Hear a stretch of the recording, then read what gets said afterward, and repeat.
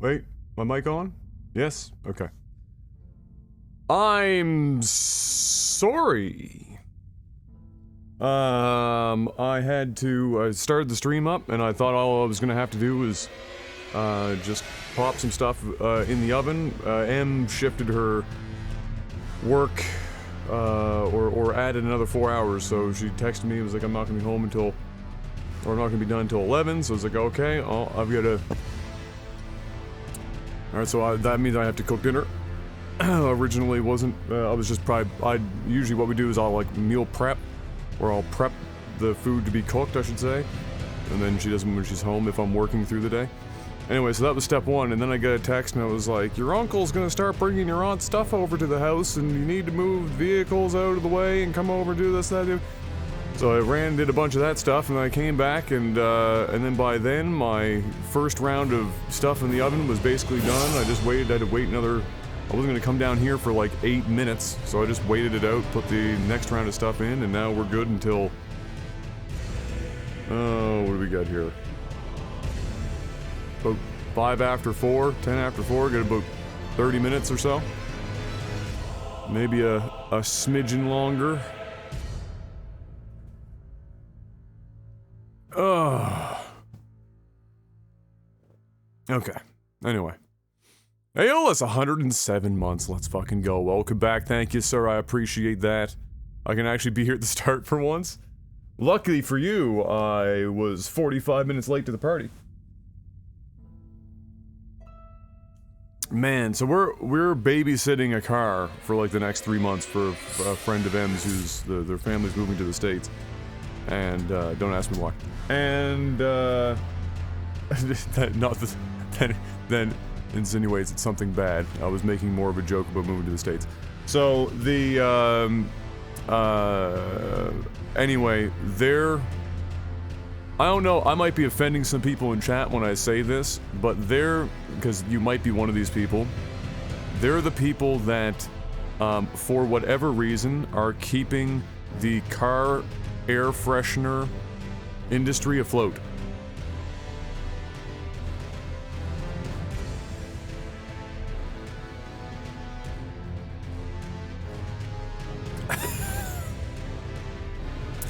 And so, I've only ever been in this vehicle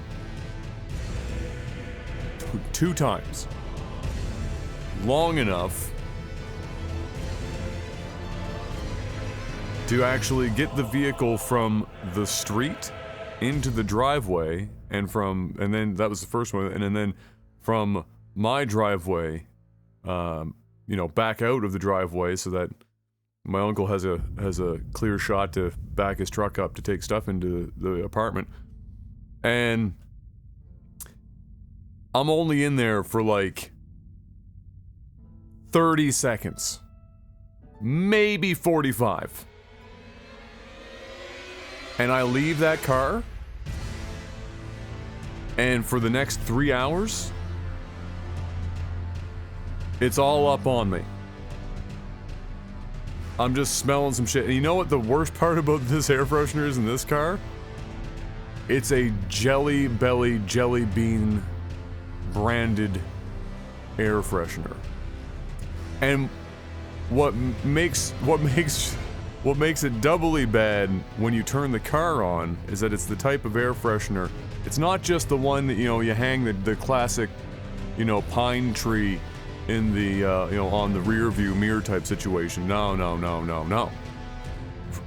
No, this is the bitch that's like that super, probably gives you, like, cancer gel pack type situations that you clip over top of one of the air receptacles, or the air exhausts for, for air conditioning and whatever. It sits on top of one of those.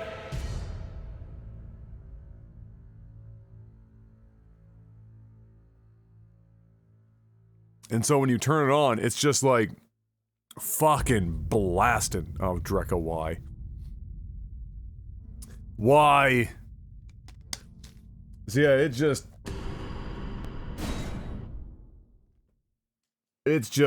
blasting. So I only have to sit in the car for seconds, and I'm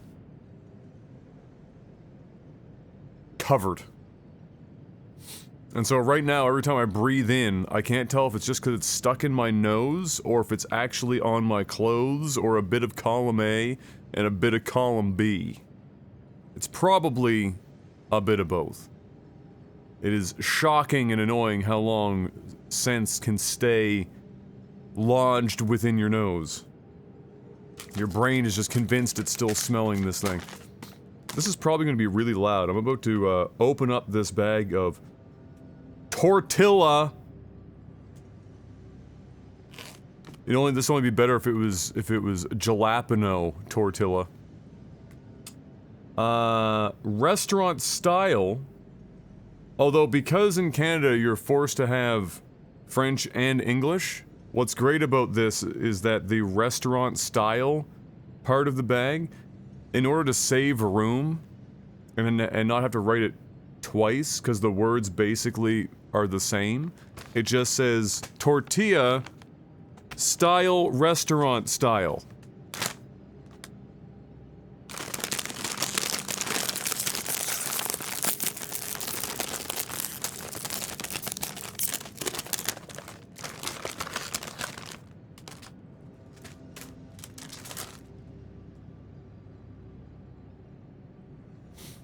I have missed some content. That hat is approaching Battle Pope status. Oh man, if you've missed that hat, then you are, yeah, you're a good 30 hours back.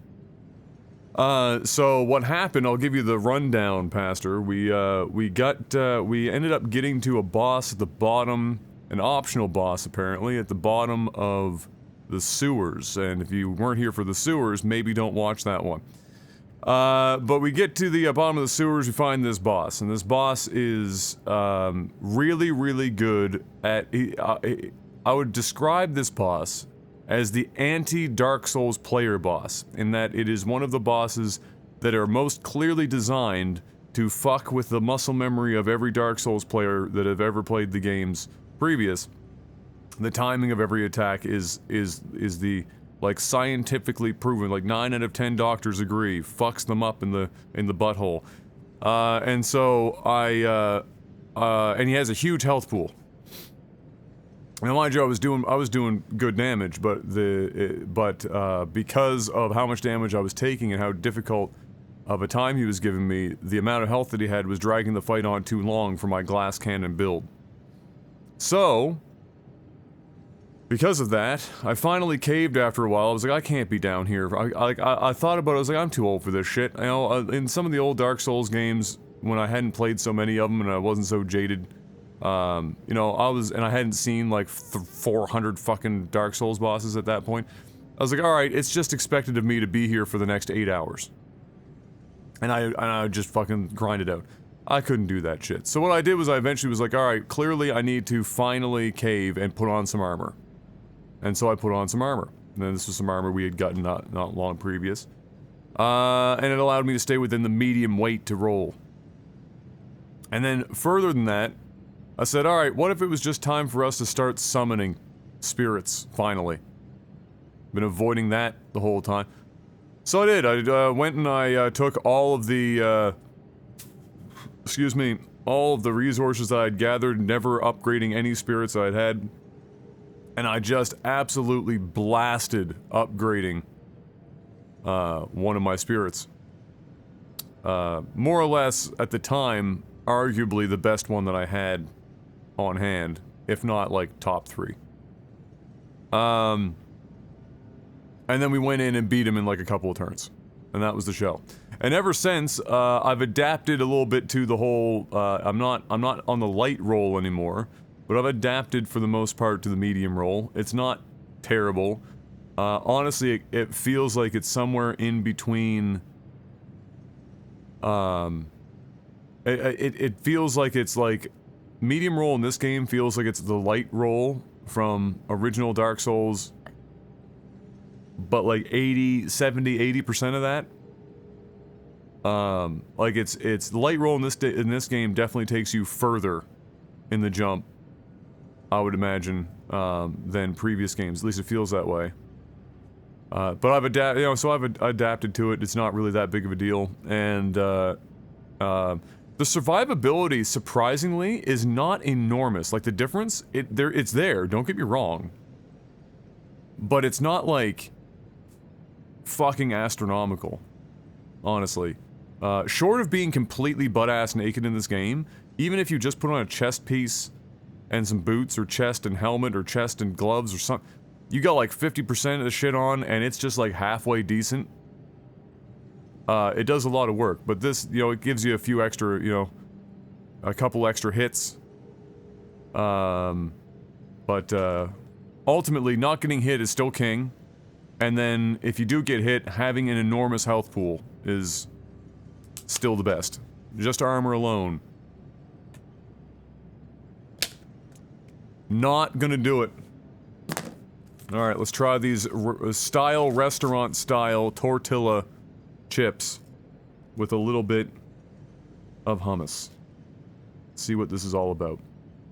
You know, one of the best things ever made for this, you know, this restaurant-style tortilla chip thing was, I saw them, but I don't know what foreign material they use in it to make the flavor happen. What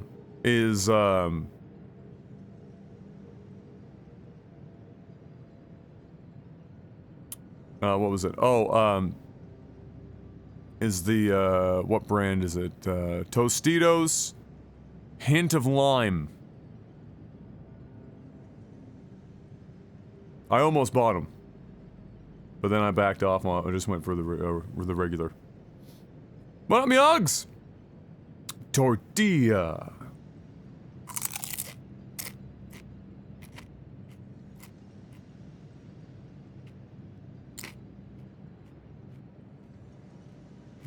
Not bad.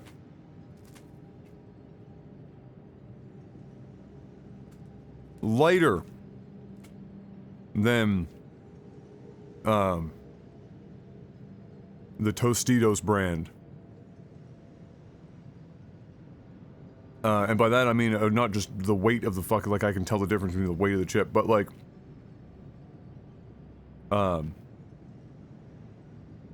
airier. Like you're not, it's not as dense, so when you're chewing through them, it doesn't feel like it's getting stuck in your teeth, which the Tostitos brand tends to do.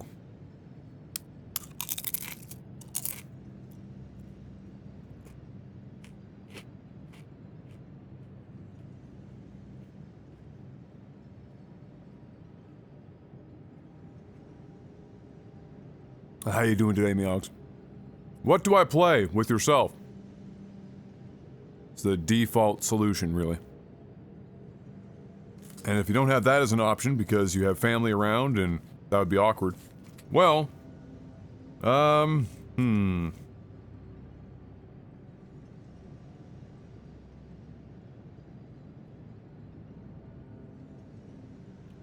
don't know, do another run of RE4. I'm alright, been mad busy. I'm shocked. I am shocked that you have been busy with what's going on in your household. I am...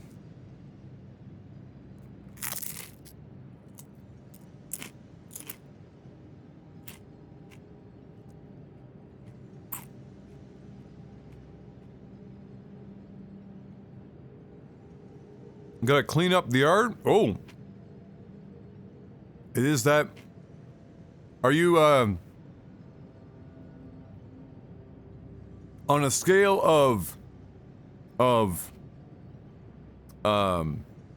Californian AstroTurf to somebody might think that I'm white, what kind of yard are we talking about here?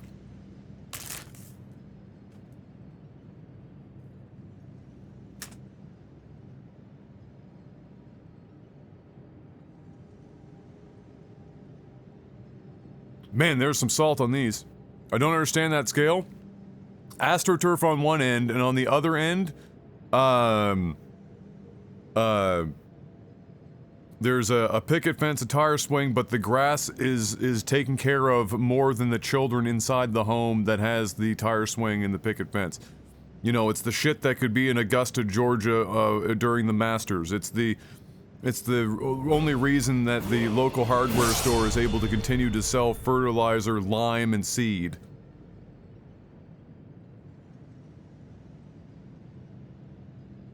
Hey, Tank Noob, 65 months in a row. Welcome back, and Total. Thank you, sir.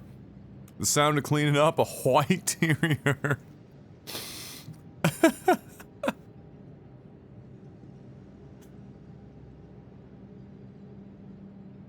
Just under that side. Oh boy, I hired some golf course grounds crews to try to get my shit in that condition. The shit about that, like, you have to really live in a place where it'll be, like, even remotely easy to maintain. Getting it there can be difficult. But, like, out here, you can get it there, but maintaining it is basically impossible. You just cannot fucking... You can't. You just... There's too much wildflower, there's too much, weed... and then when you're in an area like this too, where the houses, the property lines are very close to one another, all it takes is one person to not take care of their yard, and the dandelions come up.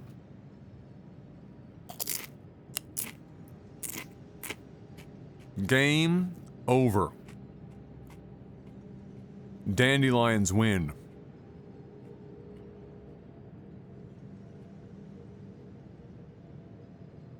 You can't. There was when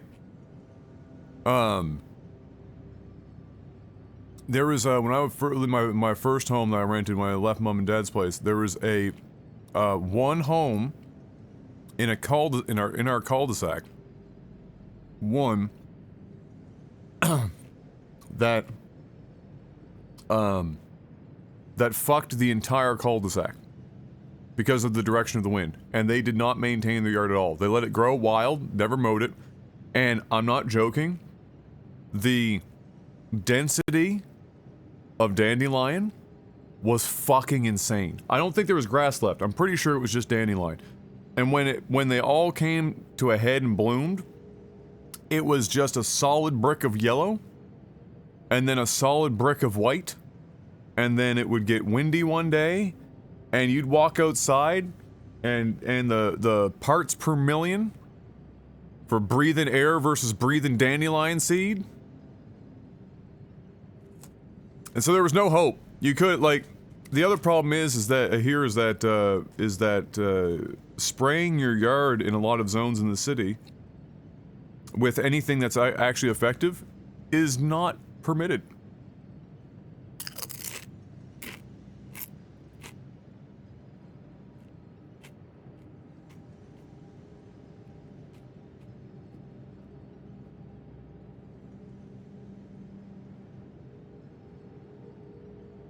So, like, it's yeah, you're saying there? Yeah, it makes it like, it's a second job. It's for retired men. Or incredibly wealthy people to pay somebody else to do it so that they can eventually become retired men. Like, it's its whole fucking own situation.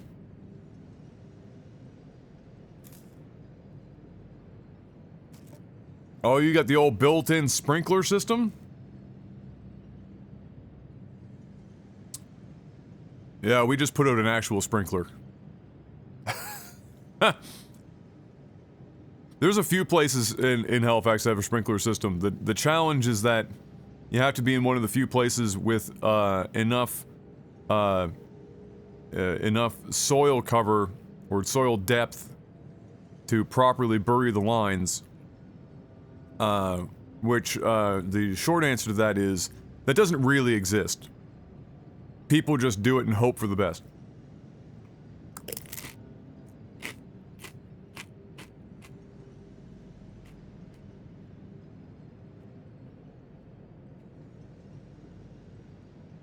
We're just retired men.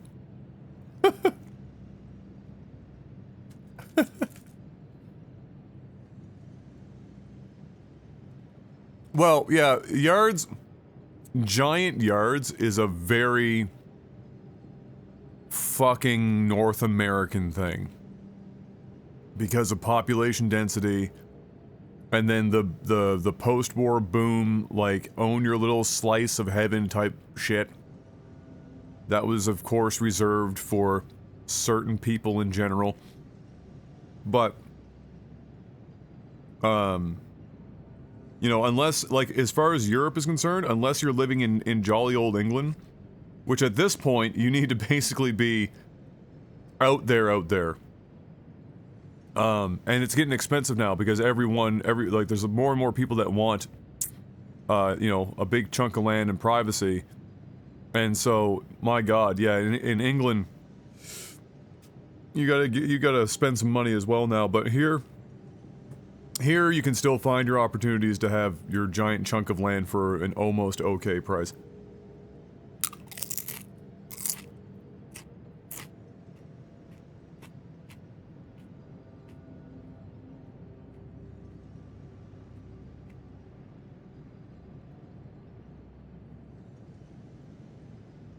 Oh, it's 100% a status symbol. What up, Syrian? Why did you change your name on YouTube? I would have changed it here too, but somebody that's on a basically inactive Twitch channel has it fucking locked up, and Twitch won't... I don't have a partner fucking person to talk to anymore, which you used to be able to have access to if there was an inactive account you could take the name of if you own a name somewhere else, and it's like a part of your brand. Can't do it.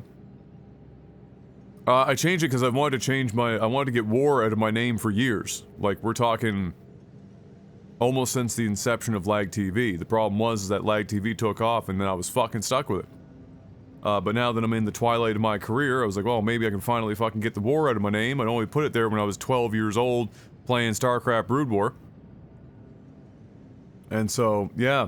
The other downside, of course, is that social media sometimes can be difficult, so I'm, you know, I wanted I Am Nova everywhere, but as it turns out, I thought that would be a relatively easy fucking name to lock up, but no.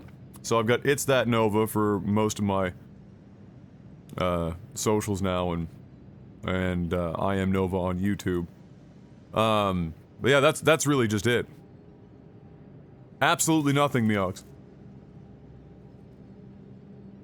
Good God. Huh. What is it good for?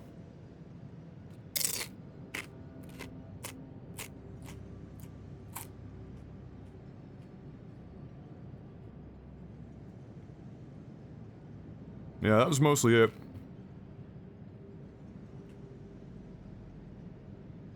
Loving the After Hours content? Oh, I'm happy to hear it. I'm surprised nobody's asked me why we called it After Hours. I think everyone's just so excited that it's fucking there. And there's nothing fancy behind the name either. I came up with it on the same day that we started recording. Because I made all of the thumbnails. All in one afternoon and everything. I just fucking put everything together, and so I was like, I don't know, it's after the podcast, After Hours. We record after the podcast, and that is why it's called After Hours. Also, I figured maybe somebody thought it would be because, you know, it's a comeback after like half a decade, and it's kind of like after the stores closed down or whatever the fuck, and there's like some sort of secret backroom meeting where they do poetry slams, but instead of like actual poetry, it's just Jeff making dick analogies.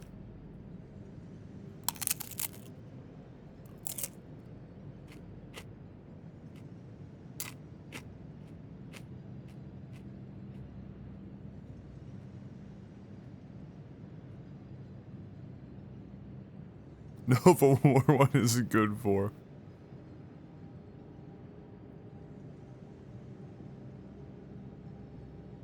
Backdoor Cast 69?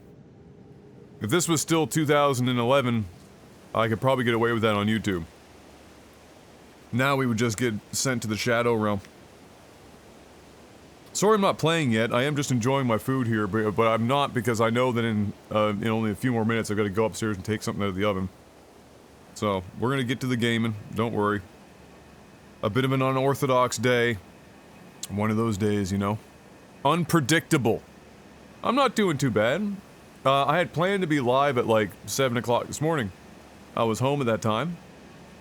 But Lemony Snickets and all that. And now here we are.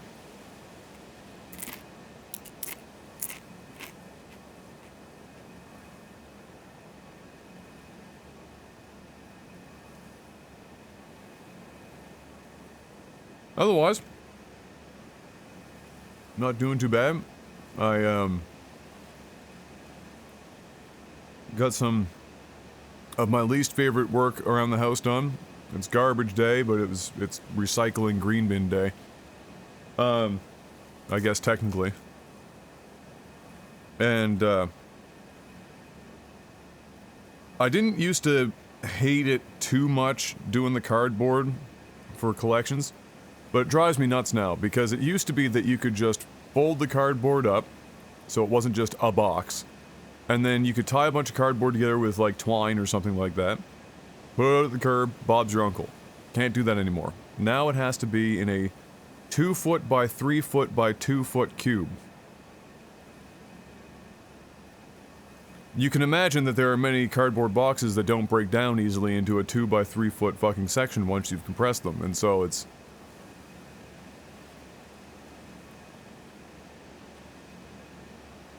more work than it used to be. And just new place, so you know you got a lot of new stuff coming in. You've brought cardboard with you.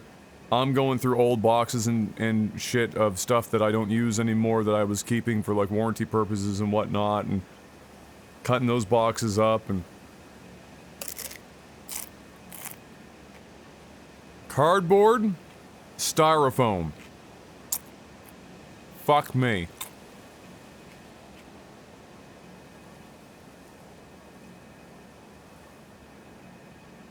Fucking dap bread.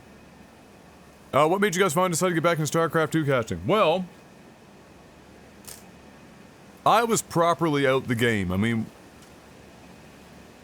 we were out the game, but I was definitely out the game. Jeff was out the game, but eventually could have got, you know, he wanted to get back into it. I went over to Jeff's place for the first time since the pandemic started. You know, I guess about 6 weeks ago now. Something like that anyway. And, maybe a bit more. 6 to 8 weeks. Anyway. Immaterial, doesn't matter. When I went over there, I was over there to collect some stuff, because we were moving this into the house, and I needed stuff for the office here. Some of my equipment was still there for the podcast room. And I hadn't been there, and so it was time to go and visit. So I did. I was there, and I went there fairly early in the morning, after taking him to work. And I was there the whole fucking afternoon. Jeff and I just, like, did what we always used to do on a weekly basis. You know, whatever work we were doing, if it was StarCraft or the podcast or whatever, Jeff and I would talk for like 4 fucking hours or 5 fucking hours off camera, off mic, just shooting the shit. And then we would do our work. And it's the same thing happened here. Except this time it was, you know, whatever shit that we never managed to talk to each other about during the pandemic, all during this one catch-up fucking thing, you know, in this, after nearly 3 years. So you can imagine there was a lot to talk about.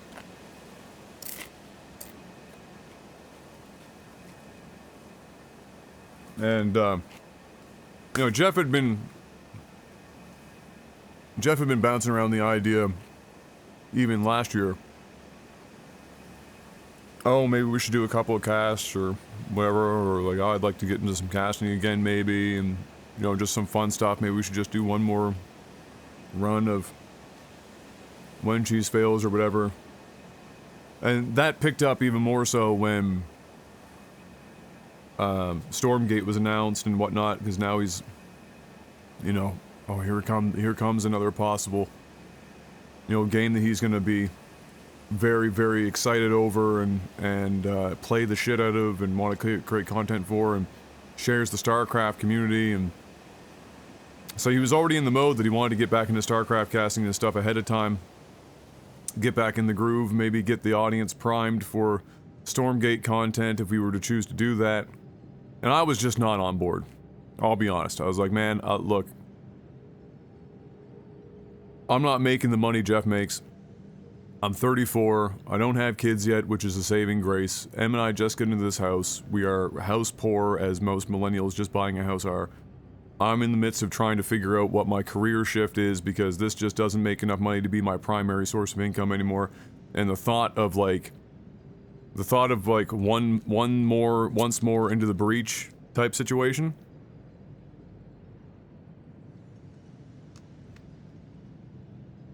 Was not particularly tempting. And so I told him that.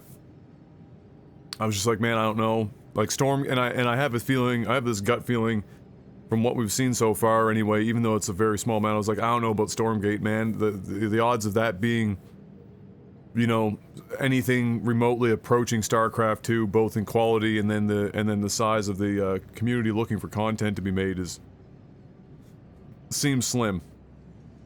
But he was excited about it.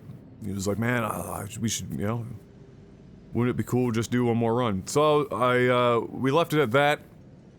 I went home, and then, like that, later that day and the following week, I guess Jeff and I being in the same room together and hanging out and talking and shooting the shit like we used to do, it gave him a pretty heavy hit of nostalgia and got him even more excited about the prospects of making content together again for StarCraft, and really wanted to do it, so he brought it to me again. And he said, man, look, you know, the podcast is leveled out and on the decline a bit as far as like, you know, viewership and listenership goes. The Patreon's slowly dropping because we're not getting new people in. You know, there's so many podcasts out there doing what we do, and even more now than there were when we started the podcast. And so, you know, if we did some StarCraft, even just for fun on the side, it'd probably bring in, if we folded it into the Patreon in some way and unified it and just had the, you know, the content just be all under the Lag TV umbrella, you know, maybe that's a way to make this, you know, worth our time and have some fun with it, and then if it works out well and Stormgate ends up not being bad, then we have a platform to run with and maybe make a couple bucks and have some fun doing it at the same time.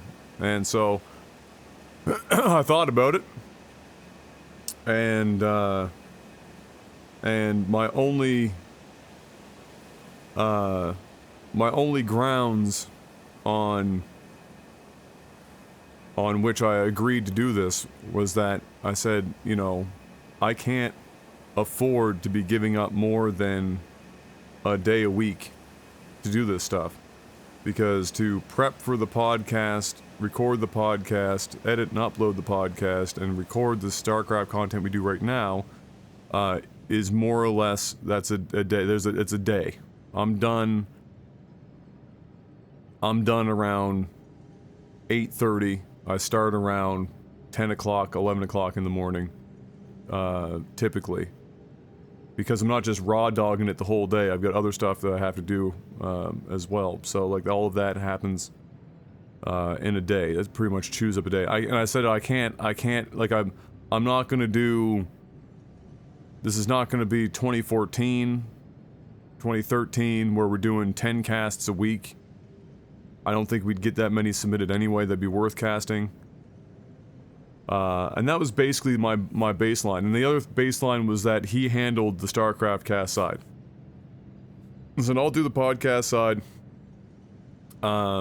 If you agree to do the uploading of the StarCraft casts, because truth be told, my least favorite part of content creation is actually the uploading to YouTube process. Not because of the time to upload, our internet's super fast now, but I fucking hate filling out video content forms. So if you do that shit, I'm in. I'll do it. And so that's kind of how it came to be. It's Jeff was very excited about it. You know, he's very passionate about StarCraft. Always has been. And so it spurred on from that. And for me, what it's become once we did it, I was very uncertain what the reception was going to be like. Not in terms of like positive or negative so much. I was pretty sure that whoever ended up watching it that were still following the channel would be happy to see it. That wasn't necessarily my concern. My concern was just how many people were actually going to come back to watch it. You know, StarCraft 2 is not exactly in its peak era. We hadn't done a StarCraft cast in half a decade, and RTS in general is not exactly where you get eyeballs on YouTube right now. So I was interested and a bit concerned about what that would be. Just because I didn't want to go through all this stuff and have Jeff get excited and then have it just fall on its face. Not from a failure standpoint, but just like I knew that would be disappointing. Thankfully, that's not been the case. I was surprised. I was expecting 3,000 to 5,000 views a video. We're you know, very clearly north of that. And for me, it's evolved a bit into, you know, we're gonna make more money doing this. It's not enormous money, but it will officially be likely worth the time that we put in it. At least in the short term. So that's great, but what has given me the energy to do something that I wasn't really, I'm not Jeff, I wasn't dying to get back and do it again. Because it's like, it's been forever. I had felt like I had closed that chapter of my life, right? And it's hard to just walk back. It's like a shitty Nicolas Cage movie or whatever where it's like the same plot line of like, the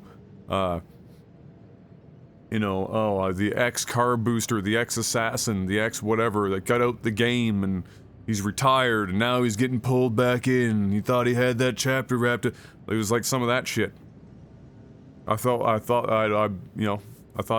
was out of it, so it was I was in that headspace. But seeing the response from the community on all of these videos, and the excitement and the amount of people commenting on the videos positively, there's been, shockingly, to this point, the nostalgia goggles might eventually wear off and we might see, it might reverse on us. But for now, as long as we can get it, I'll be happy.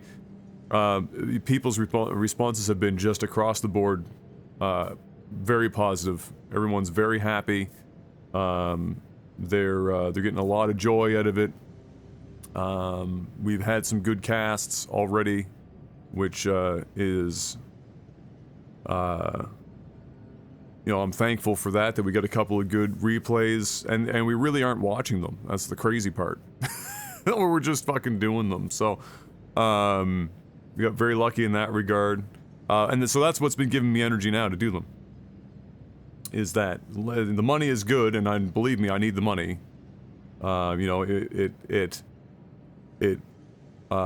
It'll bring in, as it stands, an extra $200 or $300 a month for me, which is a 3/4 of one shift for M, but it's still better than nothing. And so I will enjoy that part of it for sure to help pay some bills. But yeah, it's the number one thing as a content creator is people watching your shit and enjoying it. And that's what we got right now. Is people watching our shit and enjoying it. Makes all the difference.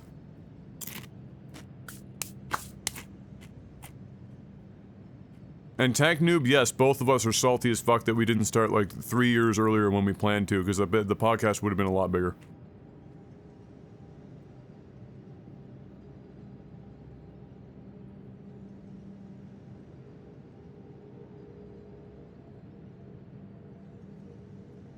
Yeah, the immediate... I know it was a way longer answer than you probably fucking bargained for, Syrian, but I'm also not known for brevity. Yeah, it's true, like, the StarCraft, like, the response has been very good, Gossam, and the size of it has been impressive. Evidently, Husky started doing something almost at the exact same time. And, like, there had been little pockets of StarCraft starting up. I don't know if Jeff was aware of that, or if this was all just serendipitous. But it happened. Sarcasm hooking up, Syrian Gamer. with a sub. Second month. Welcome back, Syrian Gamer. Thank you, Sarcasm. I'm now going to take my potatoes out of the oven before they're charcoal, and I will return.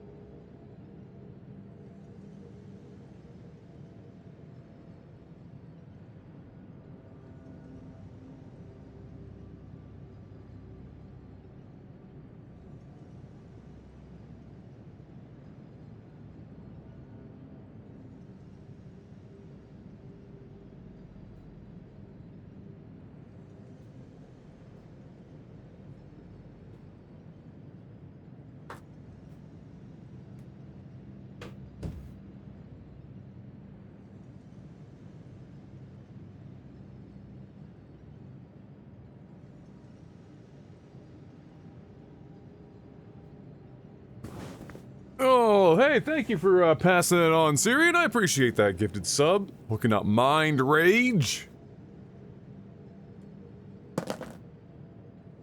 Alright, a couple more restaurant style tortilla chips.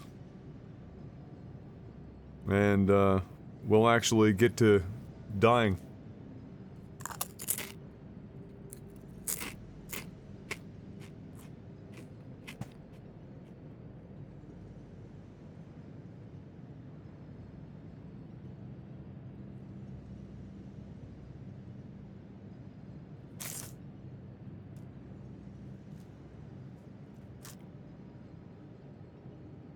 Yeah, we can't afford gameplay in this economy, I'm sorry.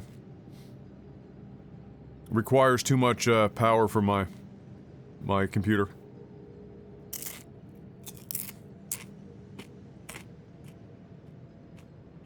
Yes, Tapbread, I made the joke several times earlier. I said the only thing that could have been better were with if they were jalapeno tortilla chips.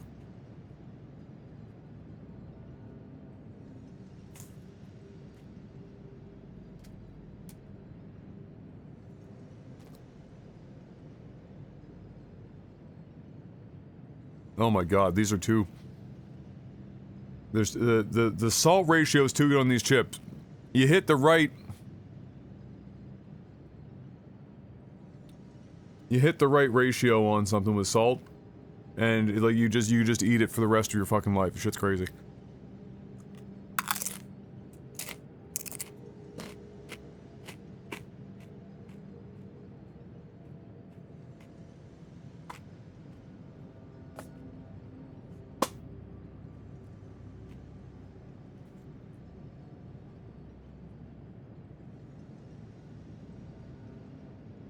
Yeah, the podcast is an interesting thing, and we were always very surprised with how fast the podcast views dropped off, because thousands of people said we should do a podcast for the longest time, and clearly those thousands of people are probably watching or listening to the podcast now. But everyone always said, and this was everyone was always like, man, like.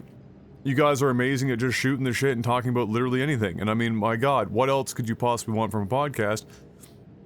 And, like, you could watch a lot of our StarCraft casts and not actually watch the cast, if you know what I mean, and get everything you need to get out of it.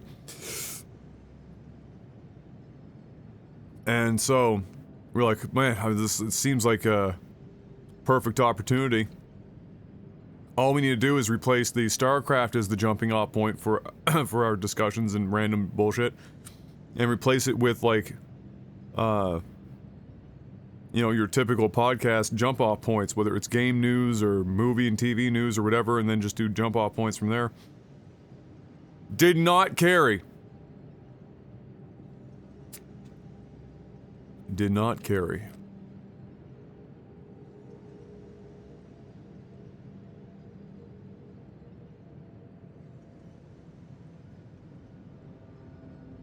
It's very difficult to try and find, because like on one hand you'll have people that want me to deliver the news, a bunch of people that don't want me to deliver the news, and then some people that will only want to watch the tech support section. So we really tried to like find something, but there's something about the fucking StarCraft stuff, the density of it, like, I guess really, when people said, you know, us talking about random stuff and shooting the shit, what they really meant was, we want Adam to find a way to somehow work in, his distrust for Subway employees applying mayonnaise to his sandwiches into a StarCraft cast, and then somehow spin that into a rant that's between 45 seconds and 2 minutes long. I think that's what it's very difficult to get that same dynamic in a podcast form. Can I rant at like on the drop of a hat? Absolutely. But I think that's what they were shooting for, was like, we need Jeff fucking up names and giving more frequent dick analogies. And we need Adam to rant about complete bullshit for periods of time. And ideally, this happens within the confines of a StarCraft game.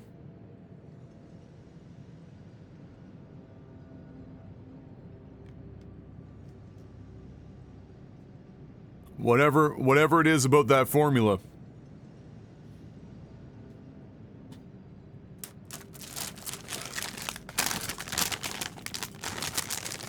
It's the one that works. Alright, so I'm gonna take these upstairs, put my hummus away, and we're gonna try to afford some gameplay in this economy. I'll be here to stream for about 6 hours, almost 6.5, and then depending on you know, when Em gets home, she might go right to bed.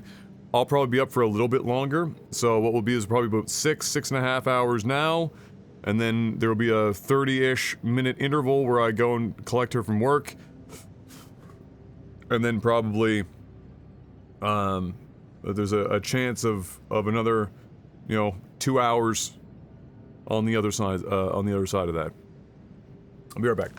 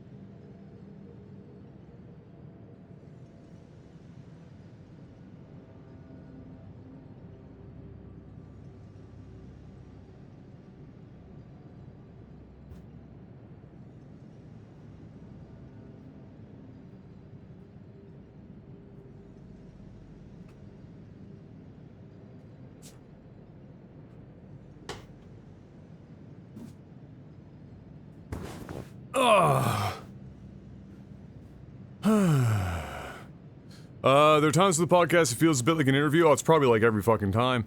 The challenge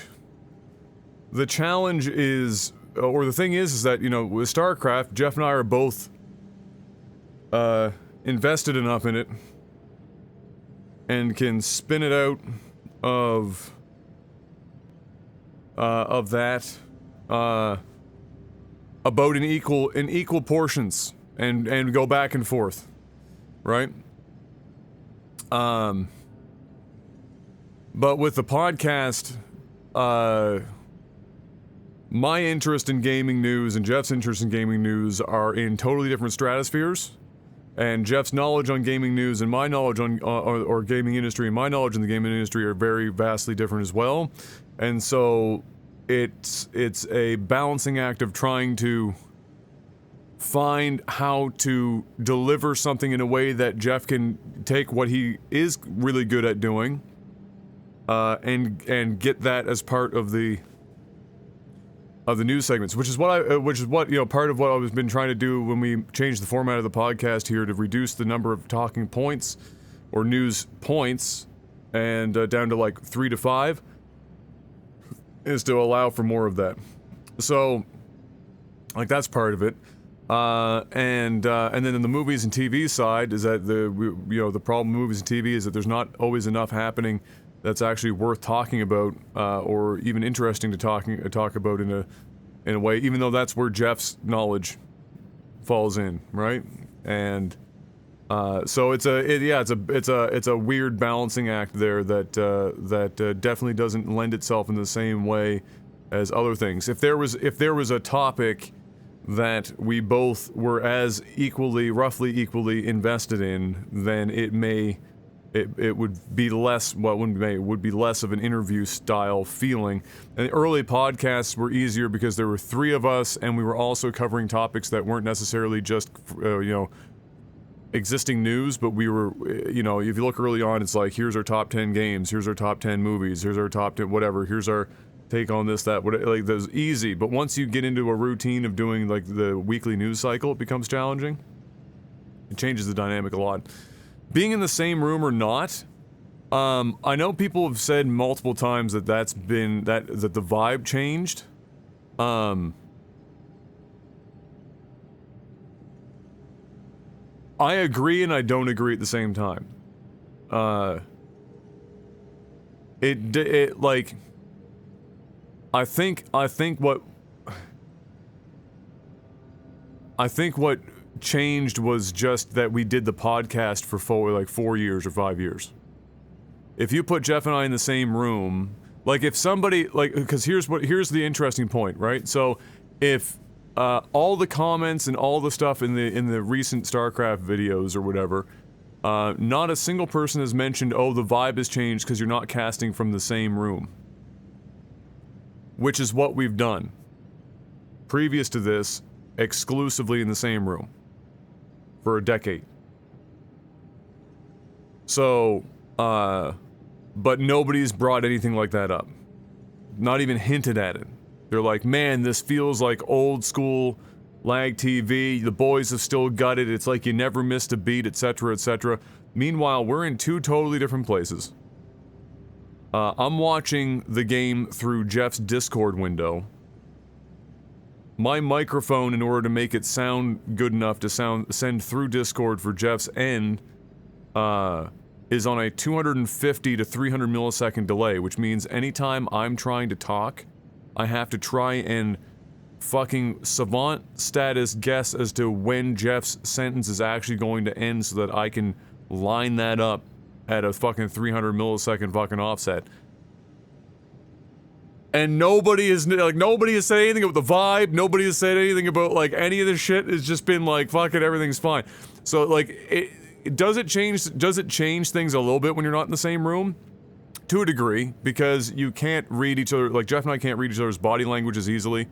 And that can make it difficult sometimes for us to, but we've also been doing this together and known each other for so long that we don't require nearly as much to be able to make that work, as some people might. So, I think some of it is just that the content changed, in the sense that, the vested interest, was not the same over the course of the life of the podcast, and people took notice. I think that's more about it. And then people were trying to figure out why the vested interest seemed to be changed, or why the dynamic, what they would call the dynamic, changed in that regard. And the easiest thing to point to was, you guys aren't in the same room.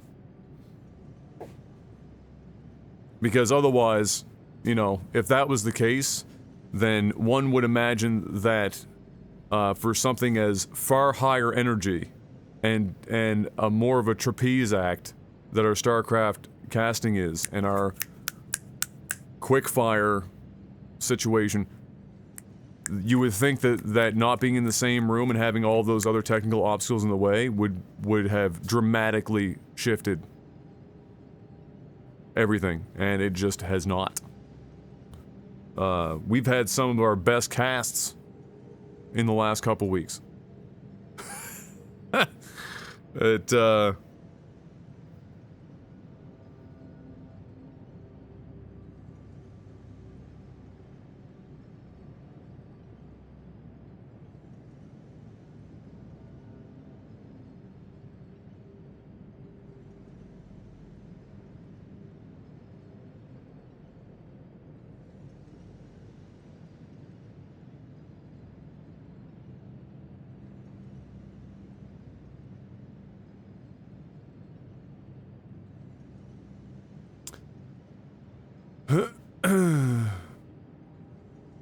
Well, the moments between Jeff and I during the podcast had nothing to do with us not being in the same room.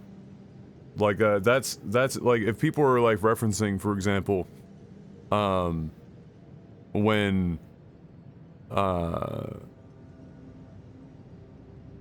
you know, when we would have disagreements on topics and it would get heated. I mean, that wouldn't, like, the location does not shift that. Like, on the list of reasons as per, how those situations would play out differently, the location is not even listed on there. Those were all more external factors, not all of which I'm going to talk about here, and not to say that they were between Jeff and I, they were just external factors. We're adult men with things going on in our own lives, and sometimes everything culminates into a clash when an opportunity presents itself. But it's also Jeff and I just have differing opinions on things. And in StarCraft, you're not going to be always doing StarCraft casts. You're not always going to be sitting down talking about geopolitical fucking issues.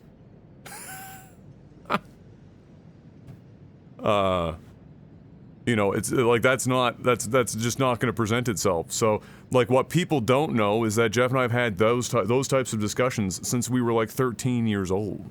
The discussion topics have shifted with age, but that exact level of heat has happened multiple times.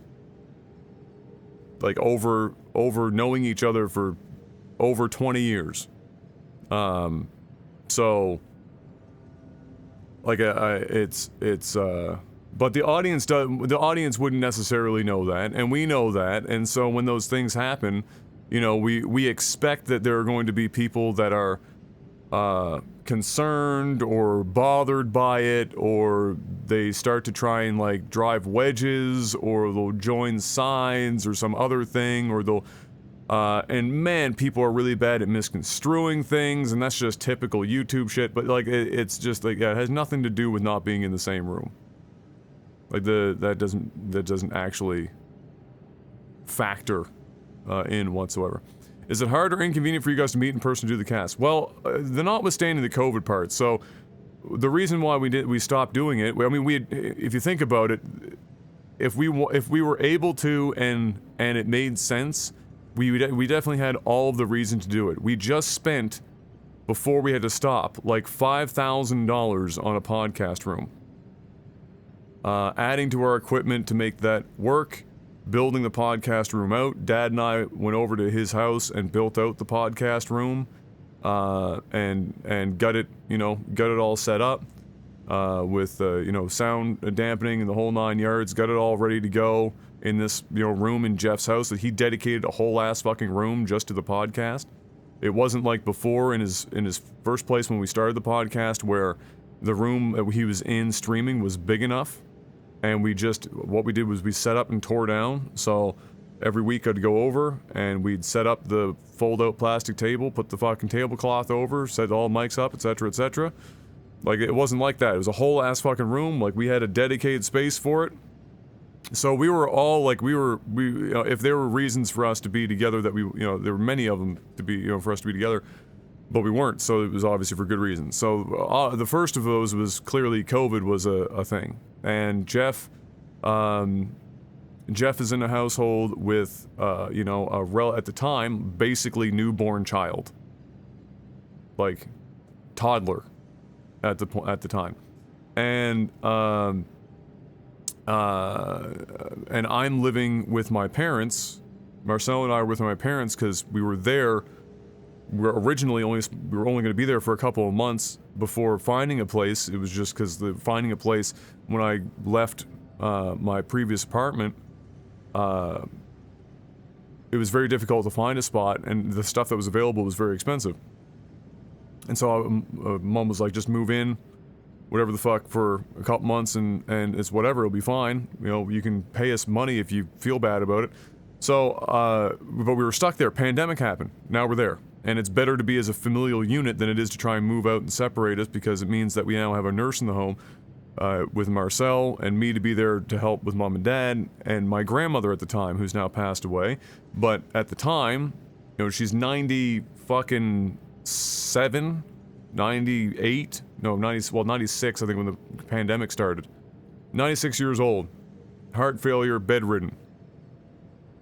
And my parents are not particularly young either, and so my grandmother's primary caregiver. She lived with us at the house for over a decade. So we're in the situation with COVID where there was no margin for error. On one side, like, you gotta remember, we still barely, like, the population still barely fucking knows anything about this illness as it is. We know a lot more now than we did, but back then, we didn't know, like, nobody fucking knew anything. All we knew is that when people were getting sick with this shit, there was a not insignificant percentage chance that you were going to be fucked up. And if you were elderly or had pre-existing conditions, that number went up dramatically. And so, the sensible thing to do is not travel back and forth on a weekly basis between houses to do a podcast when we have the technology to do it from home. So, so that was kind of the genesis of all of that, was COVID. And that stayed that way for, you know, if we were going to get together to do the podcast, it would have only quite literally started here after I moved into this house. Because Dad and I gutted and renovated this whole thing together. And one of us getting COVID in the midst of trying to get this house done so that we weren't just burning mortgage money in a property that we weren't living in or renting the basement out of was not an option.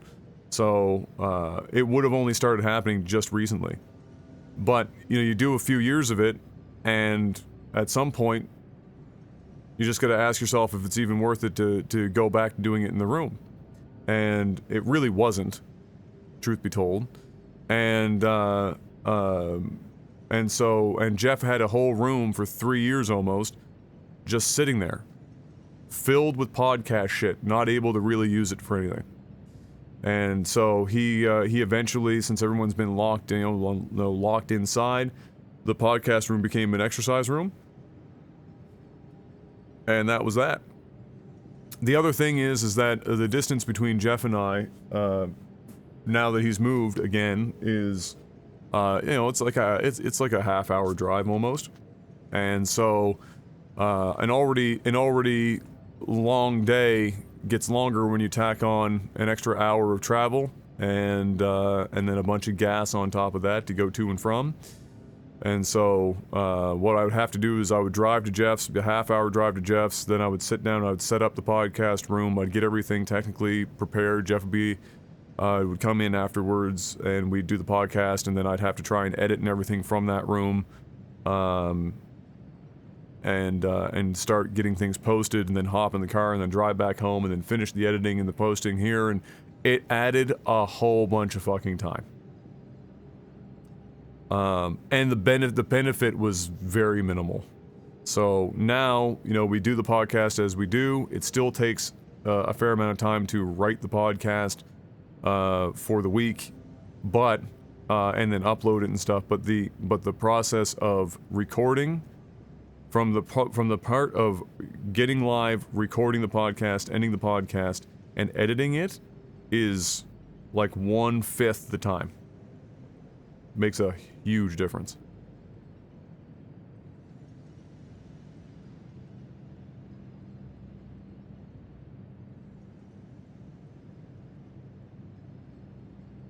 Yeah, well, I mean, nobody knew what, for a long time, and really nobody could understand fully, and still don't, what, COVID is like. It's because the problem is, and this stands today, is that it affects everyone in such variable ways. You can go from having no symptoms and ride it out, to no symptoms, ride it out, a month later, long COVID, to instantaneously hit by a truck, 3 days later, fine, no long COVID, to instantaneously hit by a truck, 3 days later, hospital. And it's very hard, unless you look at people that are in very specific groups of pre-existing conditions and comorbidities and stuff, and even then it's variable, especially once we've added some vaccines to the mix. It tracks all over the place. There's a family member of mine, on my mom's side, who's 87 years old, cancer and like 3 other fucking things going on at the same time, including a lung condition, got COVID, ended up being fine. But then you'll look at like a random 30-year-old athlete, COVID, dead. You just, it's such a dice roll. It's crazy. So it's a very, and there's nothing worse than not knowing. Right? Like the unknown portion of anything is the shittiest part of it, right? And some people are very good at not being bothered by it, in terms of, you know, how they move about their lives, and other people are, you know, are less okay with it. And yeah, just a very interesting, and I use that word loosely, time in human history. And, you know, everyone is scrambling at all times. Government is scrambling. Medical field is scrambling. The general populace is scrambling. It's a time where you're hoping to get full, complete, accurate, and truthful information from the top down, whether that is the professionals or the government, but because everyone was working with incomplete and very confusing data on average for the longest time up front, it was just mixed messaging, and it's a world where the internet exists, and so everyone was aware of every country and what position they were in and what you know they were doing. Lockdowns, no lockdowns, vaccines, no vaccines, some vaccines, not, you know, some but not others, or fucking you can go do this but you can't do that, and this place is okay to stay open and this place is not okay. And it was just like just all over the place, and it was the worst because you've got the general populace who has I think what I learned most about COVID is that the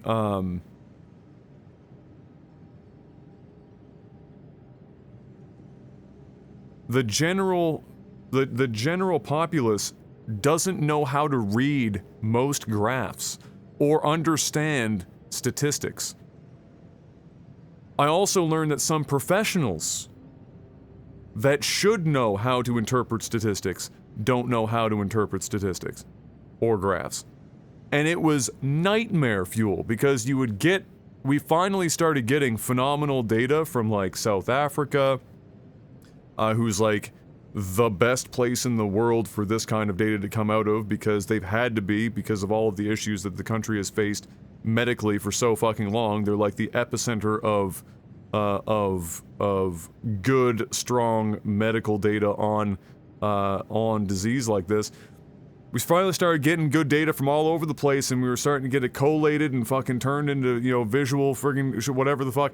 And people were just running wild, bro. The shit they would come, they look at a graph and the fucking shit they come up with, it was like watching, honest to God, it was like watching the you know, 23-year-old crypto enthusiast trying to do chart reading to day trade, talking about, you know, fucking, you know, double bounces, or fucking, you know, talking about convergence lines and shit, and when's the next bull run, and like they had no idea what the fuck they were talking about. Not a fucking clue. They were just like, I watched a 3-minute YouTube video on how to do chart reading by some dude who told me that he's got books in his garage with a Ferrari, and if you don't have one, then you should be reading. And all of a sudden they were just like master day traders, and they were just fucking off doing like fucking whatever the fuck, and nobody knew what the fuck they were talking about. It was like that, but like for everywhere over this COVID shit. It became so challenging. It's no wonder so many people that are already like have you know tendencies of being incredibly skeptical of government, or incredibly skeptical of the pharmaceutical industry, or incredibly skeptical of even their own, you know, GP, their general practitioner, their doctor. Like, it's no wonder that in the midst of all of this shitstorm, it's no wonder that it made it worse. And you had people that just said, nope, I'm just not going to prescribe to literally any of this shit. None of this is even fucking real. I'm just, you know, we're in the Matrix. It doesn't shock me at all that that's how, like, that ended up being what happened. Like, I can't, like, you know, there's 8 billion people on the earth. You are going to get a not insignificant number of people. You only need a percentage point or two before that's a lot of people doing a lot of crazy shit.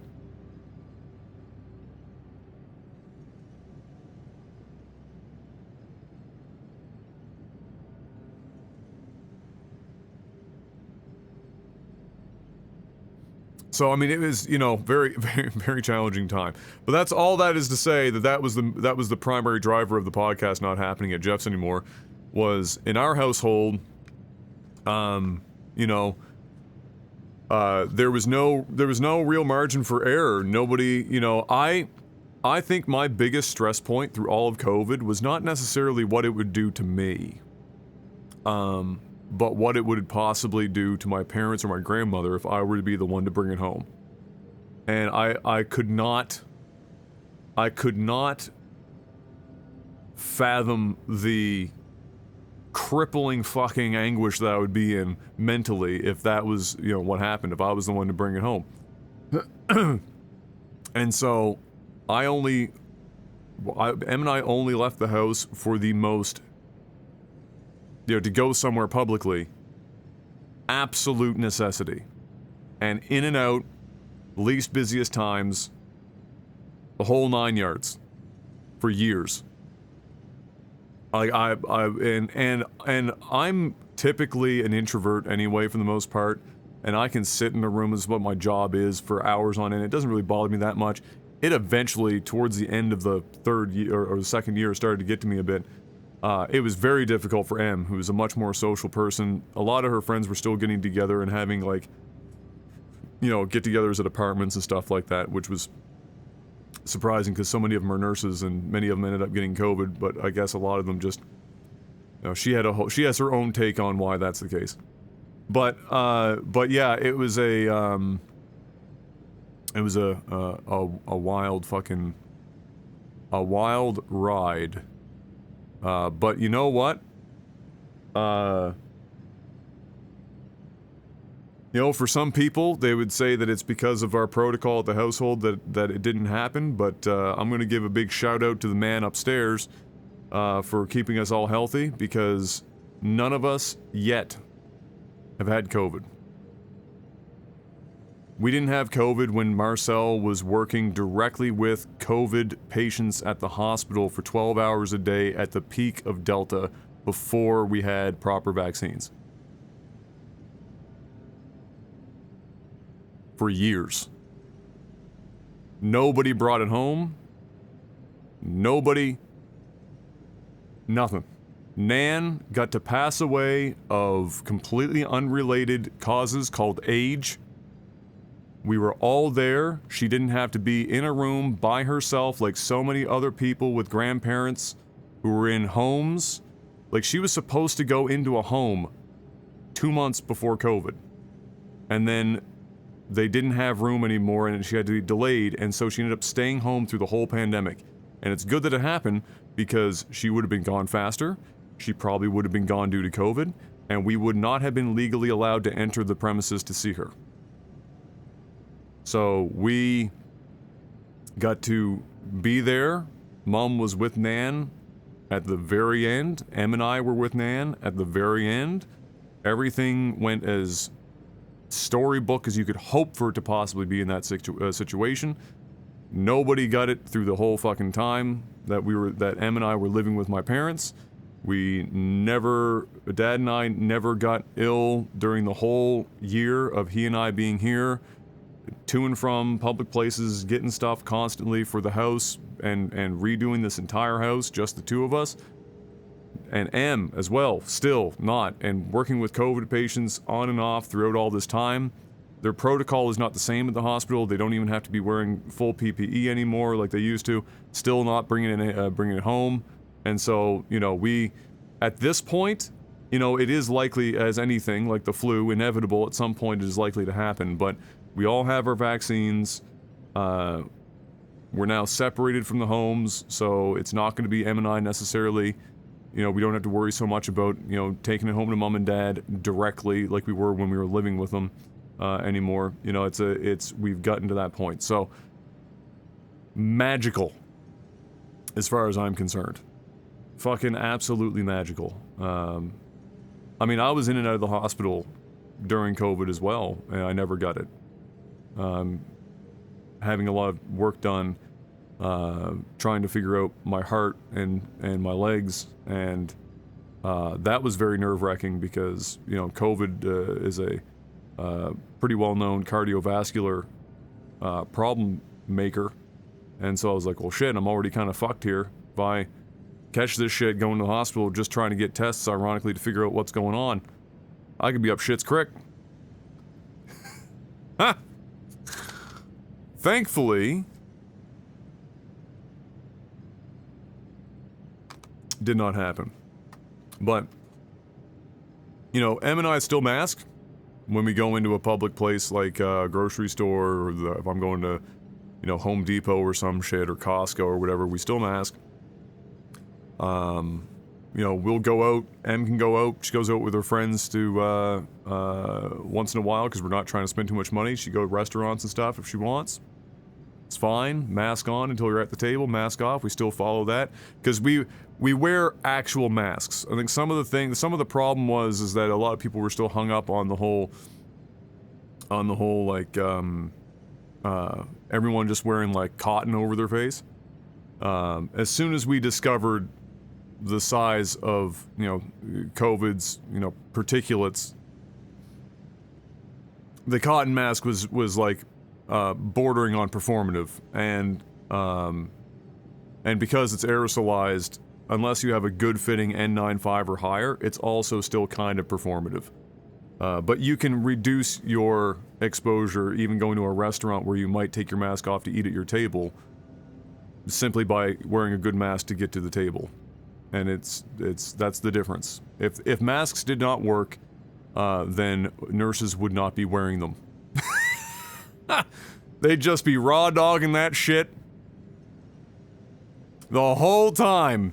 Not only would they not be wearing them, they wouldn't have to go through the protocol of taking them off. There's even a protocol of the order of operations to put on a mask and to take it off to get rid of, to get rid of it so that you don't contaminate yourself.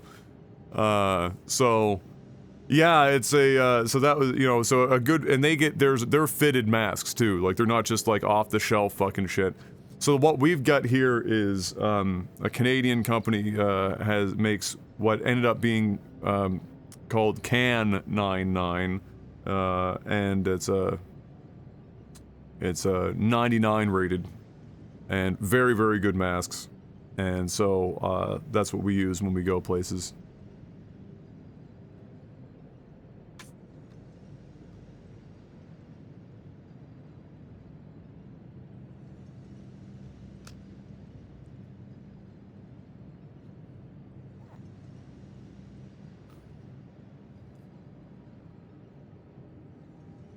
Oh, it's very challenging. You definitely do all have to be on the same page. Like, I am going to eventually play this game, I swear. And even in our household, it was kind of like that at times. Hey, what's up, Shades? So, like, I was definitely the main driver. Mom and Dad, for periods of time, were taking it a bit more lax, or wanted to take it a bit more lax and not be quite as, meticulous. And even M to a degree, but I tried to, but I eventually got it instilled in them that this is a very fast-moving unknown. We gotta fucking, you know, it's no fun, but you know, this is how, and if we don't say I didn't warn you. But then after we got through it a bit, and they started to have, you know, their circle, they knew people, whatever the fuck, then all of a sudden it was like, okay, Adam's not completely insane. Alright, gameplay. Yeah, it can be very challenging when not everyone that lives in the house is on board with it. It's very, very challenging.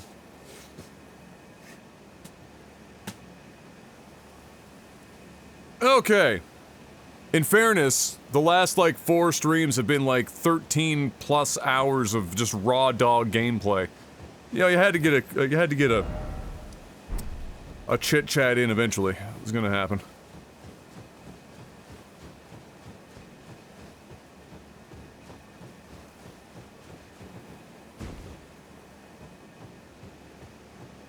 Well, I'm glad I can see where I'm going. See, we got the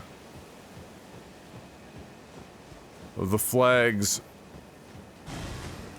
Oh, these guys, fuck me. These guys are like fighting Oddjob and Goldeneye. They're tiny, they get underneath of your friggin' weapons hitbox.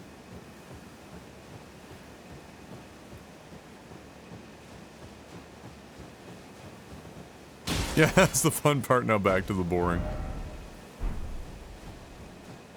I guess for now, I'm gonna try and just follow this road. Theoretically, we'll eventually come across the thing that has the map piece for this area if we stick to it. Unless they're breaking with convention. For this area.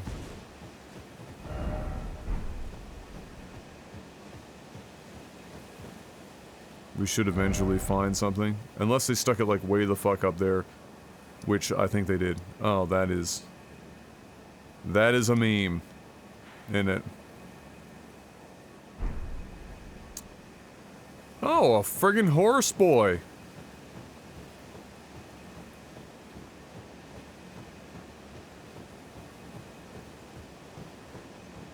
Hello, sir. Oh, you're named! Okay.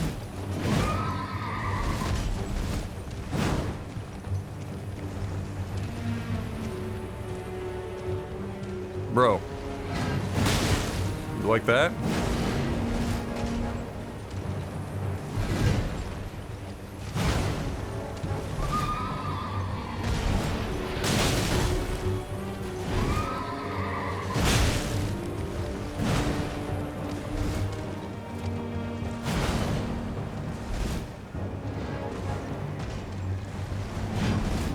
Nope. Oh, no shot. Oh my god. He almost fucking did it. He thought, bro!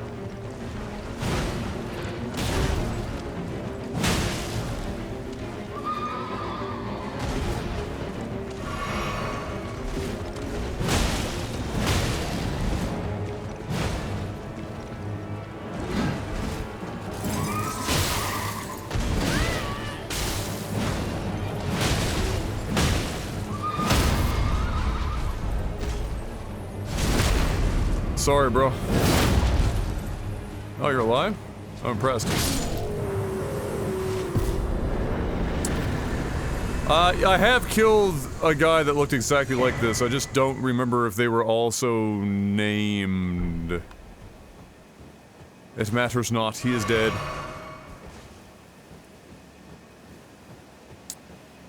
I think he was dead ass about to just run himself off a cliff. I think they were wise enough to make it so that that's unlikely to happen.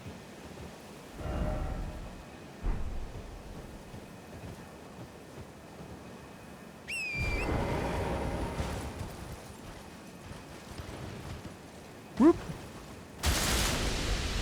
Really? That's just rude.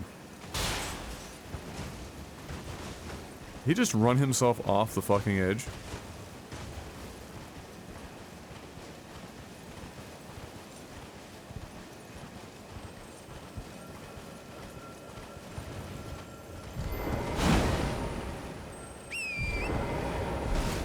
Fine.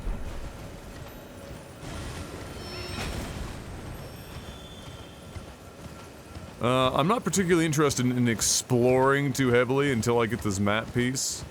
So... Whoop!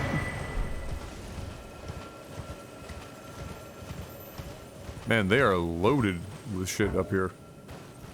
Aren't they? That's a statue. We might find a meme. Oh, and a summon. Okay. Alright, I'm taking the hint.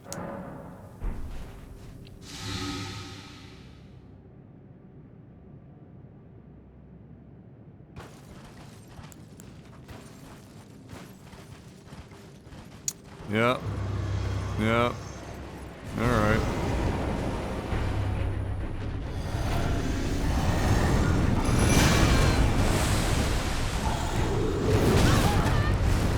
Ow, you fucking hurt. Holy Jesus.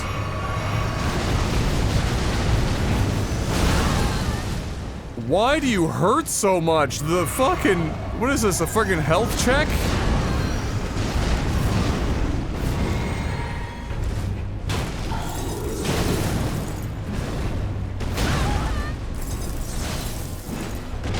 How have I not hit him with that, like, 3 times now?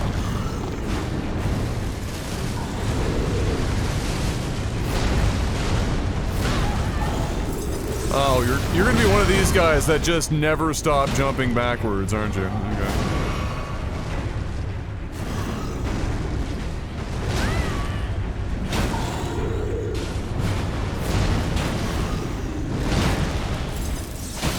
There we go, we finally fucking hit him.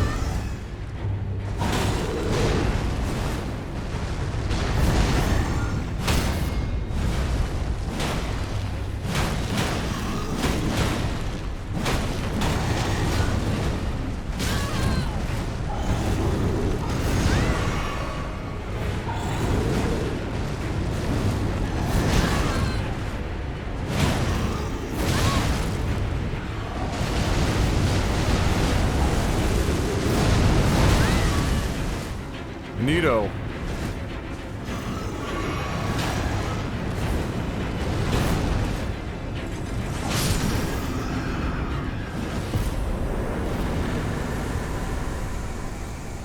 Well, that was a very sudden damage spike.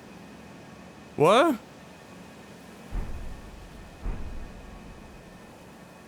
Imagine coming up here with less friggin' health that I've got. I'm actually wearing some decent armor.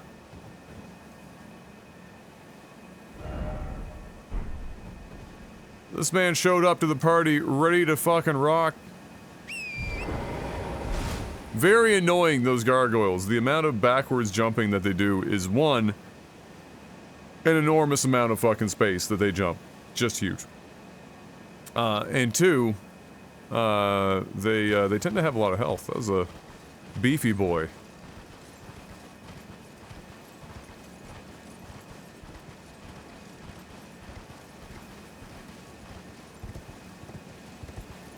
He is the guardian of the lift. Might even be more. Truth be told, that might not be the last one. Oh, we got a lot of very... here we go. We got a lot of very... challenging exploring to do out there later.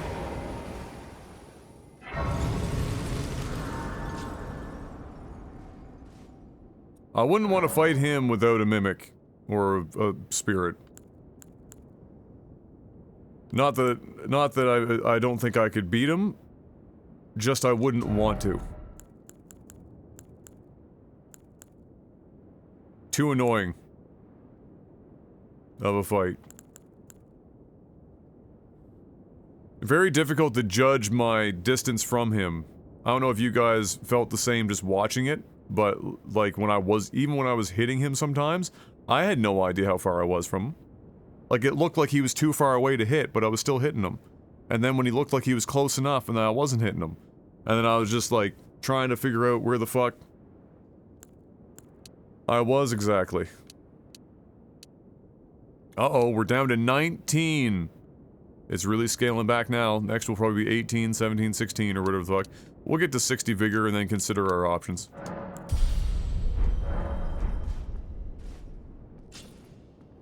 Now keep in mind, I actually have more health than I would normally because I'm wearing the Crimson Amber Medallion, which adds like 200 and almost 300 health.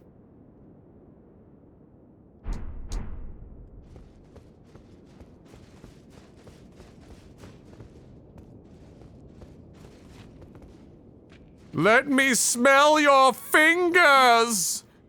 Please, I can read them. Your fingers. Turn back. Ahead lies the land of the giant's flame. and the way forth is forbidden. Hear me. The burning of the Erd tree is the first cardinal sin. Doing so will unbind destined death and slay the world itself. Who would dare put you up to such a task? Most certainly not the Fingers. Well, you see, one might argue that the destined death might be useful in a world where somebody like yourself, who clearly should have died several thousand years ago, is still fucking sitting here. You...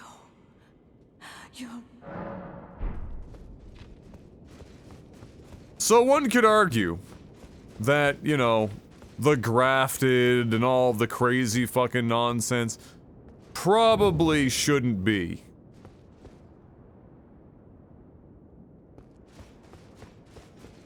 We collect them like Pokemon? Oh yeah, absolutely. Cardinal Sin 1. Don't stick your dick in crazy. Oops! Something isn't right about her, can't quite put my finger on it, yes. Also the fact that the thing that's supposed to be guiding them through everything is just a pair of fingers is a problem.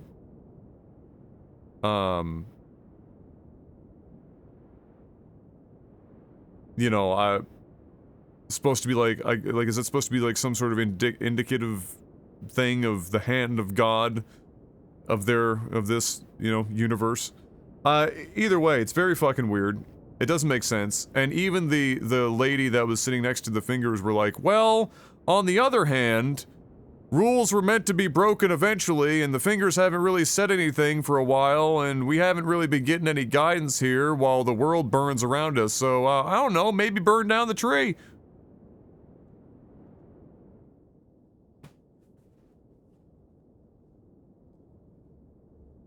That one, the one that's sitting in by the fingers definitely listens to Rage Against the Machine.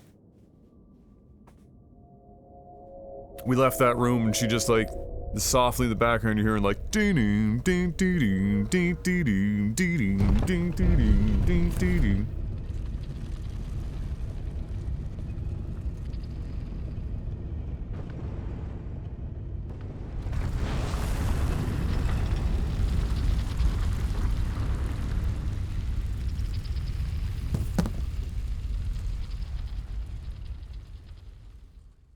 Trees do make good firewood, true, and this tree is half the height of Mount Everest. It's a lot of firewood.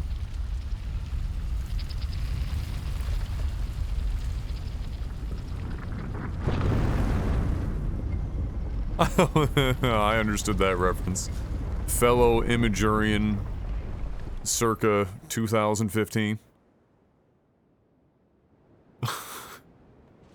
Soaking their logs in wood. Classic. Alright, now we're up here, so we can hopefully get our hands on the map.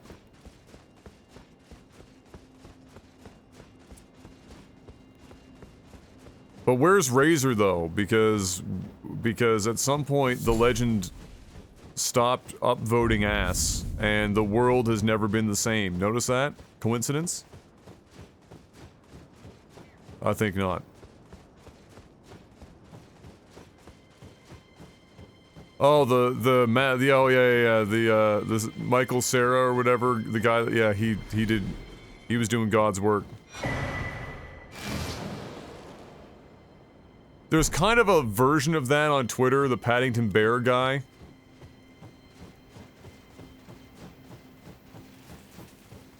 And Michelle. The VOD that's not going to make any sense that nobody looking at the chat, but I'll have you sort it out.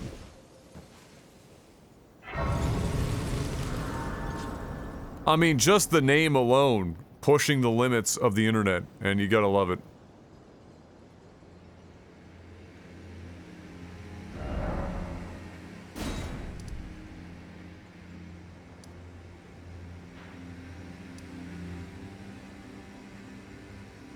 Oh, we still have the request, even though Volcano Manor is night-night. Alright, we're actually... well, there's a mountain range or some shit between us. I don't know if we access that from... we'll figure it out. Anyway, there's another map piece there. What are my markers that I still have?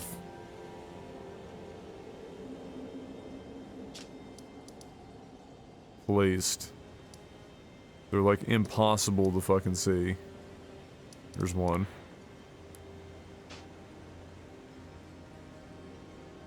There's two.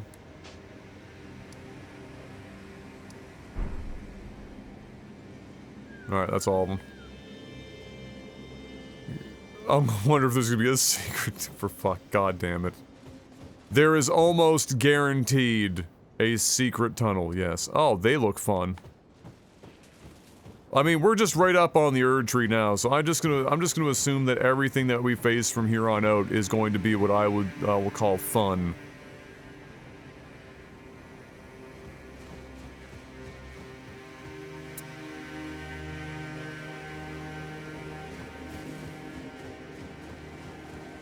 Oh, hey, look who it is!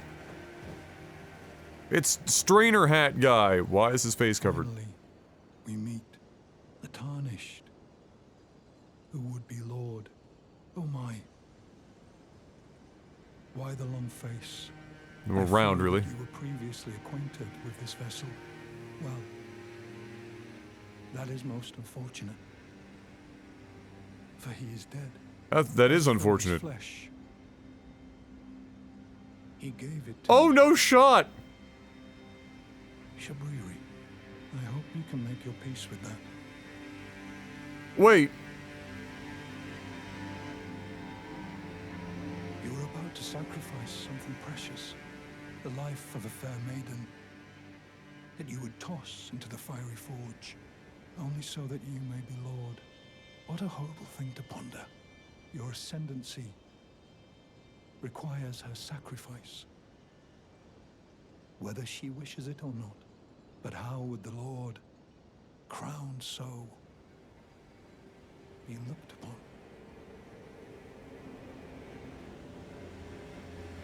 Is the assumption here... No, that wouldn't make sense.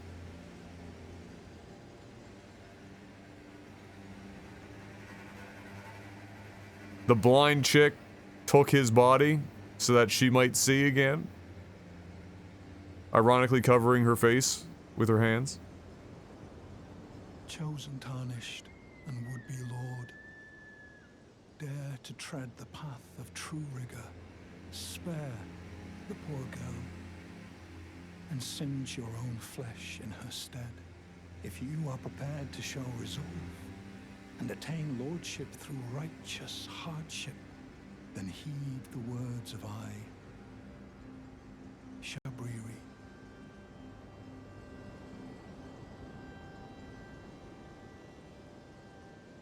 Chosen, tarnished, descend into the Deathseek audience with the 3 fingers and the flame of frenzy. 3 fingers down there. The flame So of there's 2 frenzy. fingers up top and 3 Your fingers flesh down there to make... serve as kindling. Okay. And the girl can be spared, setting you on the righteous path of lordship, the path of the Lord of Chaos. Burn the Erd Tree to the ground and incinerate all that divides and distinguishes. Wow. Ah, may chaos take the world. May chaos take the world!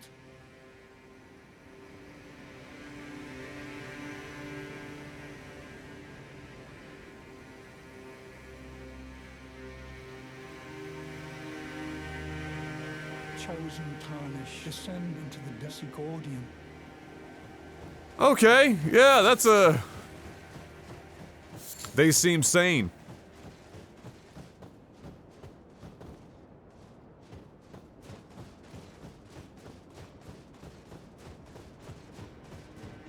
But I'm uncertain because, if that would be her. I mean, the name is the name of the grapes. But we never finished what would have likely been her quest line to get to this point, but maybe it doesn't matter anyway.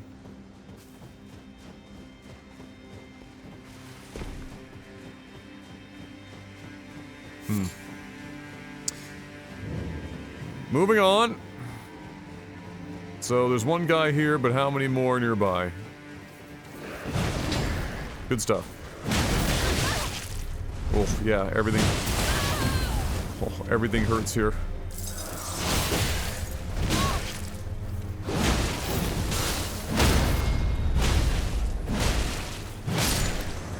Everything hurts, and I am in pain.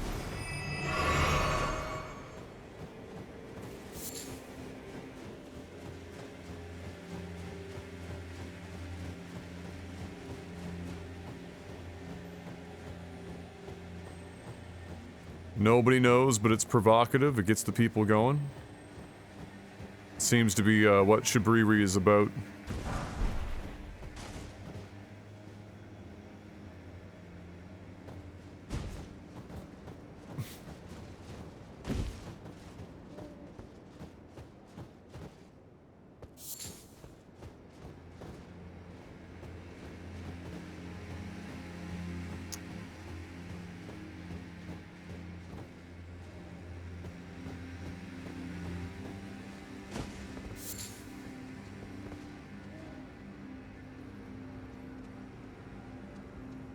The irony, Groupie. To be fair, does blend in.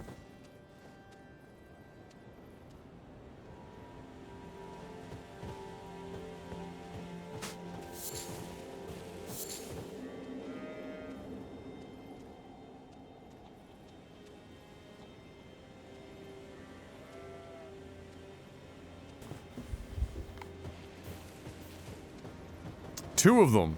I mean, that's great. I'm thrilled that there's two of them after almost dying to one. Oh no, this is, no, this is the opposite of good.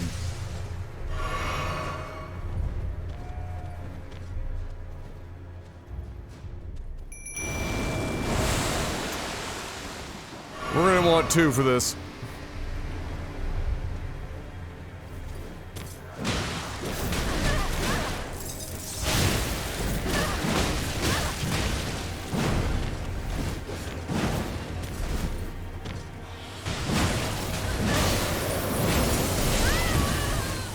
Wow, these guys are like fucking straight up mini bosses. They've got the skill set of some of the bosses that we fought.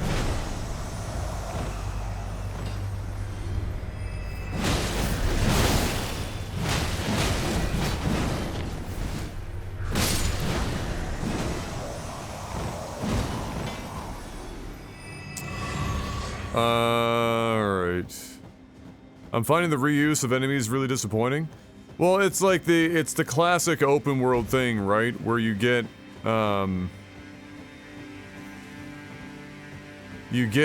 like enemies that are mini bosses or bosses early on, and then you move into later areas and then they become regular enemies. Holy shit, are they not backstabbable? That shit's crazy.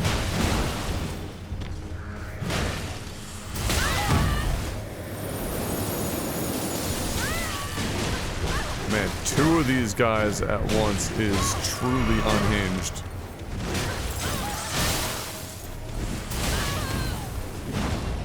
Why did you change targets? Like you would really want to have a spirit here, because having both of them attack you at the same time is basically fucking death. You can't hope to avoid all of those attacks without having somebody kind of be a distraction.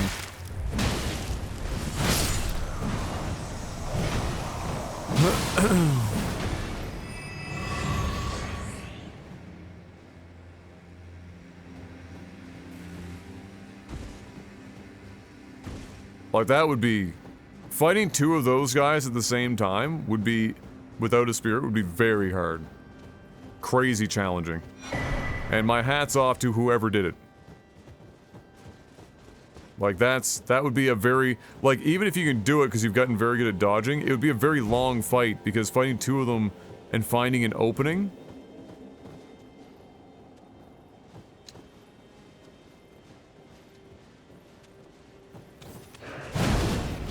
And there's two of them... Oh, three.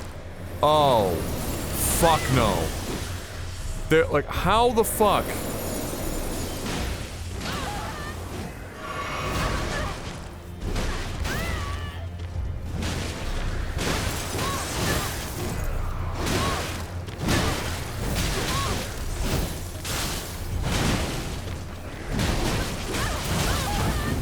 Wow.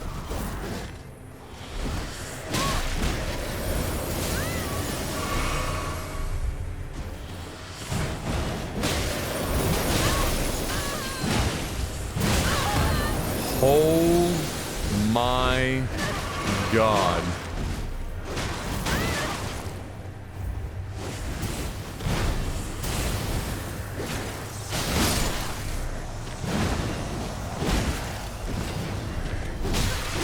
Like, my camera can't even fucking decide to stay locked onto one because they're so fucking squirrely.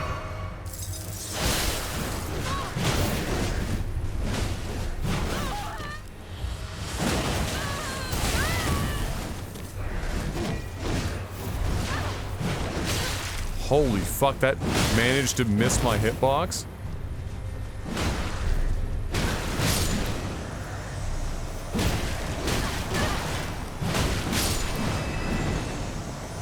Oh, the Mimic is insane. Well, it's basically a second me. It's not as good because it one-hands everything. So I think what I'm gonna do, actually... No, it's not what I wanted to do. If I take that off... if I put a shield that might actually... Because I don't think it's using magic or anything like that. So, it's debatable. I might have to try it where I just either give them a shield or I give them... They have so much health that I just give them 2 weapons. And just have them go to fucking town.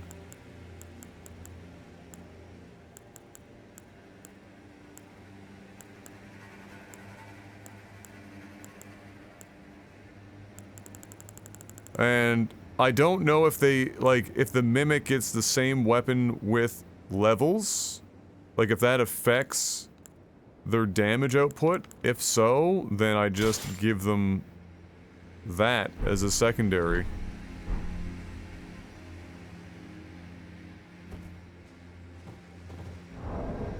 Am I on heavy load now, or am I still good?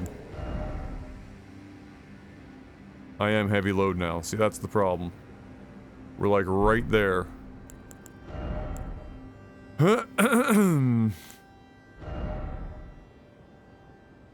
And that's not even that heavy. It's fucking... Is there any secondary weapons? Oh, there's some small ones.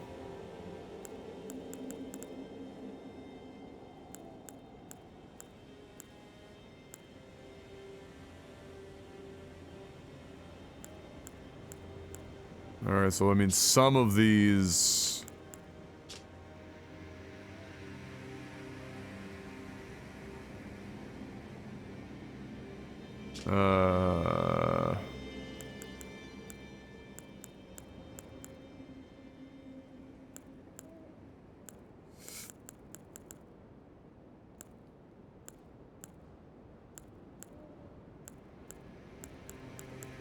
That's crazy, because that club is really not that heavy.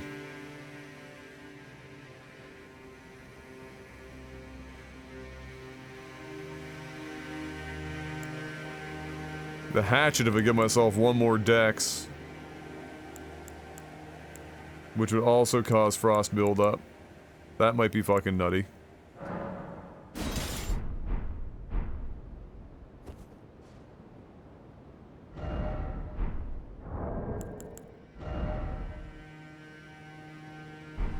I could do dagger, but if I double down on frost damage, it's either I double down on frost damage or I double down on bleed buildup.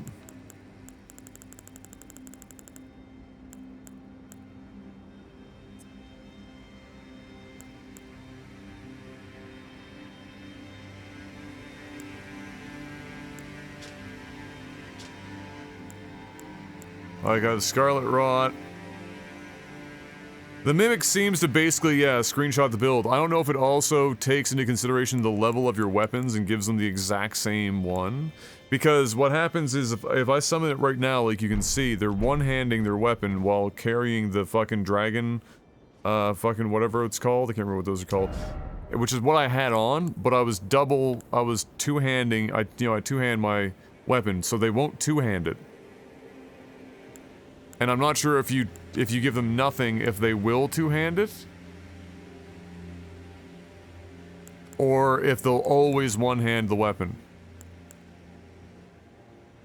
And so that's why I'm considering, like, what can I add as a second weapon that would almost be useful if they're going to always use left hand, right hand, what do I give them that makes them more useful? And the answer to that is either a faster blood loss buildup or faster frost buildup. You would think that they would too. I mean, I'll do this and then see if the next time we summon, if they two-hand. I guess is the way to do it.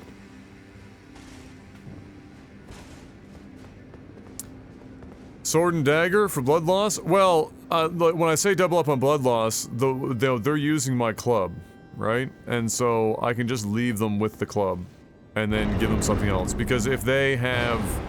Like, I don't plan on dual wielding. I plan on always two-handing.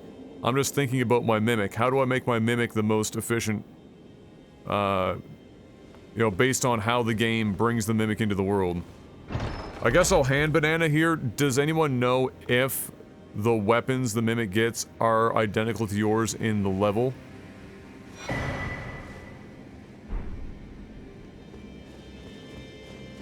Okay, that's a relatively important piece of information. I don't know if anyone's ever done the calculations on that.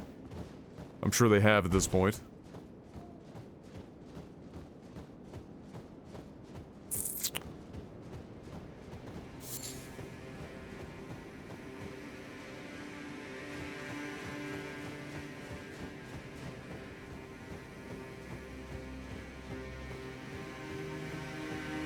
I have to assume the min-max lords of Dark Souls have solved that by now.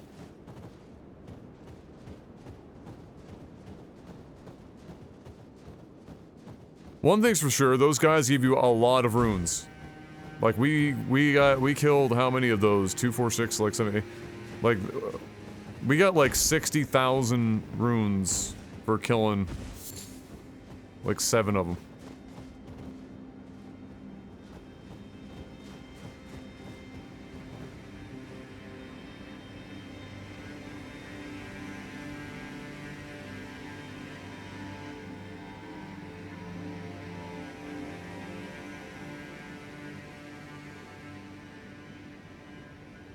Oh, SC Modern. Okay, so current equipped weapons prioritizes use of right-hand weapon wielded when summoned, can also power stance dual-wielded weapons. So, I guess you have to, like... if you don't have a secondary thing equipped, then they are more likely to power stance. So we'll find that out for sure.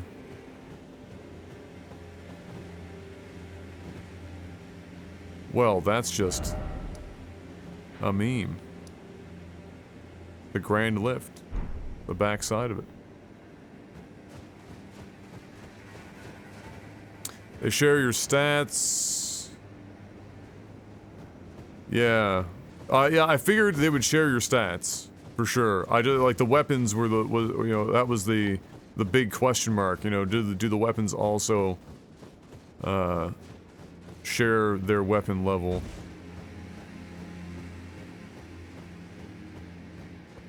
Then if so, then my god, there's something to be said for,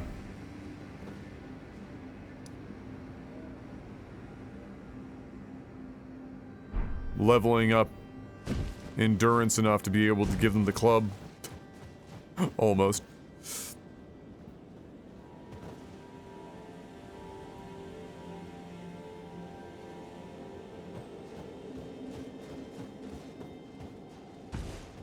Yeah, my mimic is definitely doing about the same damage I do if I one-hand it, from what I can tell.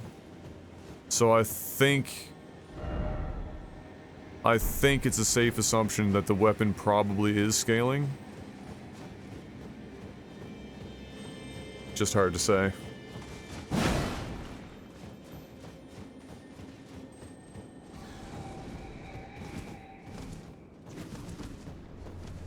You get surprise butt sexed here. My favorite. Flying enemies.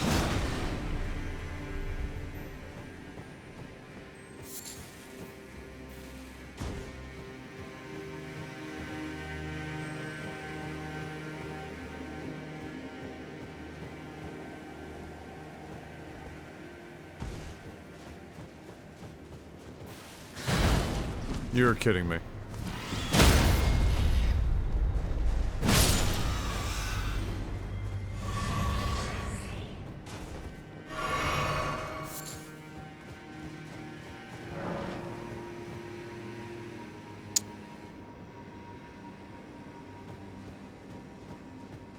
Well, there wasn't anywhere else to go. I don't know if, pointing in that direction was very helpful, but thank you anyway.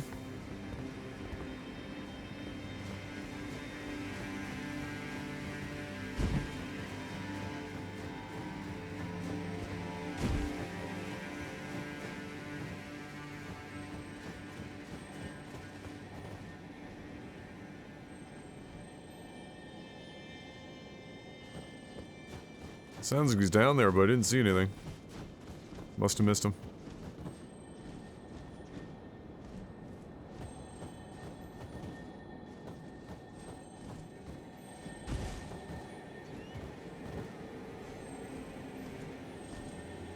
The audio on these guys are really weird too sometimes, like they're just not very accurate.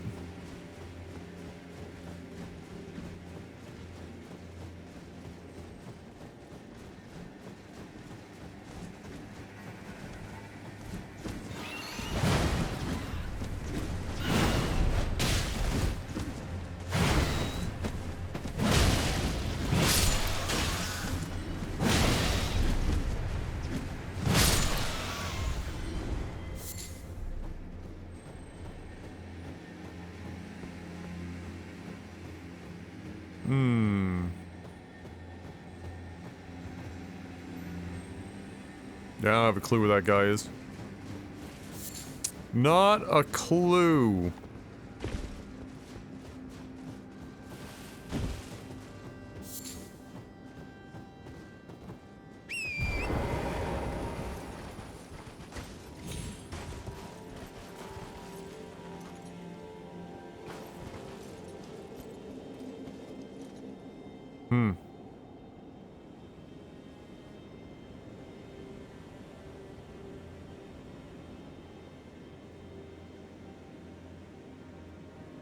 Surprised there's not really anything over here.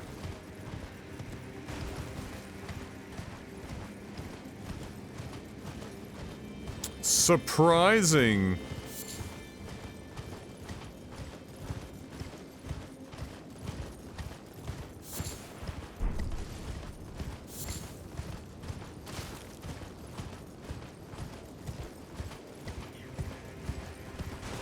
Hey, easy killer. Let's not run off a cliff.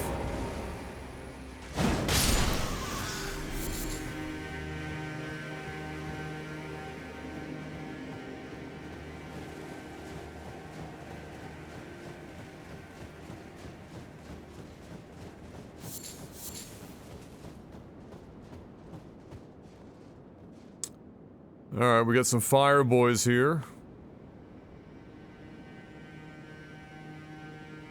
Been a while since we've seen them. And I can't tell, but possibly some bullshit. I mean, look at the fucking thing. You know there's gonna be some bullshit.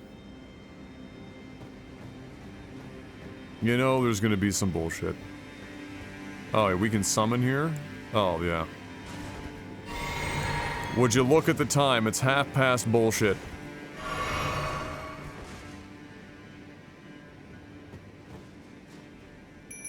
This is where we find out. Do they two-hand right off the rip?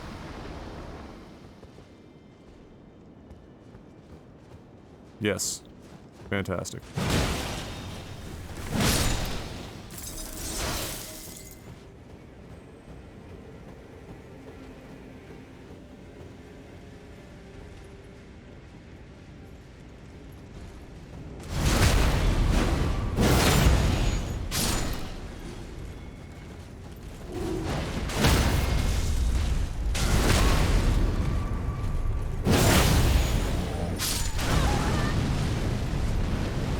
Don't like the look of that. Not even a little bit. You have fun with that. I'll be right there. I believe in you.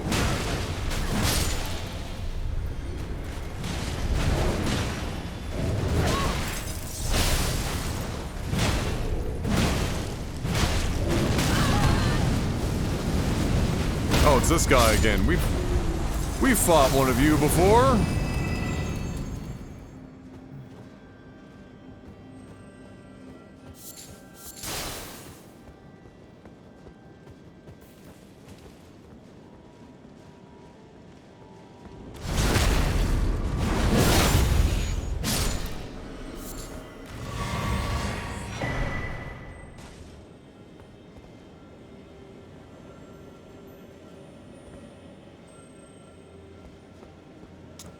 Marvelous. The fact that that's there makes me wonder if either A, they just expect you to shoot it, or B, there's a cave mouth that comes out up there that I can't see from this angle. Fox, why? Why? Why? Oh no, it's just a fucking ramp. Just walk right up there, bud!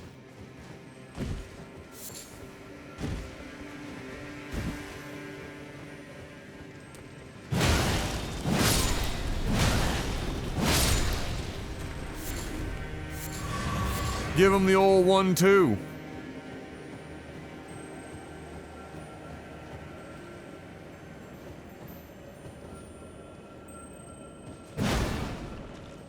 Rip.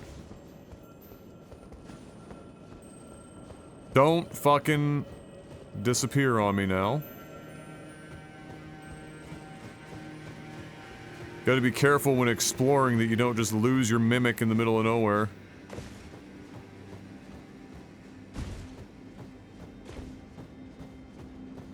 Why, Bob? Why? This is a great scene though. Look at that. Fantastic. So good I got to enjoy it twice. Huh? RTX on. Uh-oh, Mimic is going away. Please don't send a dragon down here. I know you're thinking about it. I know it's passing through your mind that there needs to be a dragon or like a fucking Balrog on this mountain pass. I know it's tempting, but I need you to maybe don't. It would be greatly There's a fucking archer. There's a fucking archer. Okay. Okay.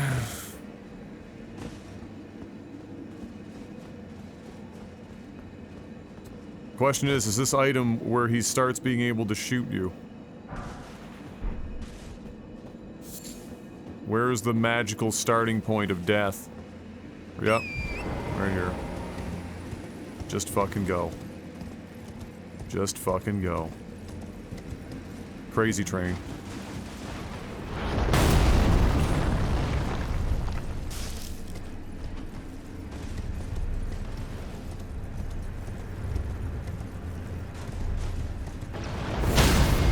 Ow. God, I fucking hate you. I fucking hate you. I fucking hate you. I fucking hate you. I fucking hate you. I fucking hate you. I fucking hate you. I fucking hate you. I hate you. Die in a fire. Die in a fire. We're safe here? Okay.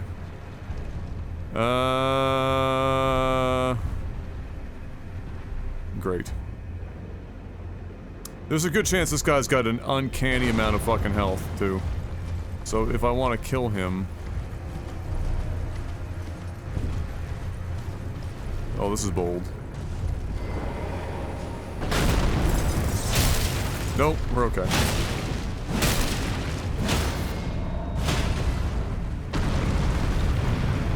Fuck your ankle.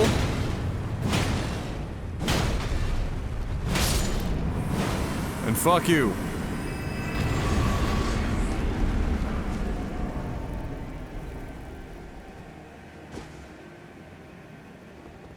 A bot? Wow, holy crap. It's been a hot minute since we've gotten a bot. That's true. It's been some time. You know what I know, though, is that where there's one giant bowman, there is often a second one, and so let's not assume that that's the only one looking to end our life. Yeah? What up, Blake?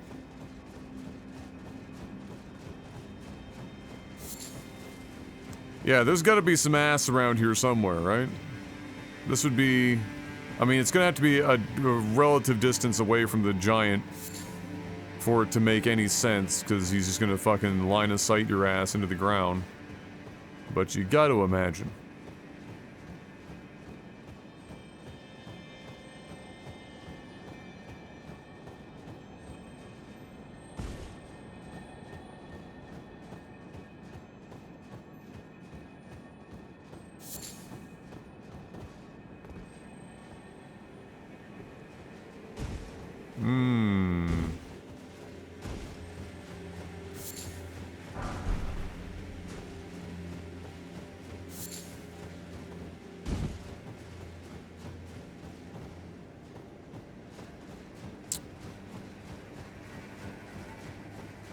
Challenges, challenges. It's disconcerting that there are not very many enemies around here either, although they could be running with the fact that there's a giant that we just killed. A giant archer.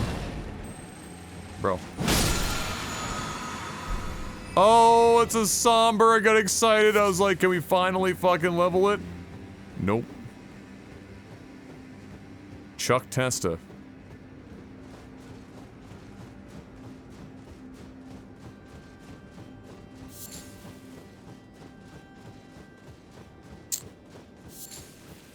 Chuck Testa, it's a somber.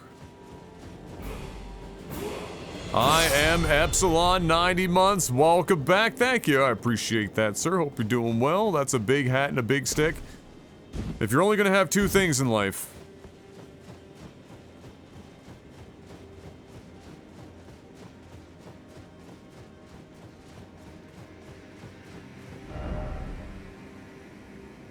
where in the fuck is my continuation point here?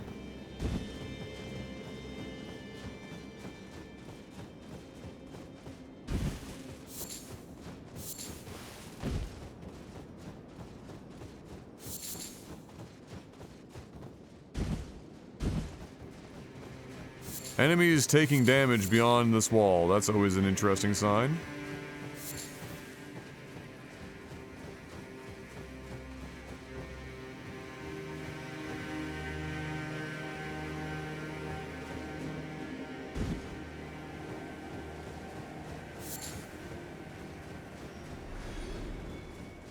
Thanks for the runes there, whoever's dying in the distance.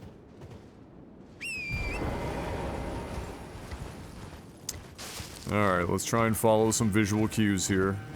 One would think that you go here and then maybe up and to the left.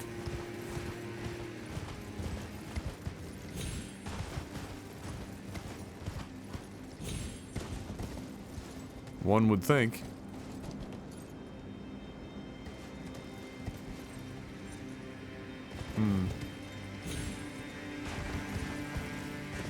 Up here? Ah, yes, here we go. Here we are.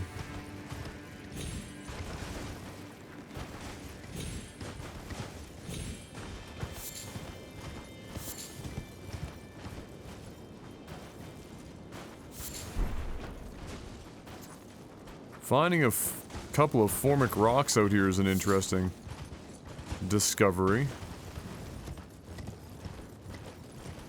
Ah.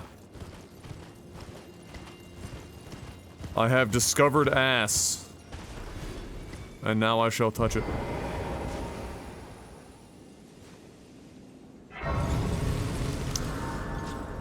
With that being said, let's go back down this hill, and I want to explore that bridge and see if there was any items that I missed in my feverish sprint across it. I think I got it all, but you never know. There could be something hiding back there that was just outside of my field of view.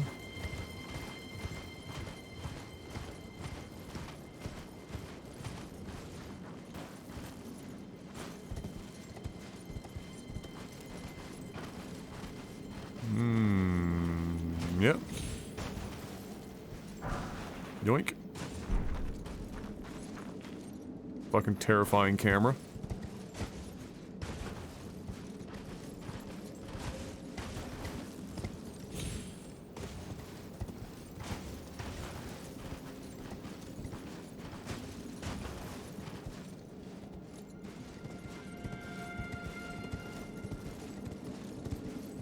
I'd be surprised if there were any others. There wasn't really any other...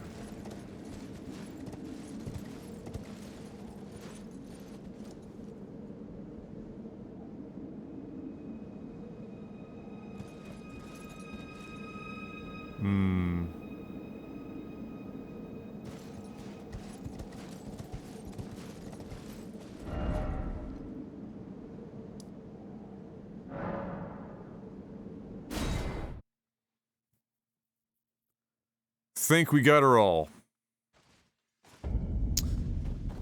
So, maybe we should put some of these runes to use. Sitting on 100k of them is always fun. Yeah. Got that big dick energy. It's 18, then we're gonna have 17, 16. We're just gonna crest 1900, it would appear.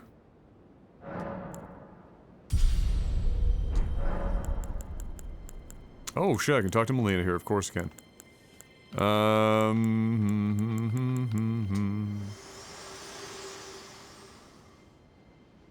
Somebody told me to sacrifice myself instead. My purpose was given to me by my mother, but now I act of my own volition. I have set my heart upon the world that I would have, regardless of my mother's designs. I won't allow anyone to speak ill of that. Oh boy. Not even you. Okay. I mean, I'm not out here speaking ill of it.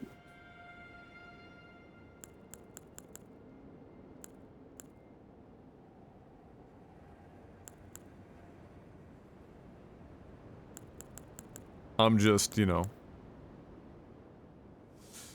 My guess is, I'm trying, ever since I talked to the friggin' eyeballless creepy lady, I would say that, my best guess is, and this is not me asking the chat to elaborate, just again, be certain here.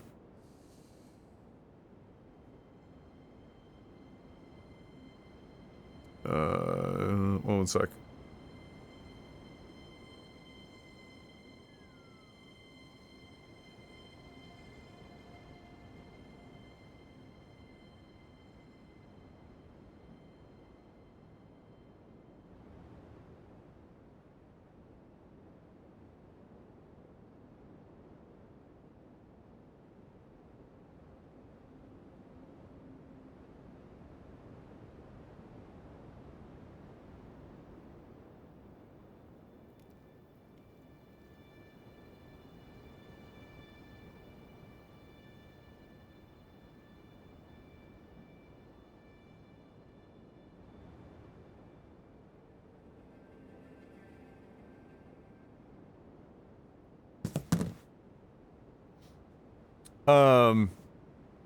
So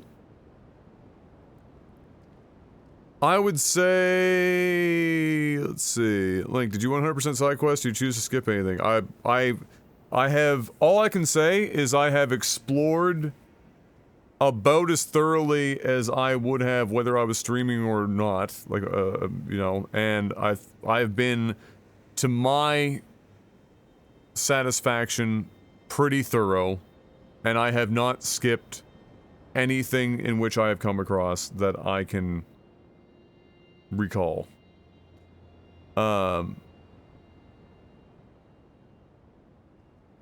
So the, I think with the next quality of life thing, it's not maybe a tracker in that sense, but a bestiary would be pretty fucking cool.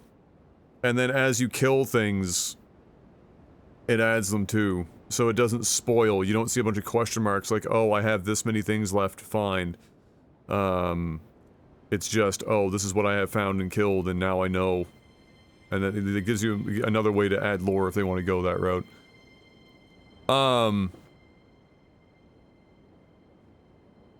So the, yeah, what I was gonna say before I had to message M there, the, my guess is if I sacrifice, or if I choose to sacrifice myself, and her saying what she just did almost solidifies it in my mind as being a good possibility, is that, she's very much fucking committed to doing this. And so if we choose to sacrifice herself instead of her, she's not going to be very happy about it, and we're going to have to fight her. Is my guess at this time.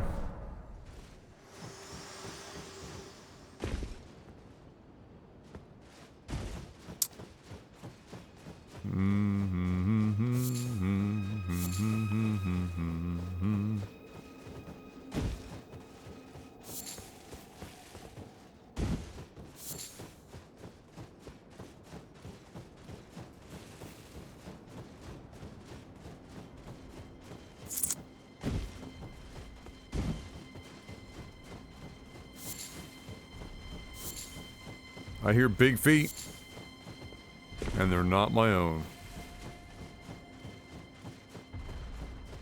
Yep.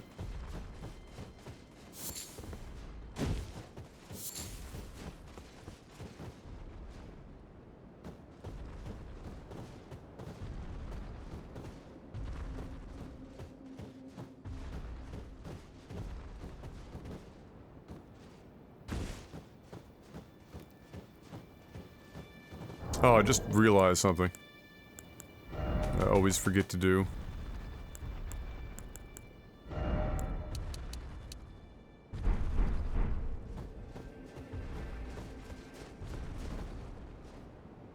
I know that makes basically no difference for you guys on stream, for all intents and purposes. Like, you would never be able to see the difference between anti-aliasing and no anti-aliasing from, like, a sharpness perspective.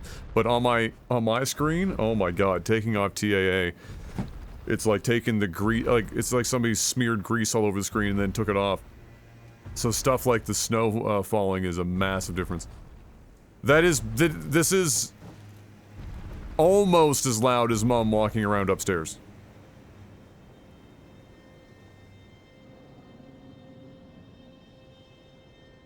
Almost. But not quite.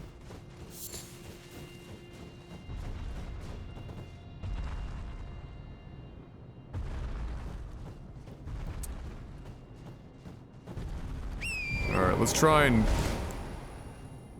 and close the gap.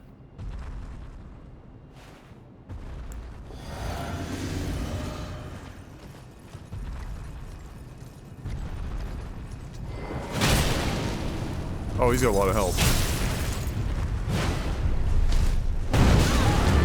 Oh, that actually hit me. Fuck. Oh, and it's a follow-up attack.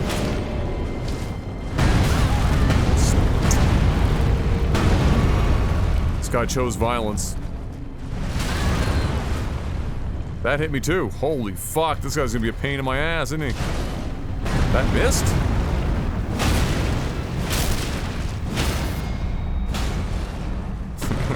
Alright.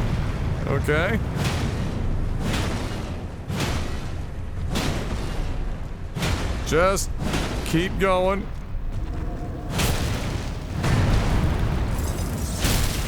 Apply new stuff. Knock him out again. Keep breaking his ankles. And got him. Actually, you choose violence when you attack. Fair enough. Fair enough. I accept that.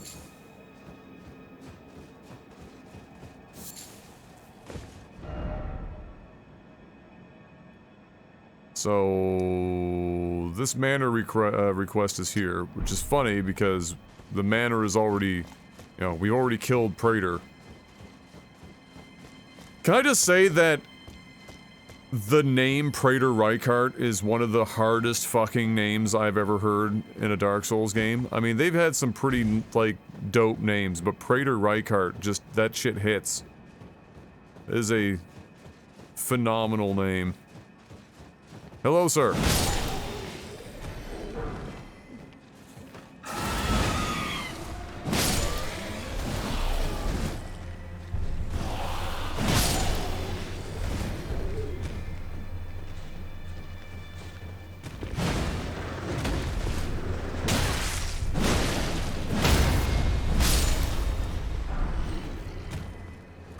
Spiked club, oh boy. We already got one of those, though. We're using it.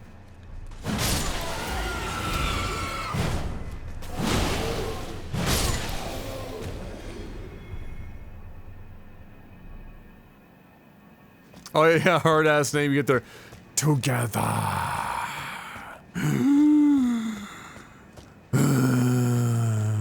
And then I just stood underneath of his ass cheeks in the lava and I slapped and clapped his cheeks until he fucking broke his back, blew out, and just collapsed on the bed and died.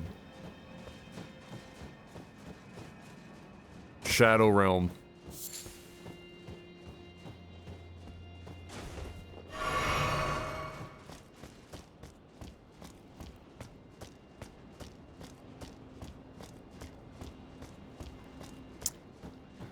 So I really don't want to have to fight a bunch of bats. Especially bats that take, like, 5 hits to kill. None of that is my idea of a good time.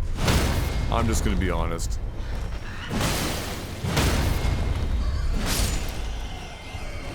Do not want.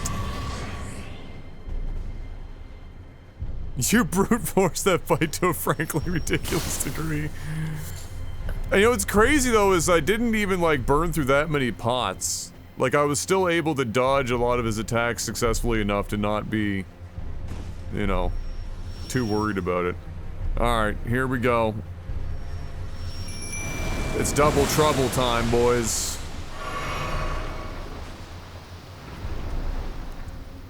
You ready? Let's get to work.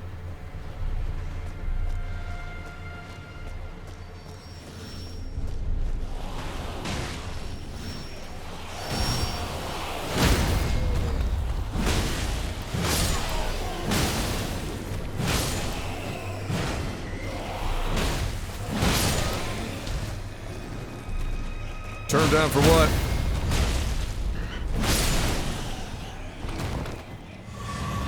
Loved how hype I was on the. Oh yeah, well, you know, you have to get hype for the crazy shit like that. That was a absolutely roller coaster of emotions cast, to say the least.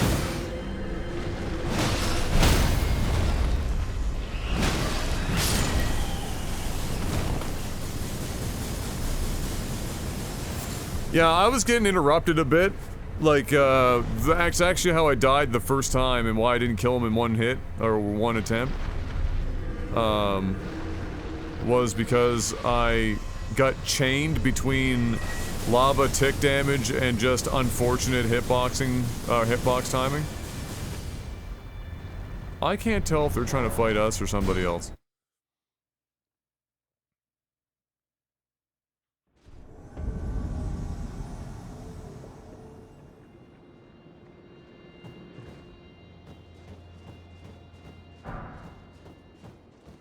Oh. Thank you.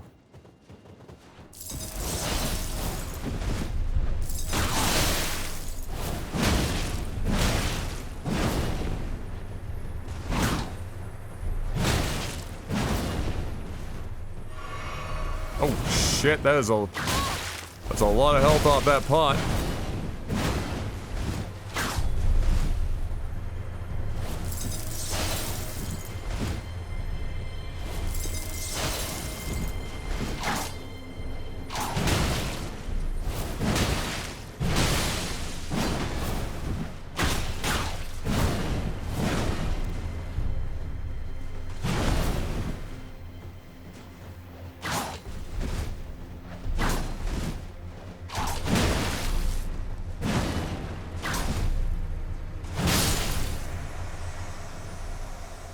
I salute you, Juno, and cheers for the whips, which I'm sure you're gonna bestow upon me. No, you're not. Wow. I can't whip a nay-nay? Oh, there we go.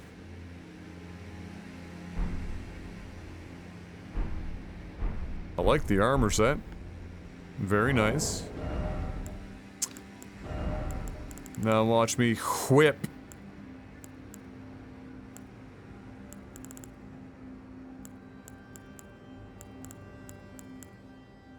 Only the second whip we've got in the game. Terrible scaling, oh my god. Blood loss, though. Metal whip formed of razor-sharp chain-link blades that have the appearance of flower petals. This work of art is handed down through the generations of illustrious House Hoslow. High dexterity is required to wield this weapon, but it excels in inflicting devastating blood loss. The tale of House Hoslow is told in blood. And you get a kick with it. With a high kick, even. Effective against enemies who are guarding and can break a foe's stance. Phenomenal.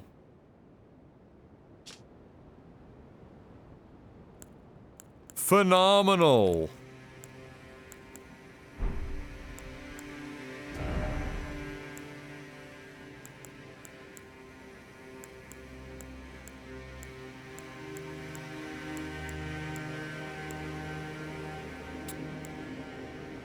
There's the Haslow armor, so it weighs way less. Still has pretty good stats, all things considered. Garish silver armor, decorated with the red embellishments, passed down.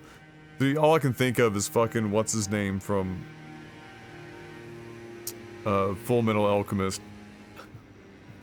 Gauntlet. Through generations! Fucking what's his name? The Musclehead. When Juno Haslow received an invitation to the Volcano Manor, he discreetly refused. I have already walked many roads, drenched in blood, yet never would I consider myself a champion. There you go. Armstrong, that's it.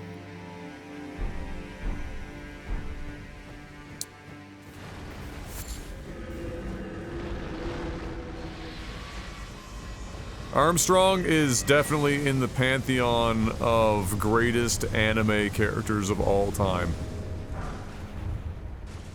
Traveling maidenhood, robe, gloves, and boots.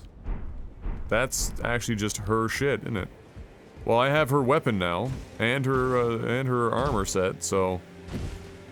Imagine that. Imagine if we went into a fight where we could summon her, and I wore the armor, and I used the mimic.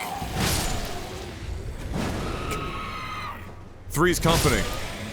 That's the build name. Obviously. Grab that. These are large bones. And some dragon bones here. Or not dragon bones, sorry, giant bones.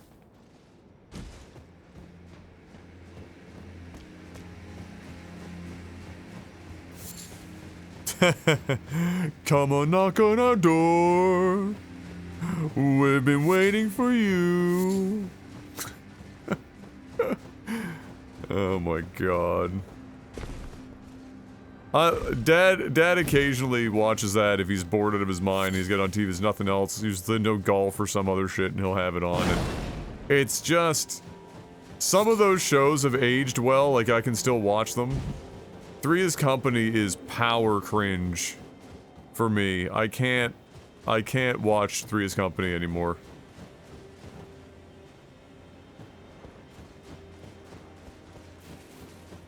Giga Chad is just some guy badly cosplaying Armstrong. I would permit that headcanon.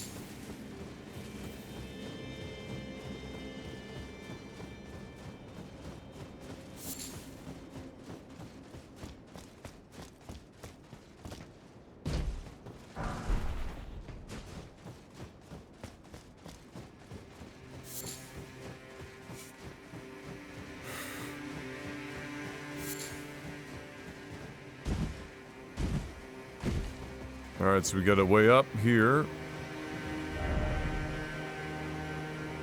Which gets us to the bridge to see whatever the fuck is going on here. We never went to the other side here, though, so we'll have to keep that in mind, but since we're already here... That's right, can't be leaving the smithing stones behind. Leave no stone or smithing stone unturned.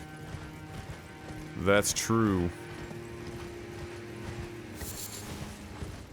Even though we haven't used a single somber smithing stone, we've managed to pick exclusively weapons that do not require them. I guess mostly because we're not using boss weapons. What up, Seth?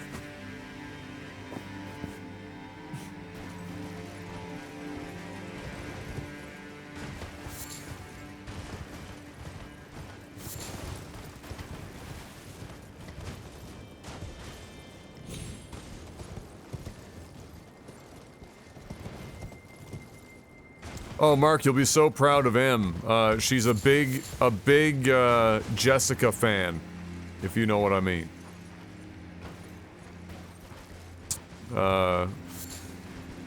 She records all the shows.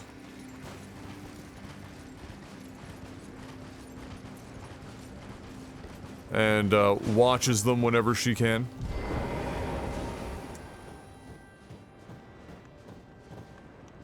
Mark. Fuck's sake.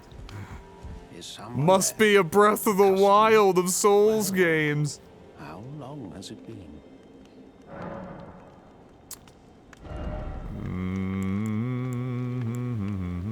Vagabond.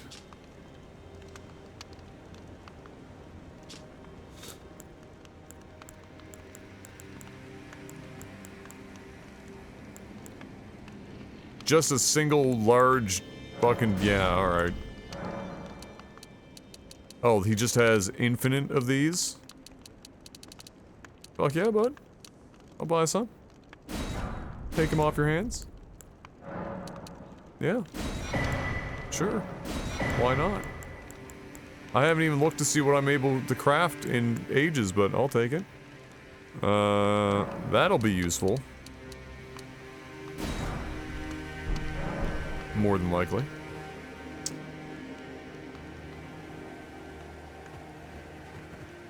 Any notable bosses? Well, no fog door bosses, overworld bosses. Jessica is who again? Murder She Wrote, bro? She calls the show, she just calls it, you know, says she's gonna watch Jessica. She doesn't call it Murder She Wrote, she just says I'm gonna watch Jessica.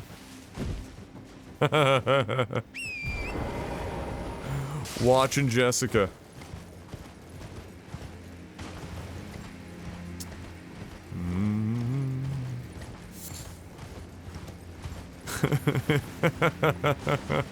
It's true.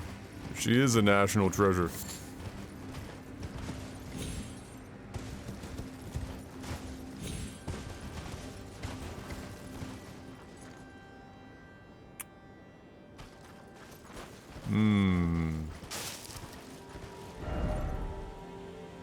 So we've got this whole plateau, but I want to go across here. See if there's a place of ass. Or just an incredibly annoying... Wait a tick. Are you an actual enemy, or are you being summoned by a fucking boat? You got health. But are you just being summoned by a boat? An oarsman somewhere? Oh, there's multiple of you. Okay.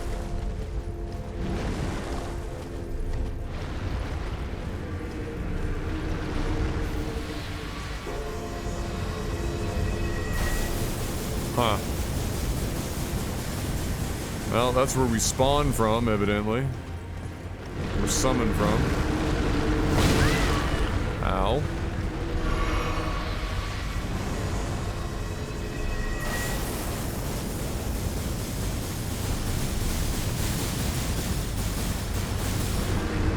Beast Eye quivers. Where is he? Where is he? Where are you hiding?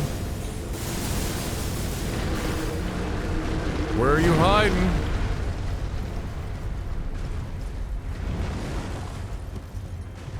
Row, row, row your boat.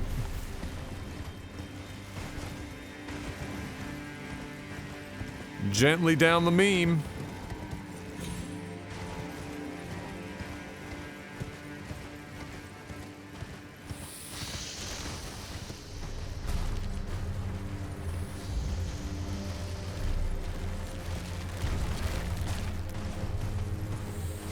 Oh, well. I'll take this for now. Gives us an easier spot.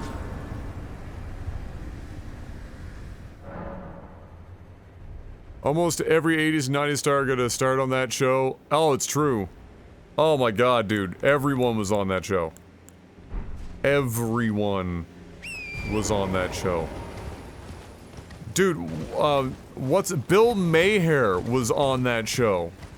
Bill Maher, or whatever the fuck his name is. The guy with the absolutely insane talk show.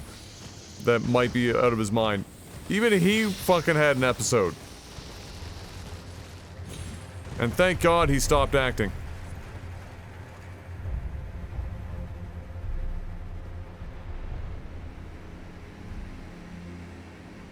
Alright, the fact that the beast eye was quivering down here tells me that it's actually in the area, but...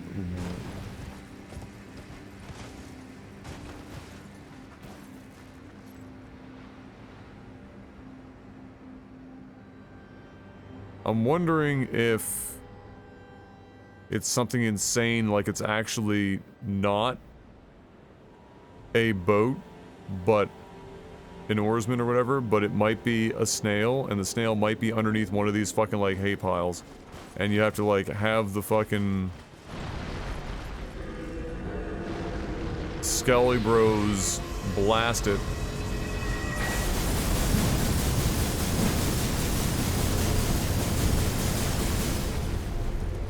Given I just saw a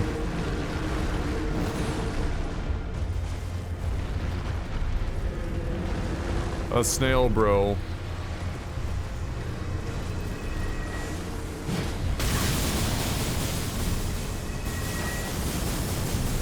Well, that doesn't seem to do anything.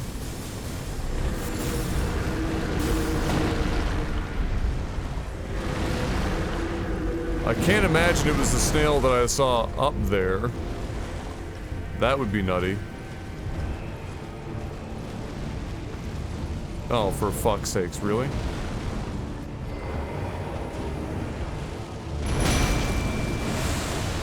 Ow!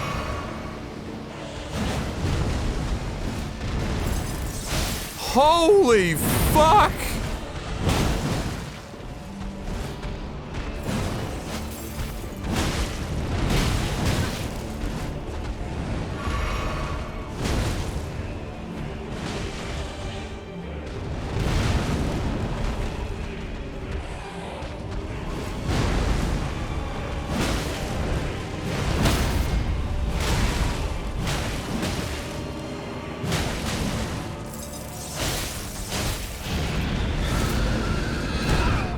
Oh no! Help me! Help me!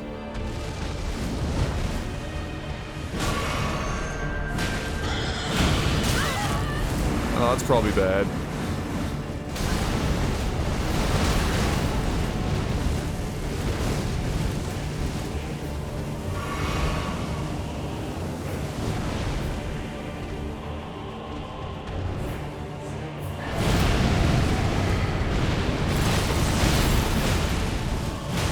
Don't like the look of that.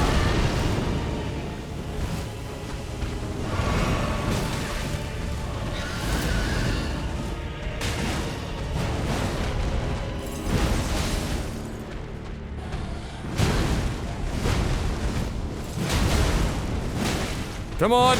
Come on! No! Yep! Ah.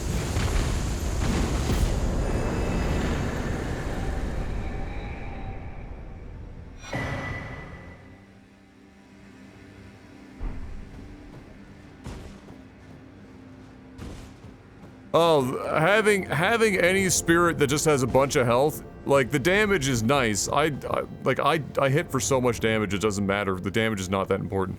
It's the sheer amount of health. So either the mimic, who clearly has as much or more than Engel, whatever his name is, but they're pretty close in health. They're both very tanky.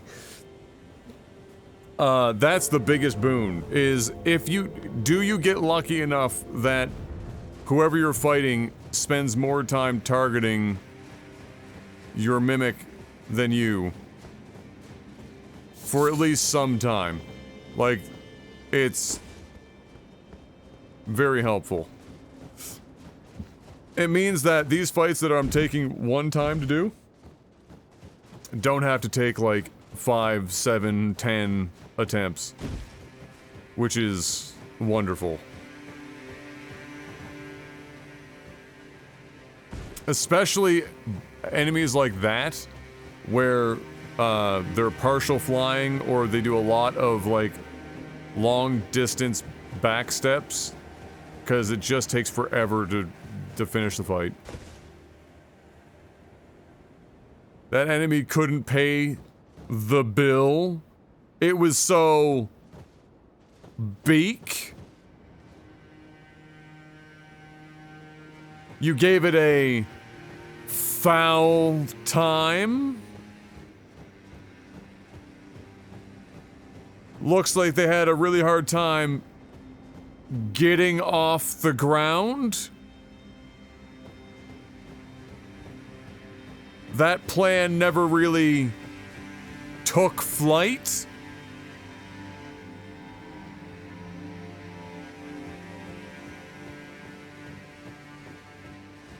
Looks like there's a new pecking order.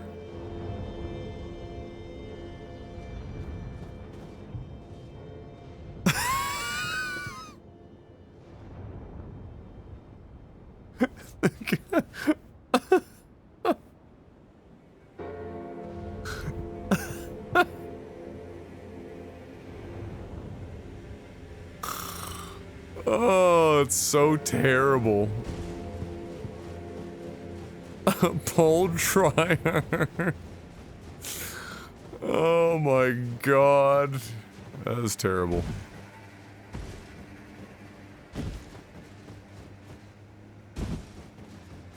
And that's not even the guy I was looking for when I came down here. Like, fuck me. I guess the other question that... Well, no, because it says it's quivering, which means they're up there somewhere. They wouldn't be down here. Oh, good. It's Odin's asshole down there again.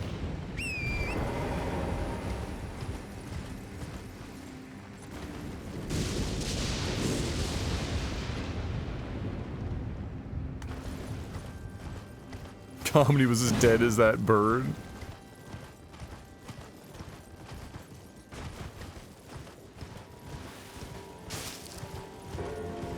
Guess I should just flock off.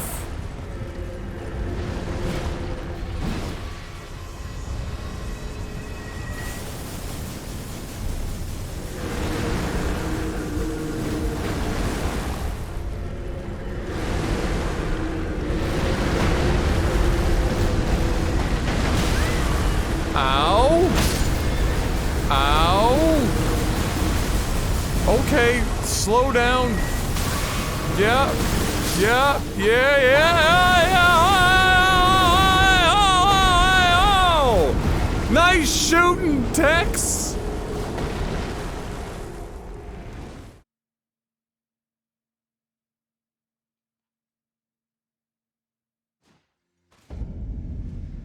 Fuck me, what a place to lose 81,000 runes. Oh my god.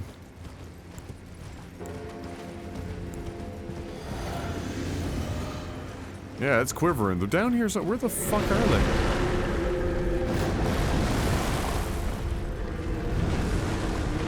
Oh boy.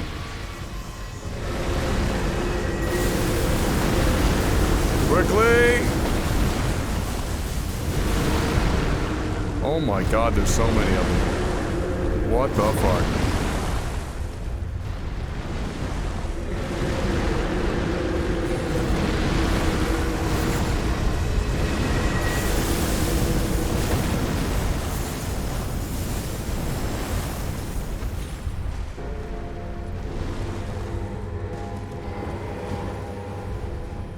What if it's multiple?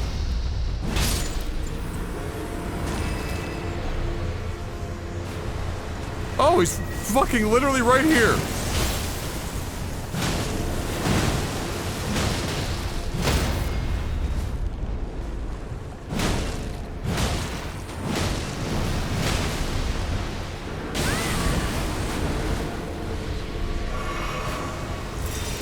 Fuck you. I don't know what's happening. Okay, this...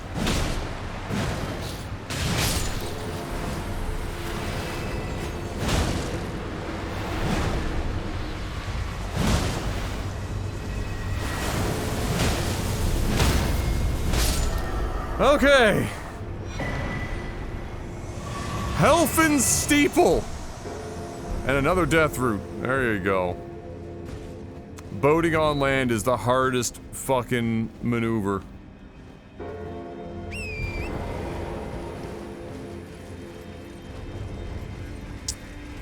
Guess his plans didn't hold any water.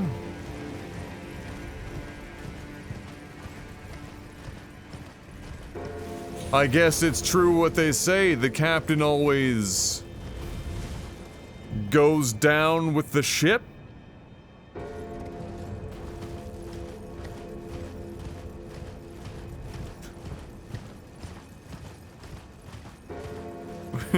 Huh?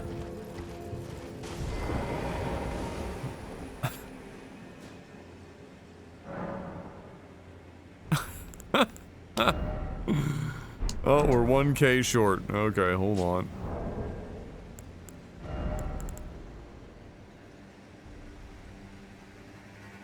Remember Kelso canoeing on public streets in that 70s show? Oh, fuck, that's right. It's true. True. And if he can do it.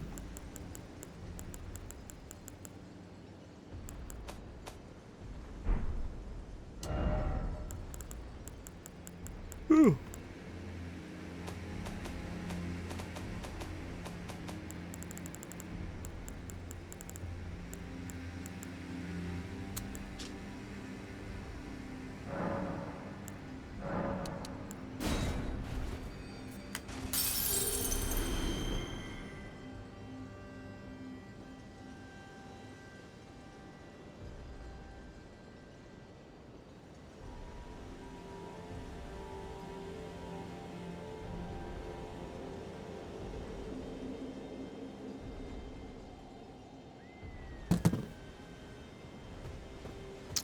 You made him turn hard astern?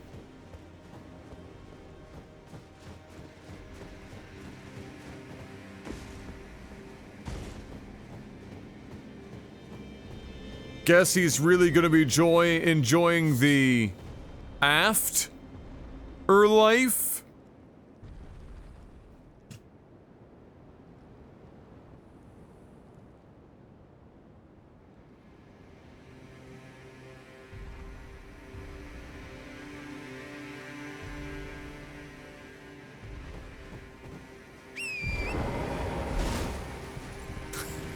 Oh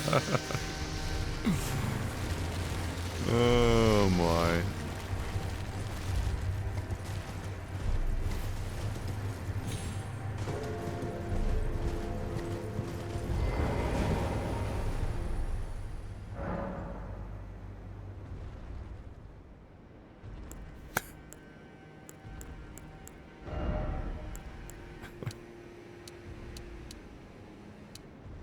Oh, we're down to 16 now.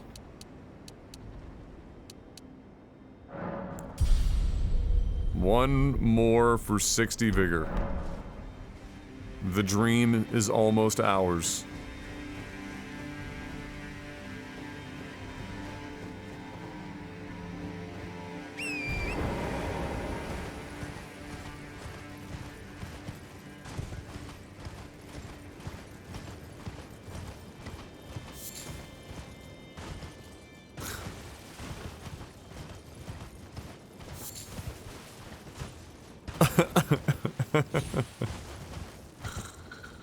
Oh my god. Okay, what else we got over here? Well, we got the dead boys. The old bone rattlers.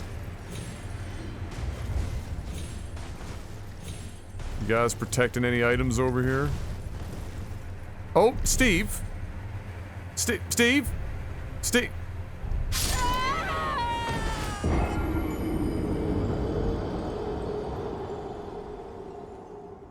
Steve's getting me for all those jokes.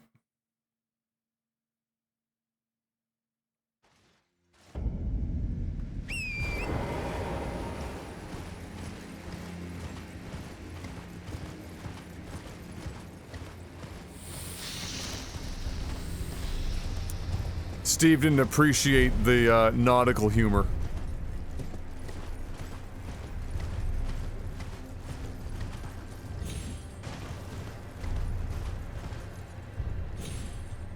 Guess the nautical humor didn't really float Steve's boat.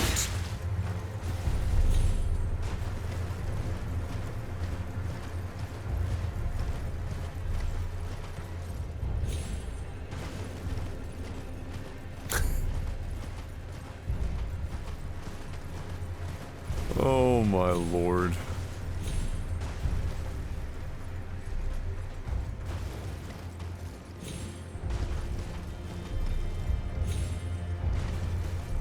I'm not a violent person.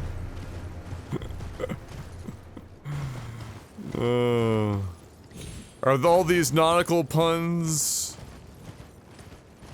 forcing you o'er the edge?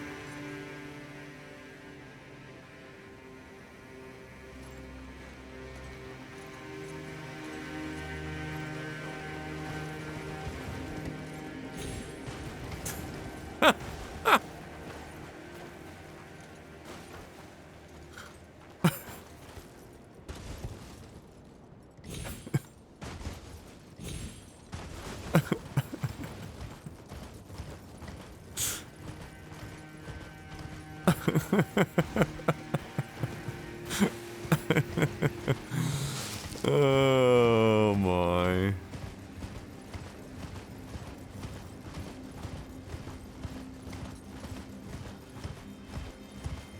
This is a really big open area, which, you know, typically might make one believe that bad things are going to happen.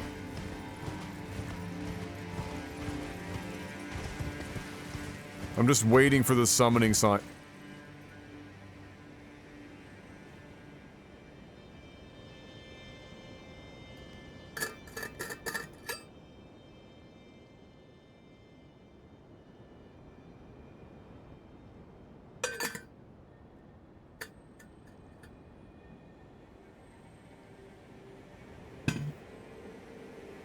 Found the summoning sign.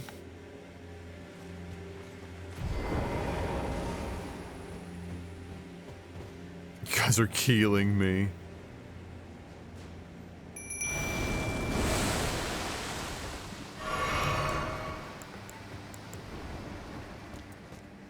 Alright.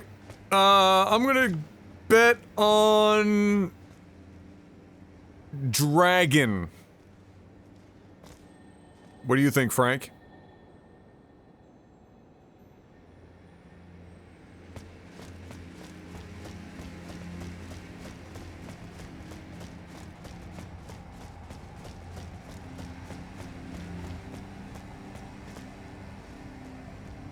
Don't lose sight. Oh, this is gonna be a 5-alarm fire, ain't it?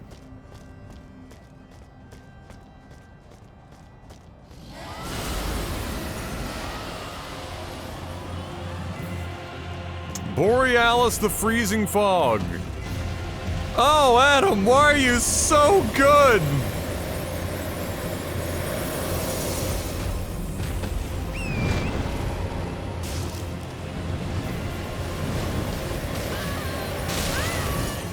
Oh my god.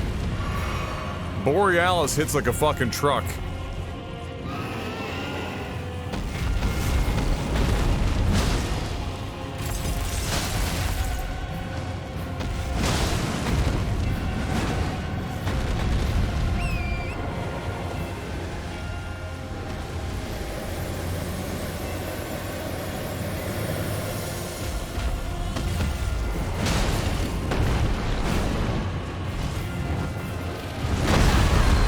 Ow.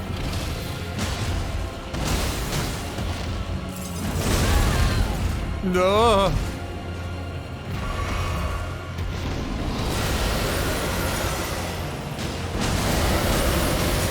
No. Bad.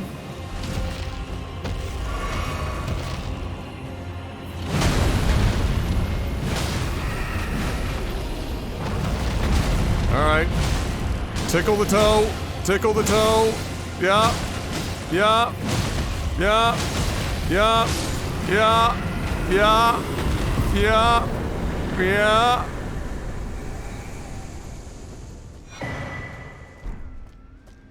Ladies and gentlemen, we got him. We played Tootsie, and we came out on top.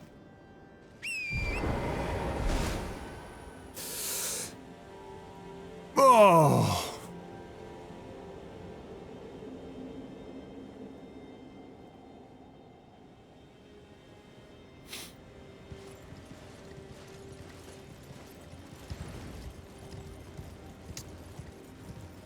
Yeah, nothing too fancy, just a nice Durgan. I'd still love to know where the fuck the other dragon was we fought at the Three Sisters that just fucked off after half health. Oh, great. Frozen prawn. Time to skedaddle. Is that a skedaddle and a paddle combo?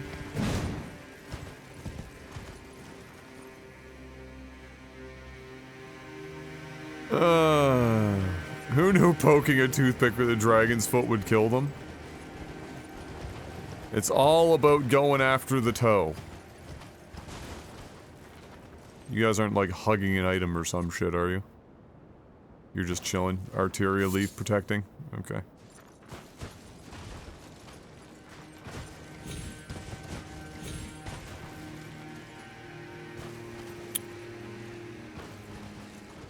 Cheers, boys. A church, but if it has no place to touch ass, typically that means we're fighting somebody inside of it.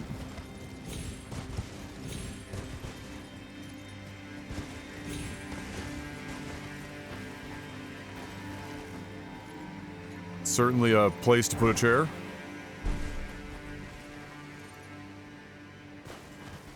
Oh, it's got some ass to touch. Alright. Looks like we're not fighting.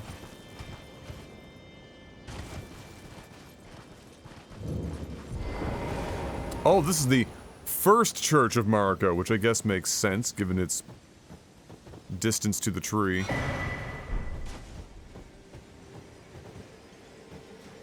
Damn, did that dragon give me 100,000 even? Damn. Any thoughts on FromSoft and its love for torturing its user base with Blizzard-like areas in its games? Honestly, I don't think that's ever passed through my mind. I mean, like...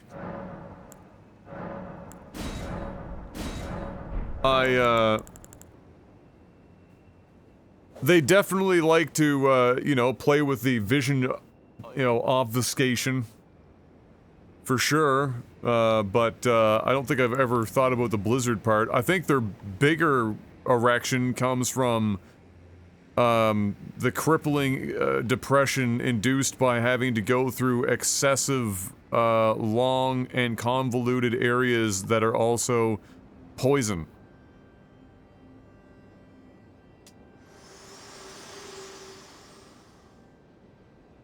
Spoken echoes of Queen Marika linger here as well. Shall I share them with you? What do you got? In Marika's own words, hark, brave warriors. Hark, my lord Godfrey. We commend your deeds. Guidance hath delivered ye through each ordeal to the place ye stand. Put the giants to the sword and confine the flame atop the mount. Let a new epoch begin, an epoch glistening with life. Brandish the Elden Ring for the age of the Erd Tree. We're almost there. The flame of ruin lies just ahead. I'm glad it was you I traveled with. I must tender my thanks to Torrent, too. Thank you, Torrent. Please continue to lend your aid. Till the end. So, the thing about this thus far that, for me as a player, that I haven't been able to fully put together yet is, you know, the full gravity of the decisions put before me here for this quest. Which is, burn the Erd Tree or don't burn the Erd Tree. Which seemingly comes down to... I sacrifice myself... Erd Tree, I guess, continues on. She sacrifices herself. Erd Tree burns to the fucking ground. But I don't even, like the Erd Tree provided power to many beings over a great span of time, as we can stitch together here from items and other things that we've come across. But, like,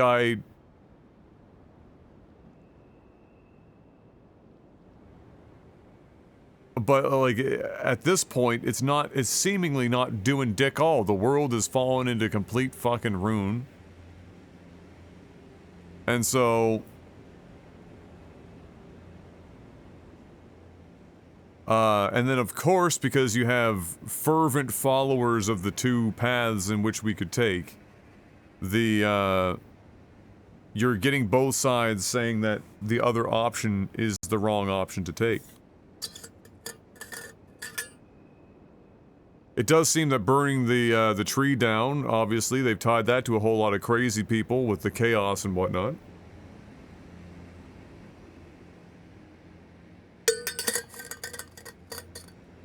But, yeah. I am uncertain because it has not laid it out particularly well.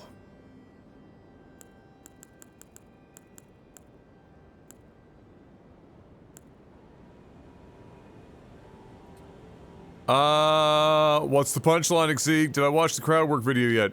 Sorry, Miyogs, no. The first thing that I have watched in the last, like, since you sent me that, was the basketball game last night. And then I went to bed. Fantastic, Exceed. Randomly lost audio in my right channel there for a second. Was that just my headphones? I watched the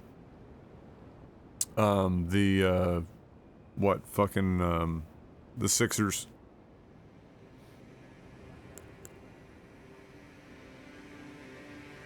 Shall I turn you? Let my hand share them with me. Your thoughts. Oh, it's 1900 on the dot. Oh, it's so satisfying. You would follow. Oh, I'm definitely losing audio on my right fucking channel right now. What is going on here?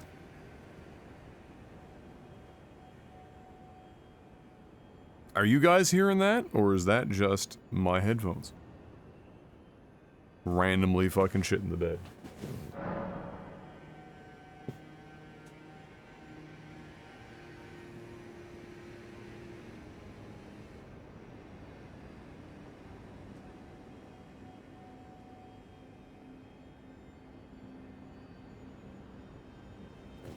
It's the 1/4-inch jack extender cable. The connection is not great on the second, but it's never...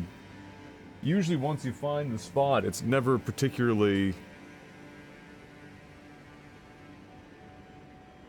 bad. Usually it ends up being okay.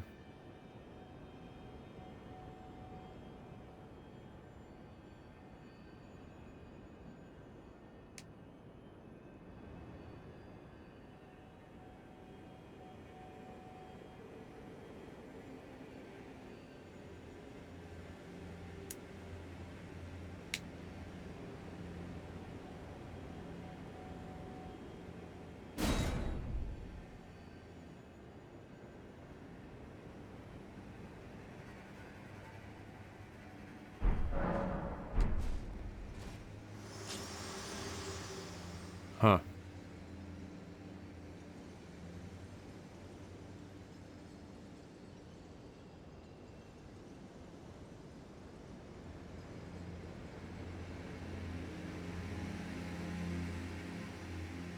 Wow, that's bothersome.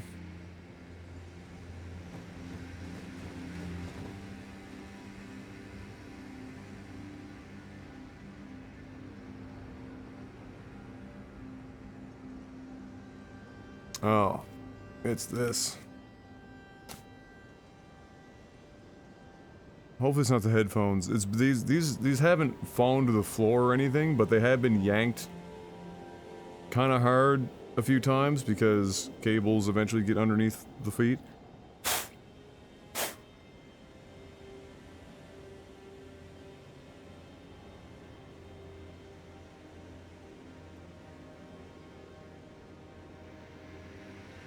The last thing I need is for my headphones to fucking die. That would be really fucking bad. They weren't 800 bucks. Why are you being annoying now? Like, you were fine all day yesterday and everything else. It hasn't been yanked on today. That's very fucking weird.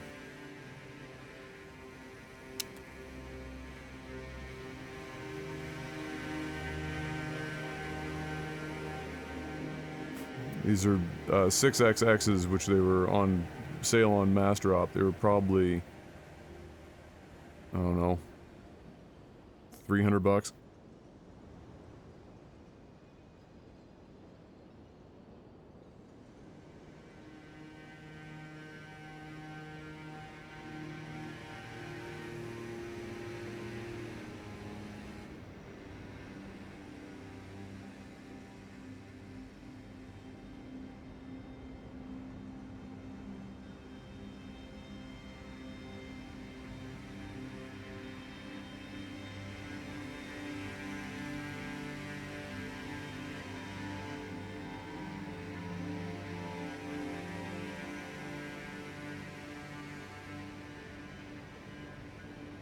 It's very difficult for the... Oh, fuck me. I know you can get replacement cables. This is a replacement cable itself. It's very hard to destroy the headphone because these cables come out, so even if you yank them hard, it just pulls the cable out. But I would like to be able to fucking hear. Would be super fucking awesome. It seems so random. And it wouldn't be in... It's normally in the... yeah, it's in the thin end of the cable. It's from me stepping on the cable and standing up and fucking having them yank. It's broken, it's... probably broken one of the... yeah, that's what it is. I can force it by just moving the small end of the cable.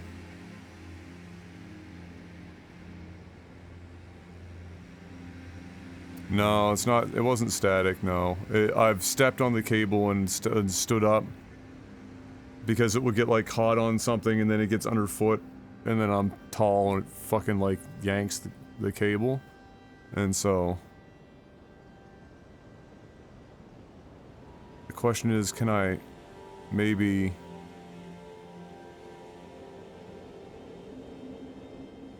problem is I wonder if I can tape it in place. Very difficult. Because you'd have to find, like, the one spot.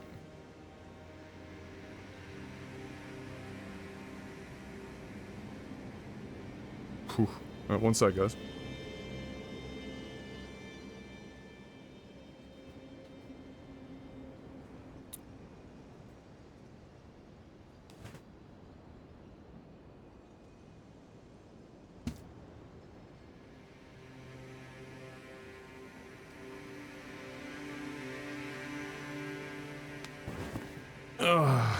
Let's see. I've got another pair of headphones if I need to use them, but they're closed back, and I fucking hate closed back.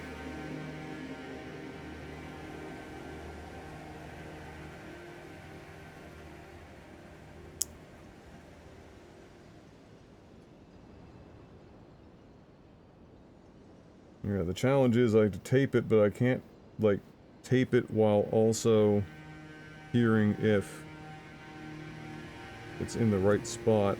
So I just have to, like, assume that if I make it more rigid in general, I'll be able to move it into position.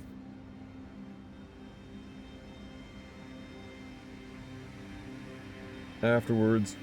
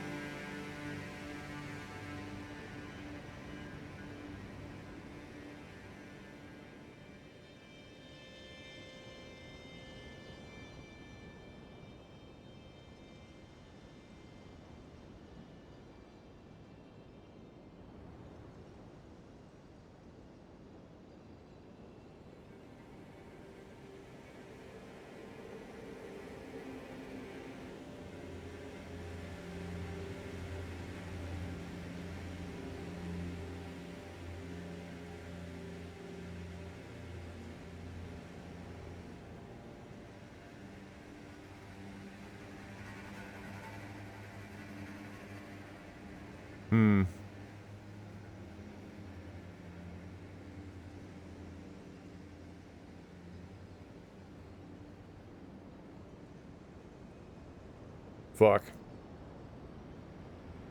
Okay. Well.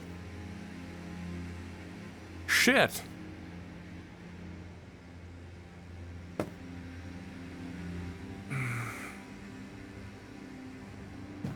That might make things a little difficult.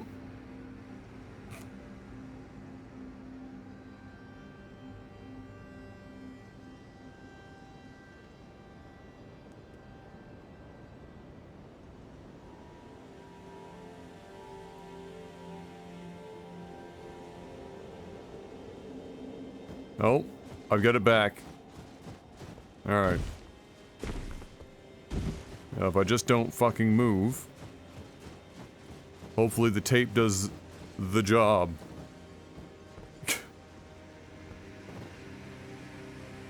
Next time I replace the cables by 3 or 4 extra. Yeah. Oh, we're way the fuck out here.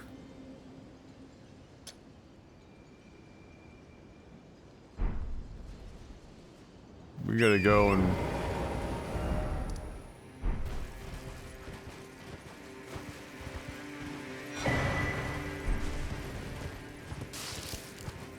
okay.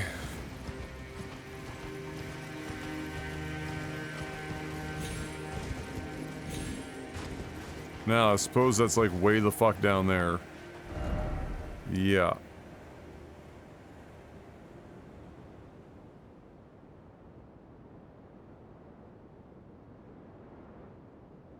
Huh.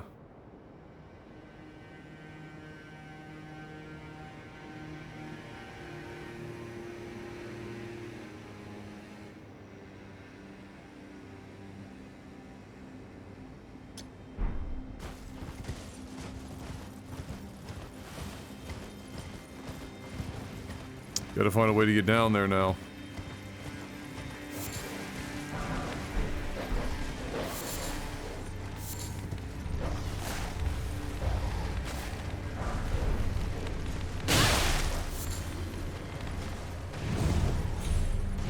Really?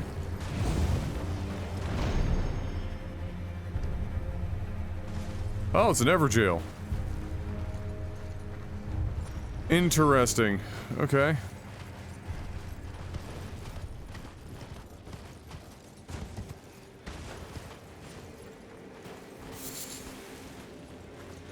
And then... okay. Well, we'll give the Everjail a good old college. Lord Contenders. Well, that instills confidence. Good night, Shades!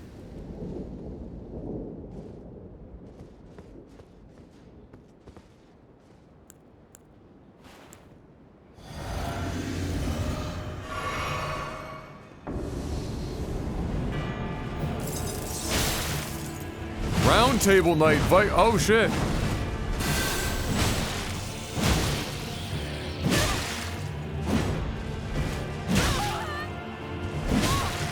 Stop it. Oh, we are. This guy has no poise. Oh, now he's gonna hurt.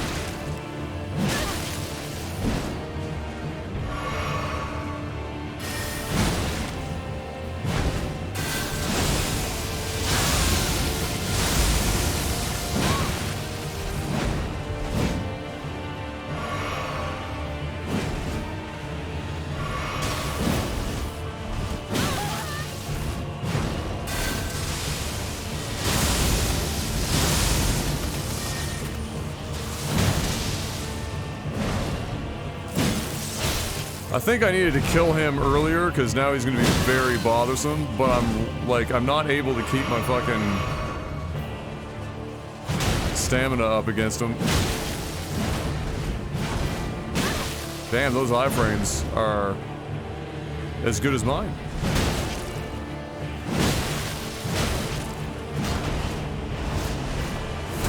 So I can stagger him easy enough, but does not fucking fall to the ground, that's for sure.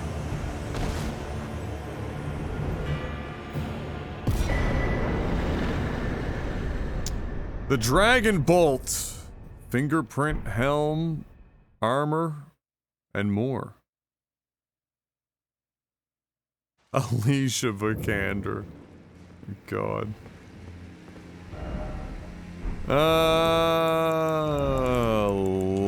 Let's see his lore. Vike, Knight of the Round Table Hold. No other tarnished was closer to the throne of the Elden Lord than Vike, but without announcement, Vike traveled far below the capital and was scorched by the flame of frenzy. Oh, that's highly unfortunate. Did he make his choice for his maiden? Or did some other force lure him with suggestions? Ah, yes, suffering the same as us. Defeated the guy on the box art? Oh yeah, that's true. That's him, isn't it? True.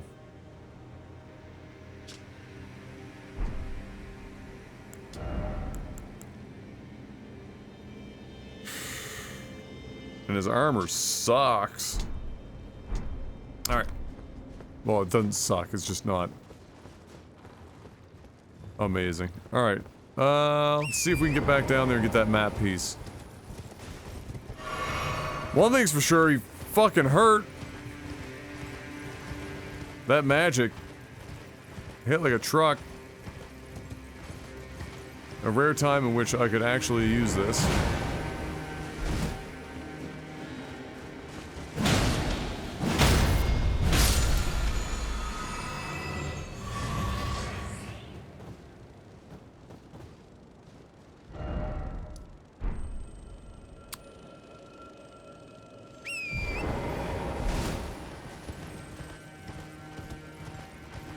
Oh, more ass. He definitely had light armor iframes, that's for sure. Yeah, I would agree. Seemed like it.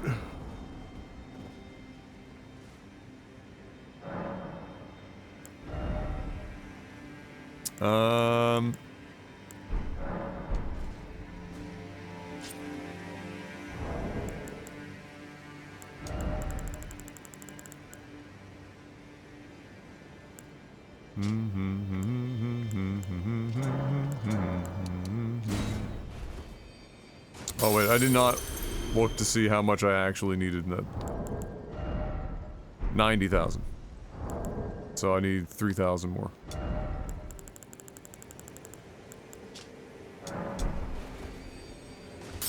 What great rune do I have equipped? I want to say, what's his name? Rom. Let me see. Yeah, I think that's who it is. Let me check. Oh no, Morgott. How the fuck did I get Rom? Where was I pulling that name from? It's not even one of the fucking options. Anyway, it was Morgott. Wow, they really put you like 3 feet from that guy, what?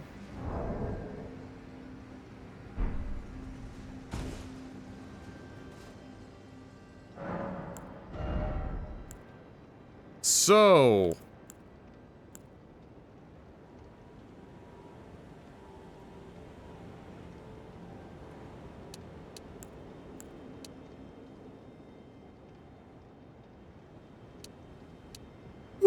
I think I'm gonna finally put dexterity to 16 since that opens up a couple of extra weapons for the meme. Now that we're at 60 vigor. And then I think I'm just gonna go back to just juicing endurance.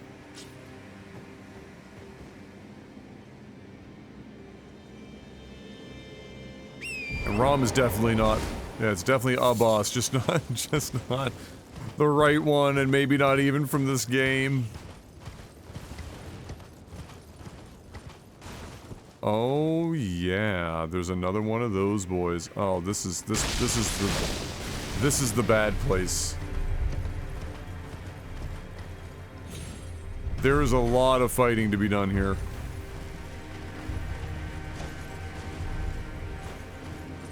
Where can I summon safely here? Here we go. All right, wish me luck.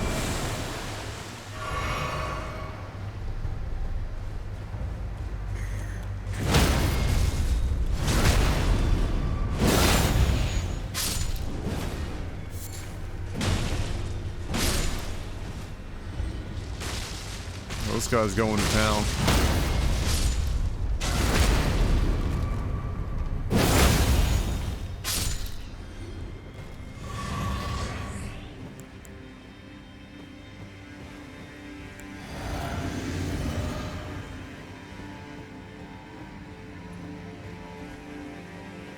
I think I need to kill this guy first.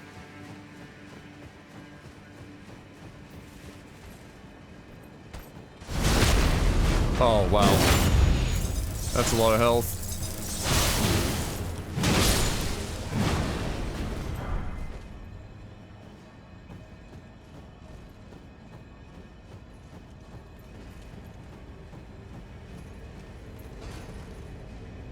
Alright, if we can get rid of at least one of these quick. Okay. How'd I miss?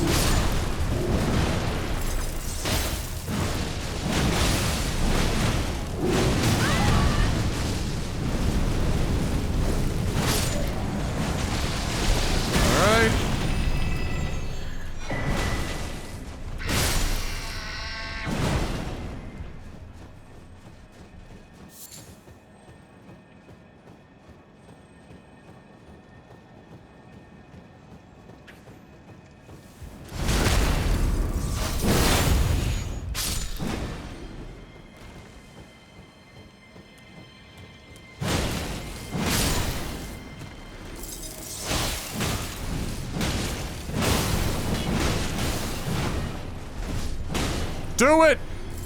Don't. No, you fool! You fool!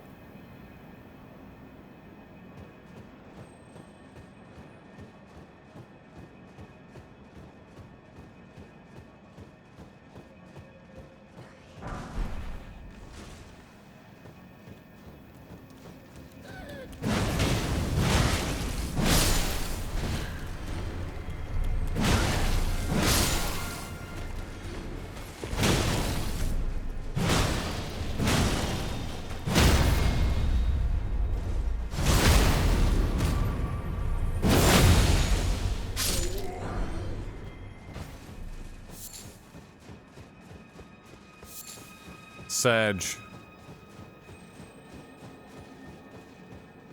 Sag.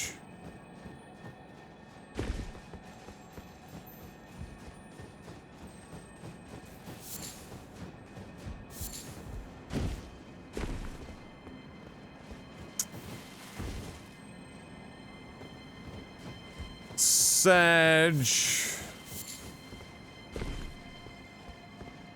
Oh, another fun place. Oh, there's our map piece. So it's not below, it is above. I just need to cross this totally inconspicuous... Definitely... Steve? That's a chain. Alright. Put the pussy on the chain wax, as it were.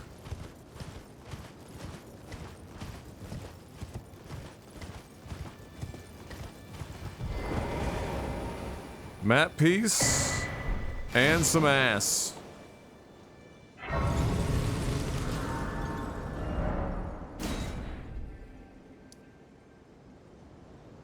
Okay.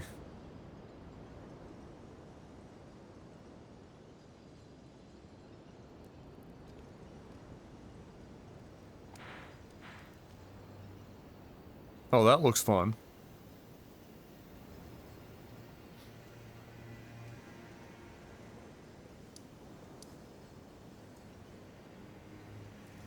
I suspect that's where I'm supposed to be going.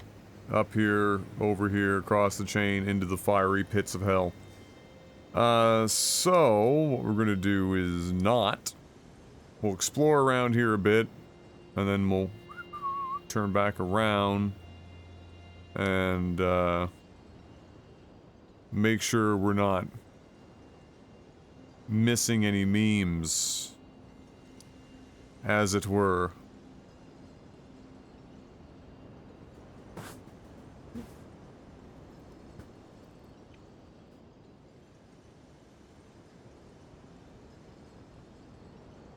Two tarnished, one stick.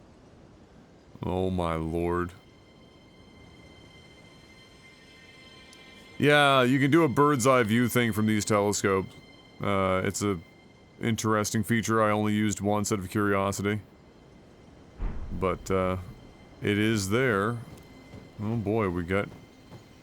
Shocker, there be giants?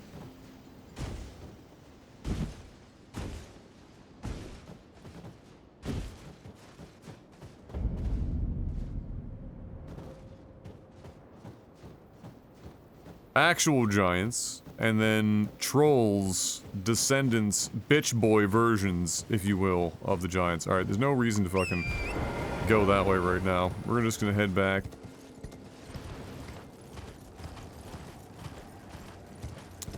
We got other things to explore. Other buttholes to prod.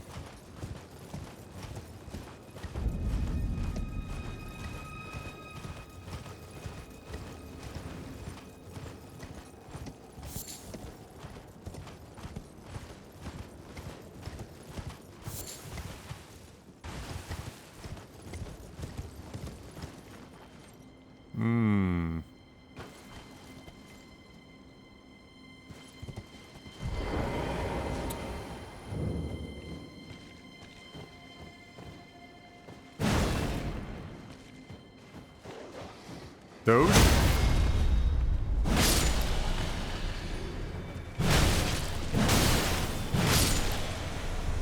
They really gave them a name. That was bold.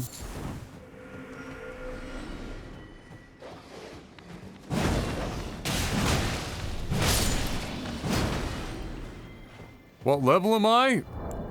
All of the levels. 120. 120. Also, ID's nuts. That's true. It's fuck. What's the second half of that? Starts with an M. It's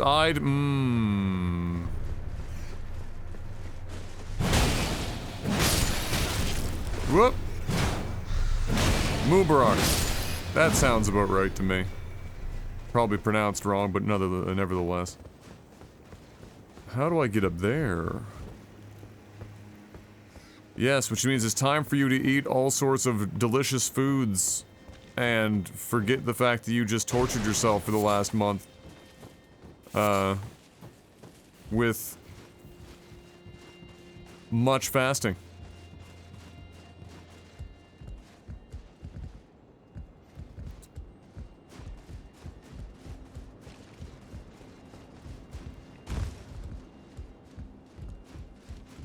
Oh, these are all named.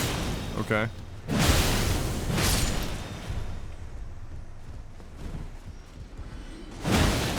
Yeah, right.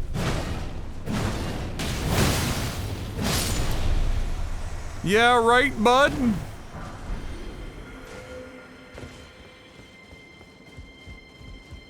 Five out of 6 family members are all sick. Not with the Rona. My God, everyone getting hit at the same time?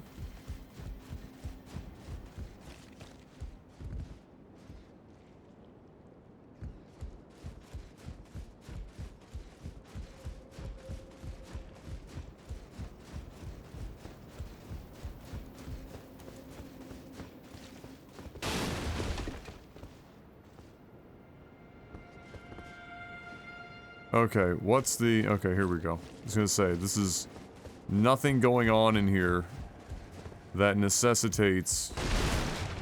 Here we go.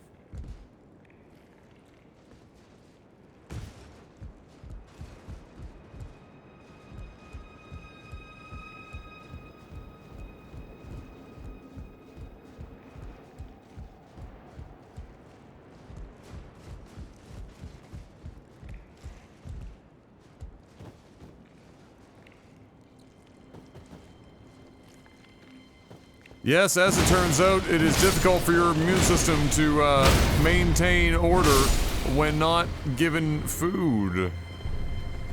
It's true. Oh shit.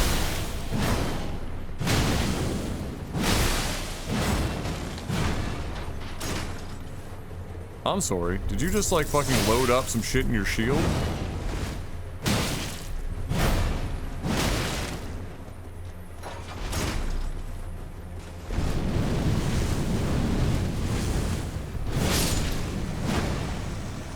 What in the... But... Boy, you better give me that shield. Alright, thank you. What in the fuck?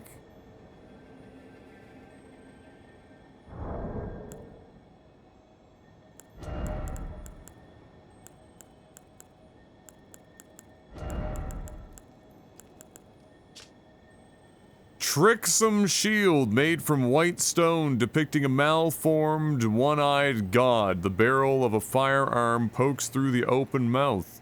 Once worshipped by the giants, this evil deity is believed to have been slain by Queen Marika. I see. A cyclops, if you will.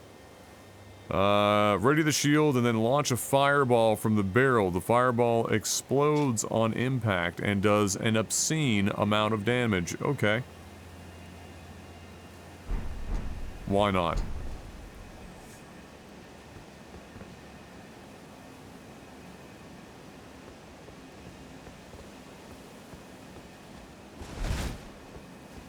It's like the Austin Powers Robo Babes with the machine gun boobs.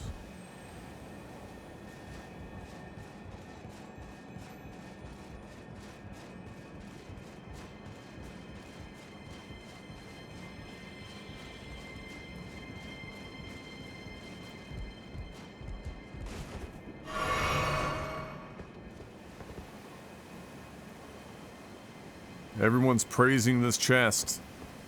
But also, what's in this direction? Ah!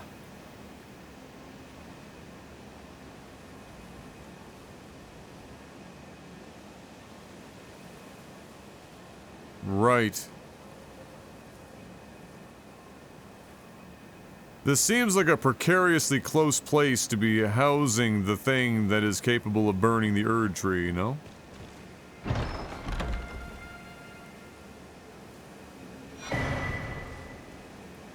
Oh, Giant's Prayer Book. Spells to learn that we can't really make use of.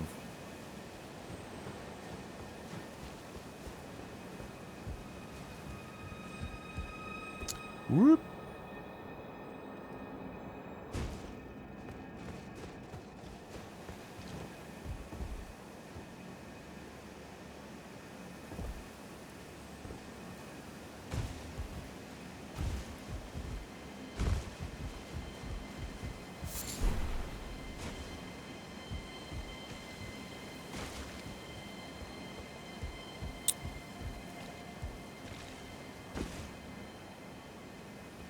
Well.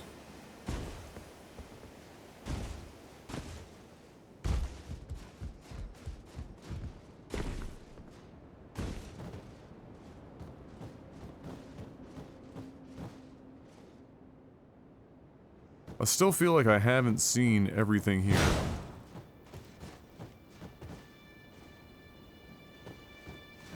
You know what I'm saying, Vern?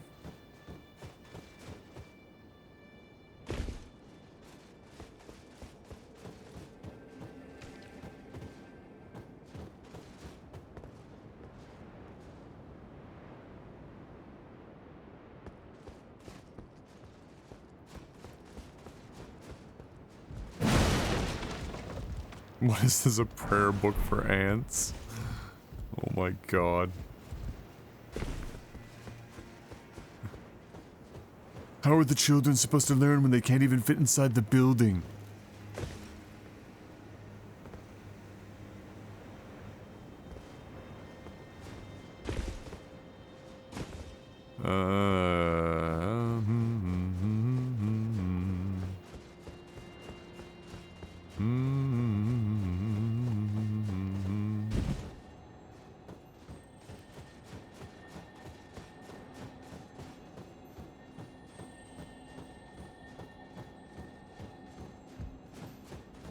I guess that's it. It's probably, that would make sense. I mean, we got the shield out of it and whatnot.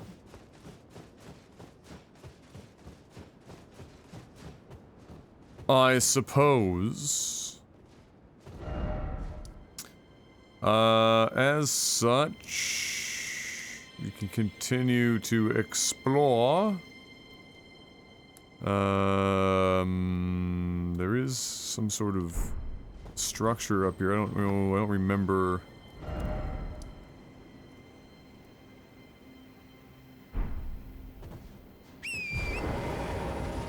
Go back and remind myself.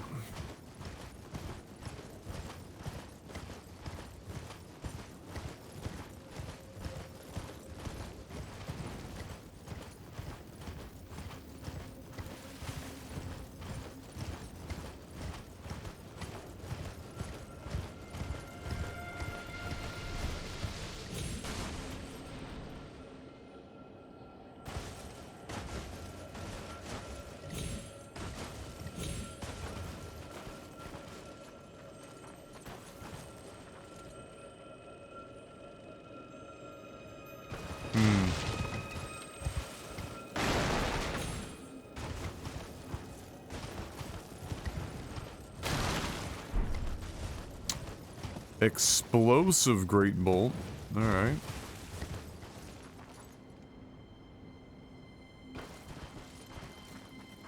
It's fucking weird. Ah.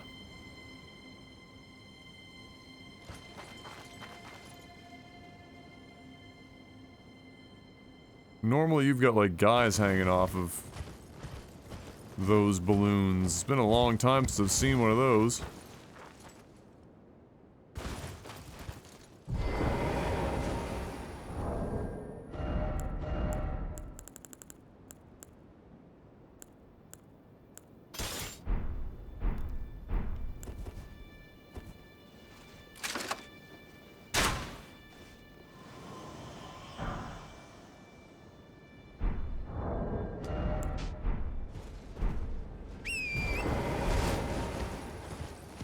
Lovely.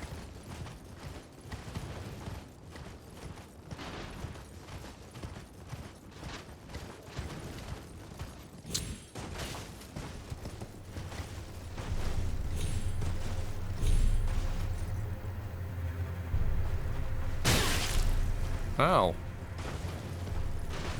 Ow! Oh, boy, another magic door. Oh, do I have to go friggin' hunting? I totally have to go hunting, don't I? Oh, fuck me. Okay.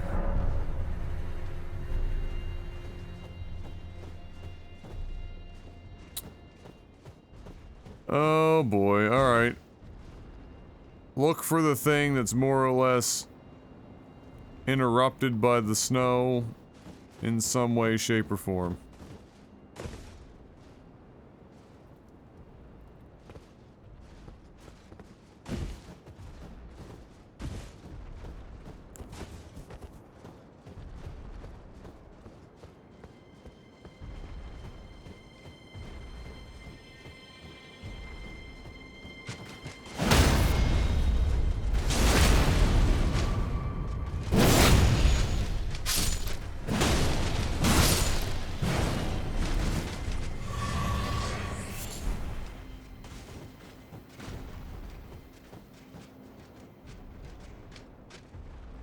The question is, will it just be something that's on the ground, or will it be literally like the snow that's falling in the air going around like these trees, you know what I mean?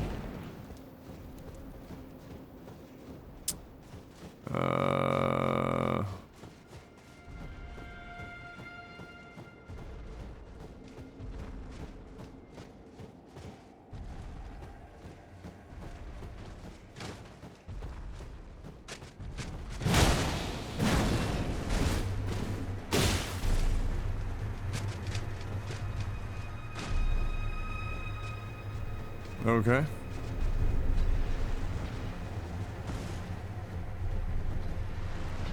The other fun bit is trying to figure out, like, what the radius of this, these things are.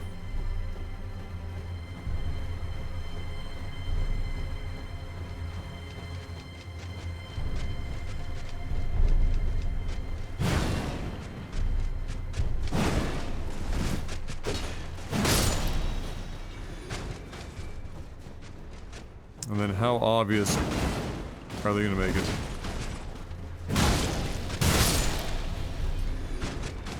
All questions to be asked.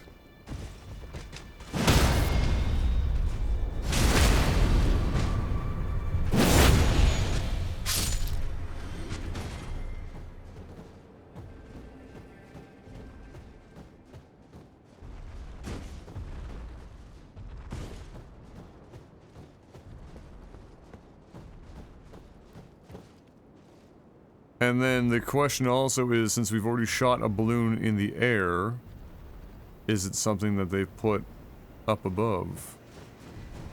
I suppose is the next question to that.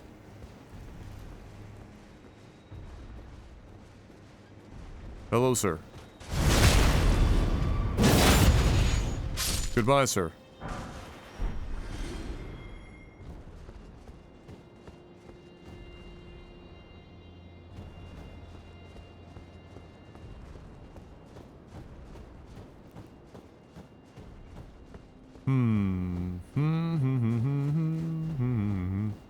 Or I guess it could be interpreted differently. Let me read this again.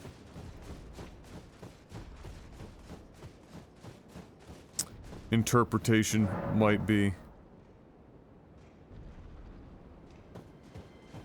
falling snow marks something unseen.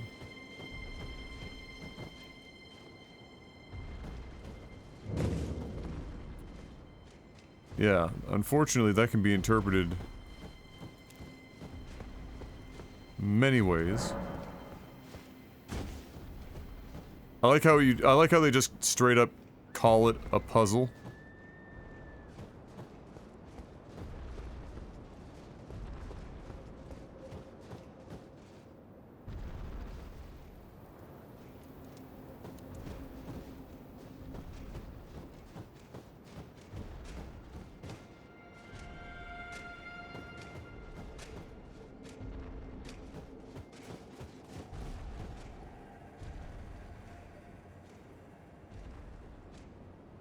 Hmm.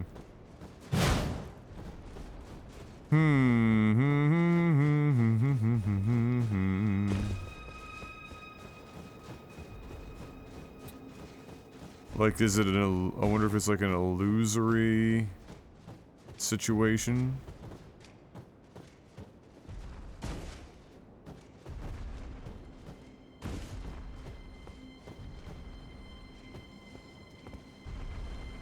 And then again, how far away from the place can we go before it's no longer valid?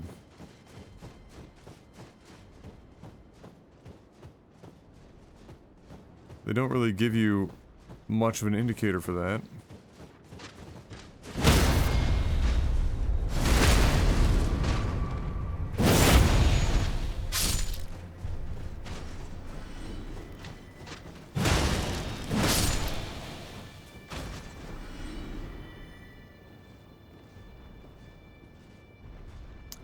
I guess the thing to do is just clear the area out as best as possible to start.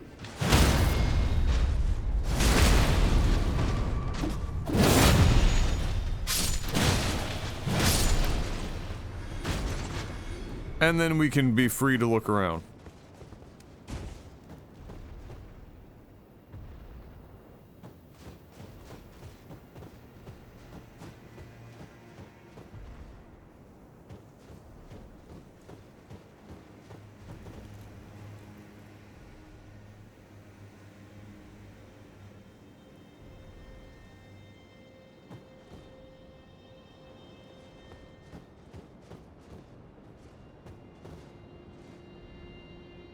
Like, I'm wondering if it's a look up and there's like a fucking balloon or something in the area that you have to shoot down that's only visible based on where the snow is falling around it. Since there's so many balloons in the area, that leads me to believe. Now, this seems like it's just too far away, though.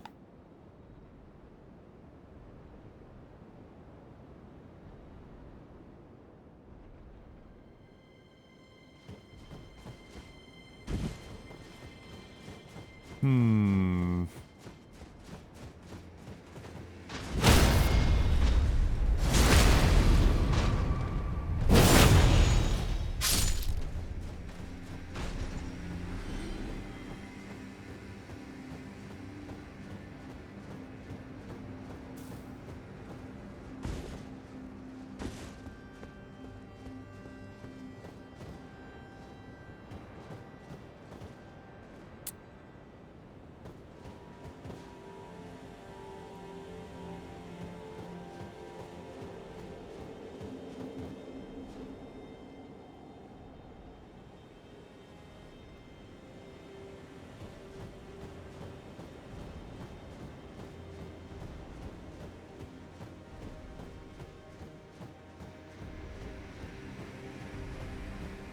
That almost seems like too much, though, because it'd be very difficult unless they made it painfully obvious.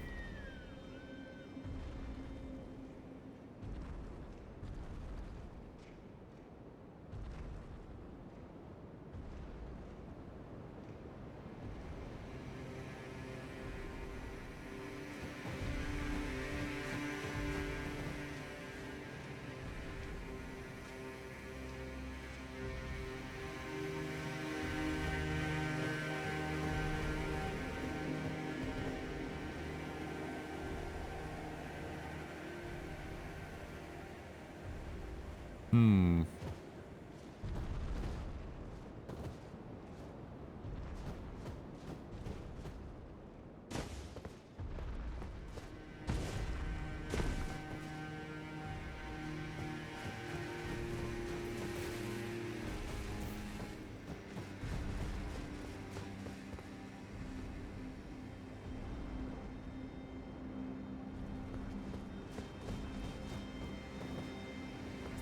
Sneaky.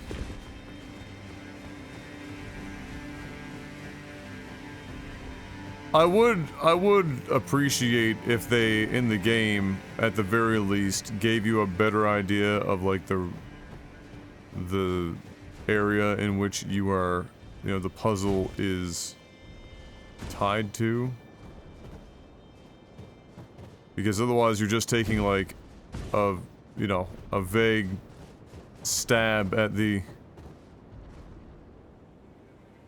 general area.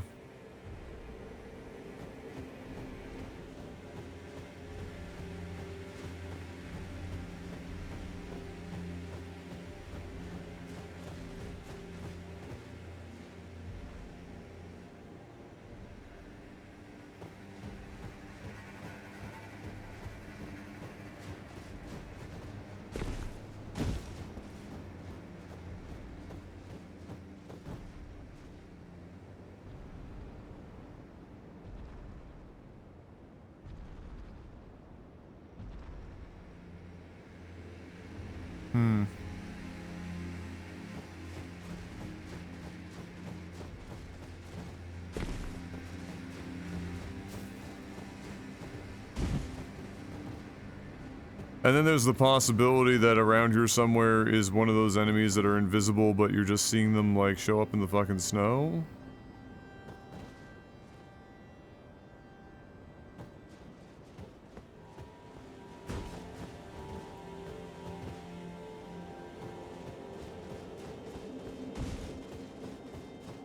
Very many possibilities.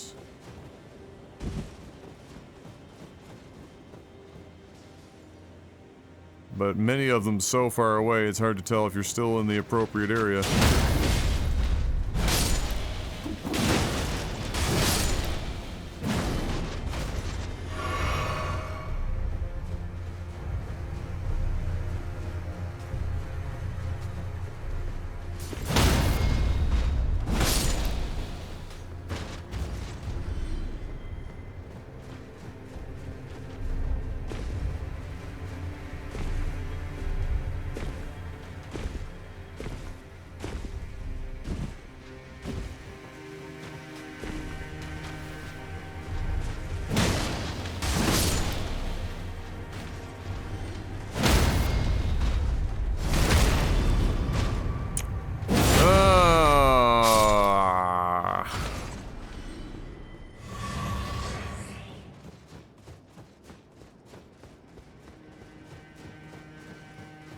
This just seems like we're... If this was still part of it, this seems like it's almost comedically far away.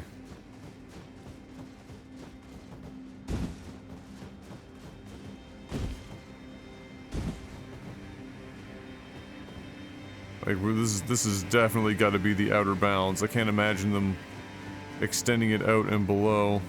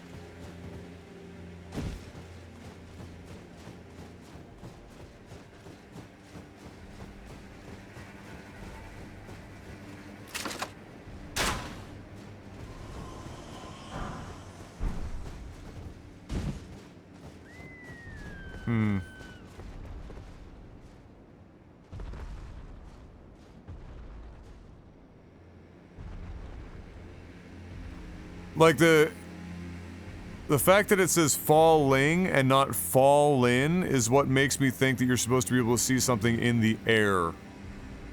But it could also just be, like some things in this game, a spotty translation where it's not necessarily...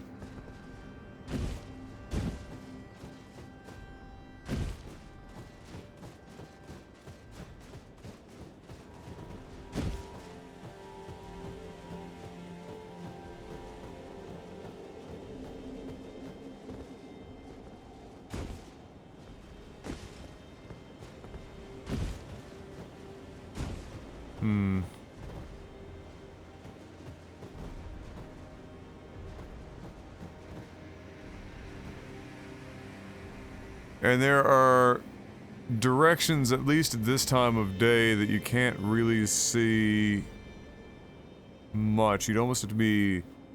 I mean, night wouldn't be a hell of a lot better.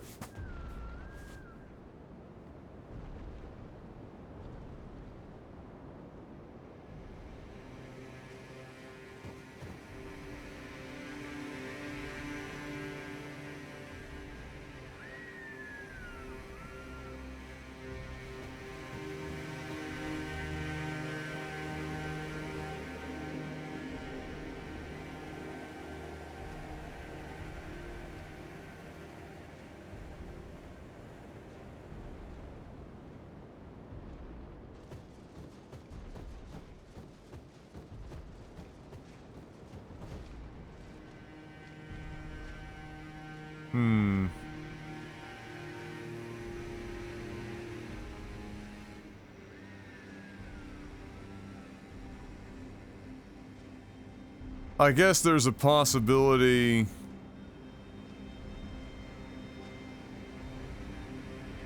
that time of day could make a difference for this, but there's so much to bank on the translation as to whether or not the verbiage they're using means something specifically or not. Oh, that fat roll.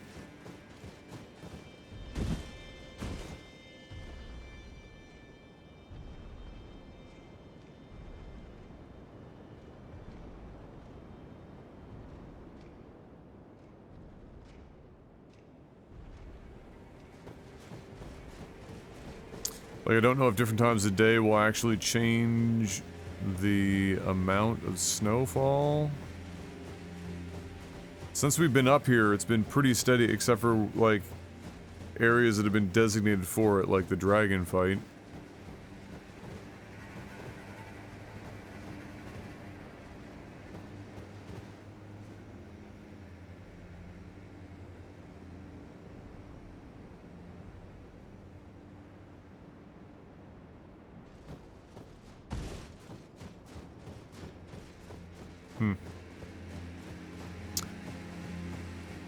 Oh.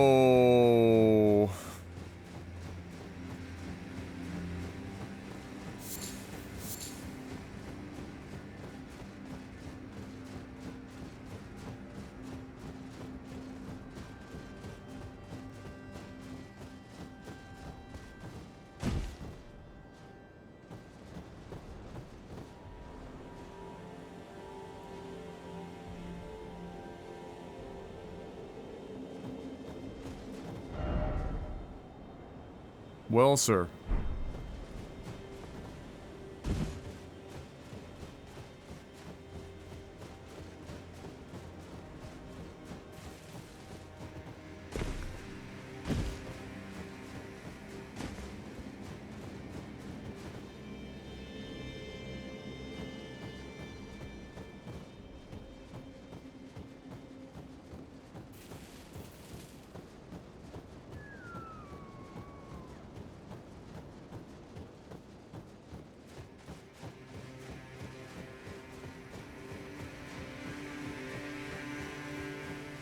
This is a lot of work for what is probably just a memory stone, but you know me.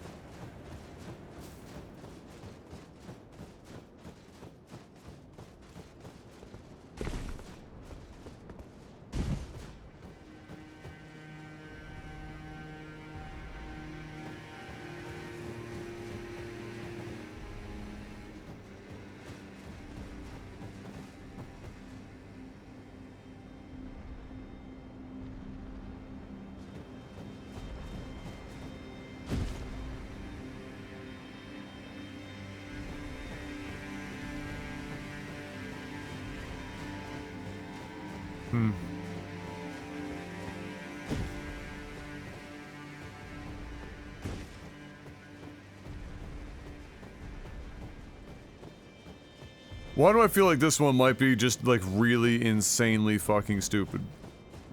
I have a sneaking suspicion.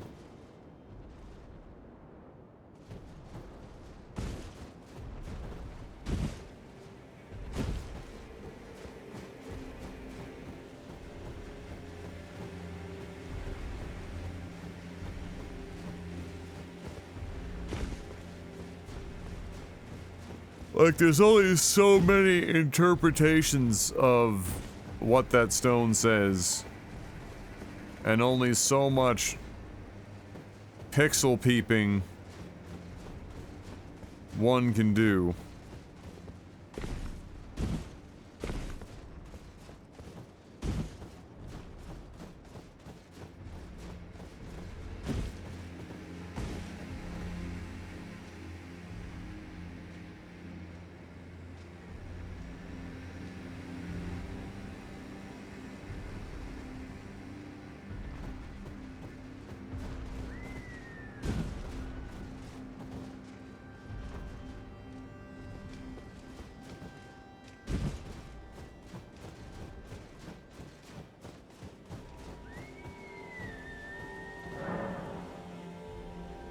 Falling snow marks something unseen.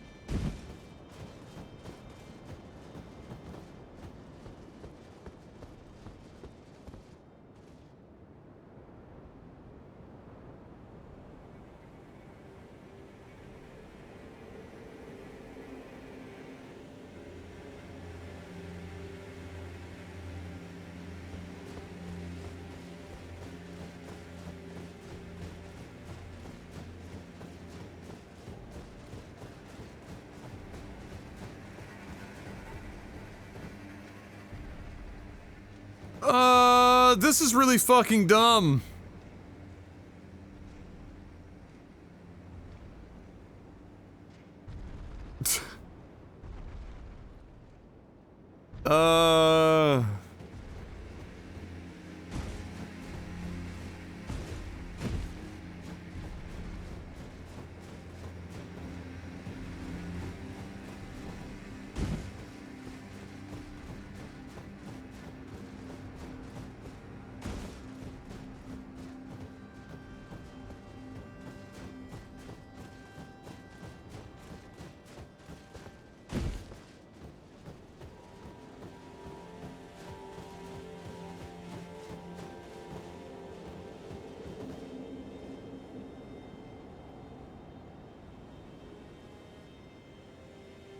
Either I haven't searched enough radius, or it's just not on the ground.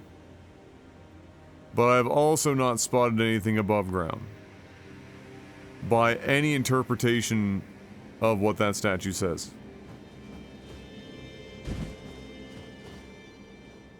Nothing is like, you know, it's not like they have snow like that hits part of a wall that looks like it's something, or on the ground, same thing, no real anything stand out, even remotely.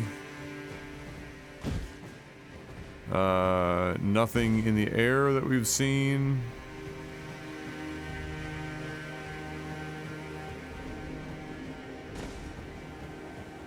So, like, there's nothing on the ground, nothing in the air, nothing on the walls.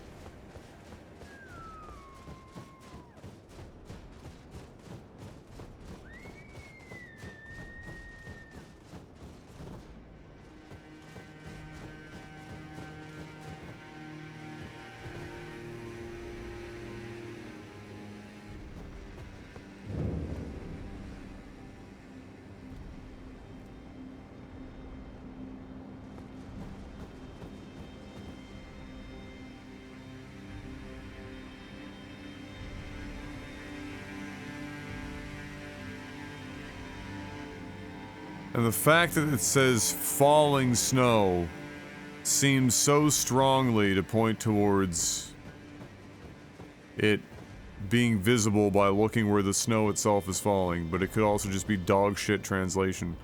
Because you can't really see the snow falling in most places. And it would be unimaginably unhinged to have the player try and wait at a site of grace for some arbitrary time of the day in which the snow is falling slightly harder.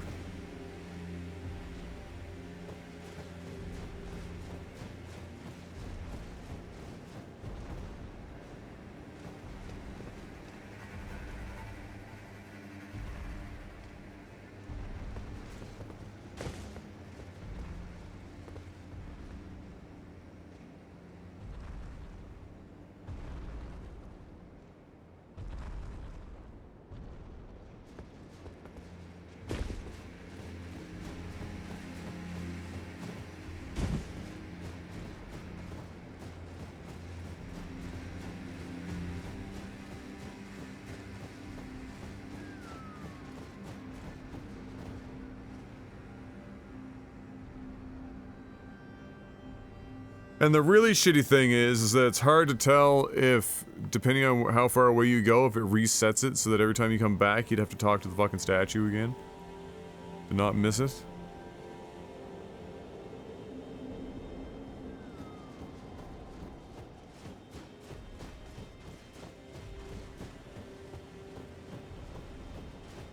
This has gotta be some, like, really esoteric fuckery.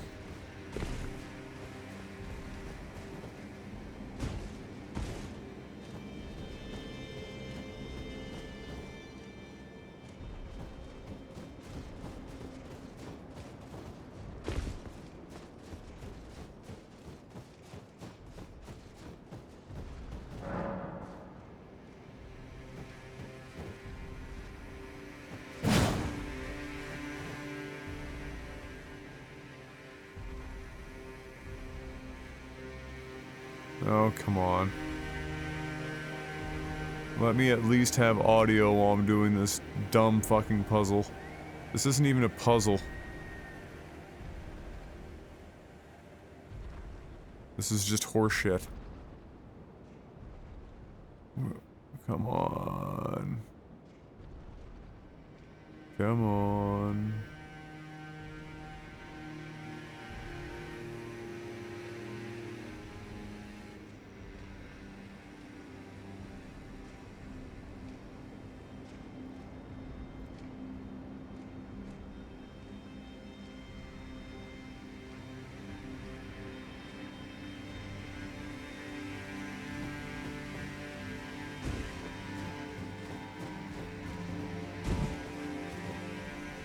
Oh, god damn it. Come on, headphones. Stay with me here.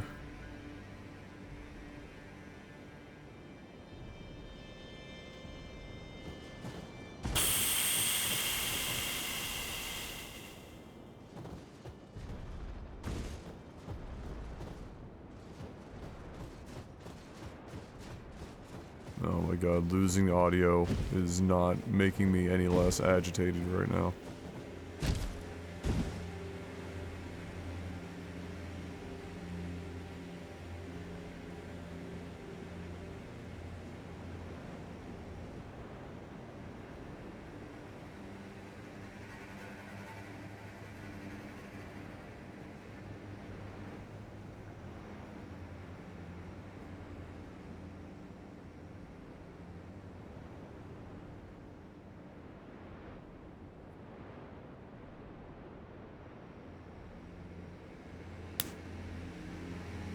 FromSoft's forte is not puzzles.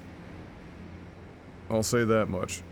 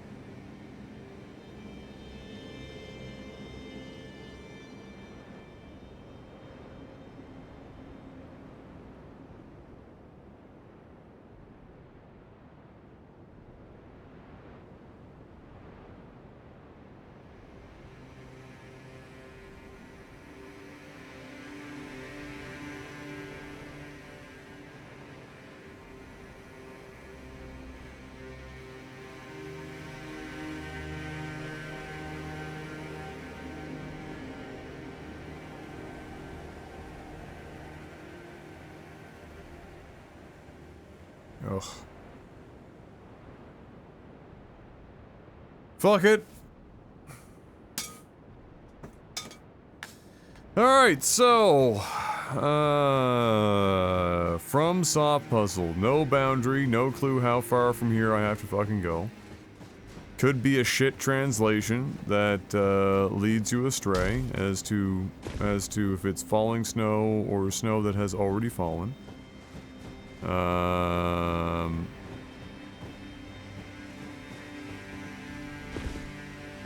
And nothing presenting itself that even approaches like filling in any hypothesis that I can come up with.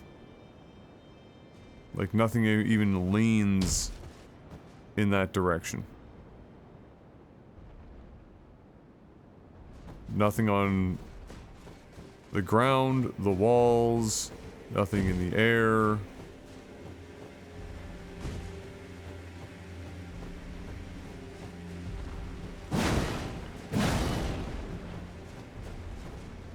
It's just...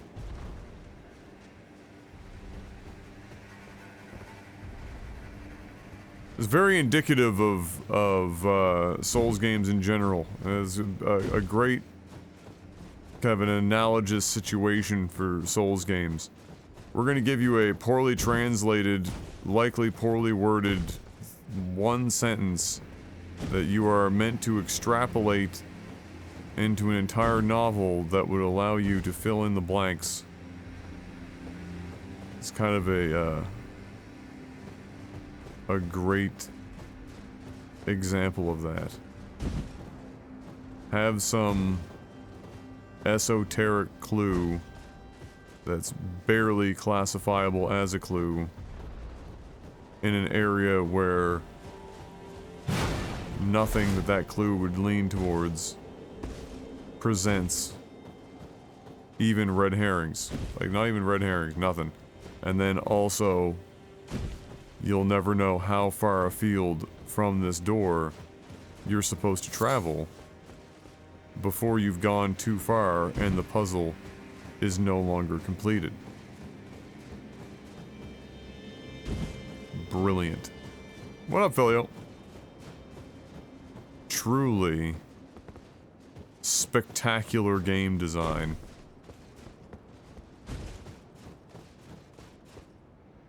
They've cracked the code.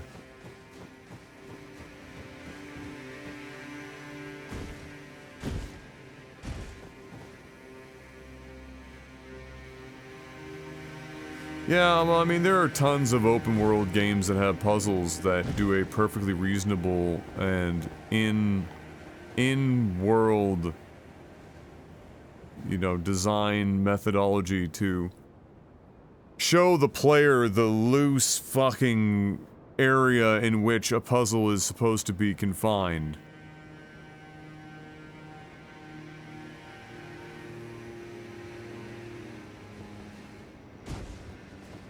Because otherwise, you're just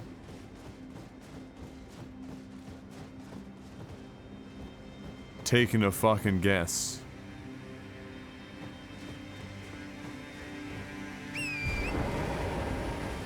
You get to a point where you're no longer solving a puzzle because you don't know the zone, and so you can get gaslit. You gaslight yourself into thinking that whatever theories you have can't be it because you're not seeing anything that would lead you to that conclusion anywhere. But then you find out, oh, the area in which they wanted me to actually explore to solve this puzzle is fucking twice the size that I thought.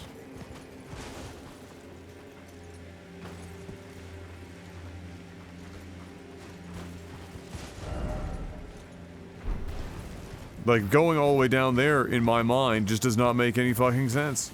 Like, it's so far from even a pathway of getting back up here.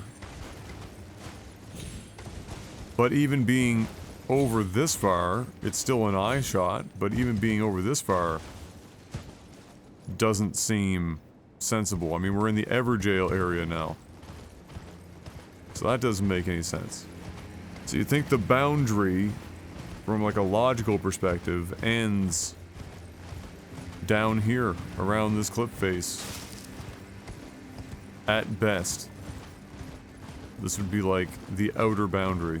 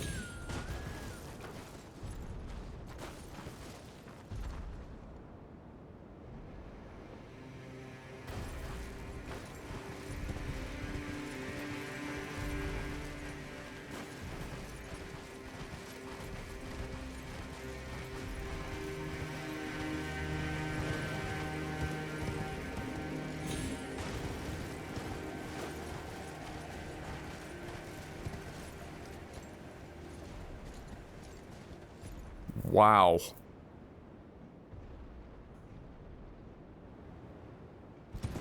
The clue is... I just have to go off the fucking horse to read it, because fuck you, that's why. Falling snow marks something unseen. So, the immediate thoughts are, if the translation's good, falling snow would indicate that it would almost be in the air, and that the snow was highlighting something that is otherwise unseen, like an invisible thing being hit by snow.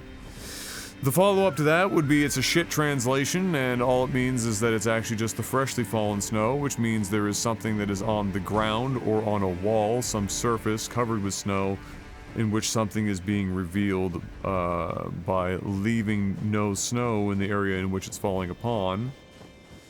And beyond that, I don't know what else you could interpret that as.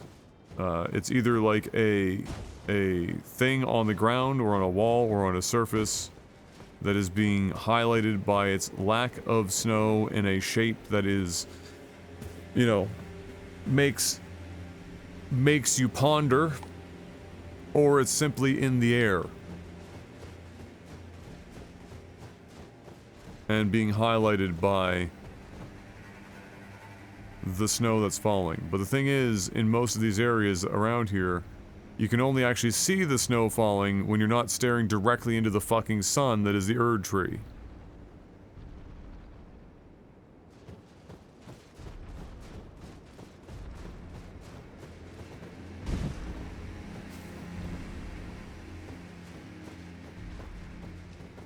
Like, the only other assumption one could even make is that you would need to use a frost spell of some kind to reveal something, but that seems way too restrictive. Having it be in the air already seems sus because it would rely on somebody having long range that was aimable, like a bow or something along those lines. And that's not... That's just poor game design. The odds are they do have something to shoot at it, but you don't want to necessarily take that risk.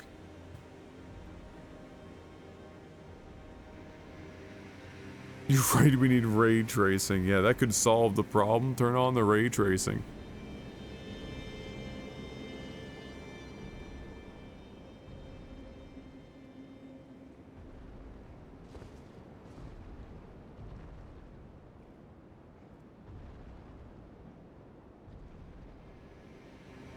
So the other thing is that it could only be visible during certain times of the day, or because certain times of the day it's snowing harder than others. Like right now it's not snowing at all.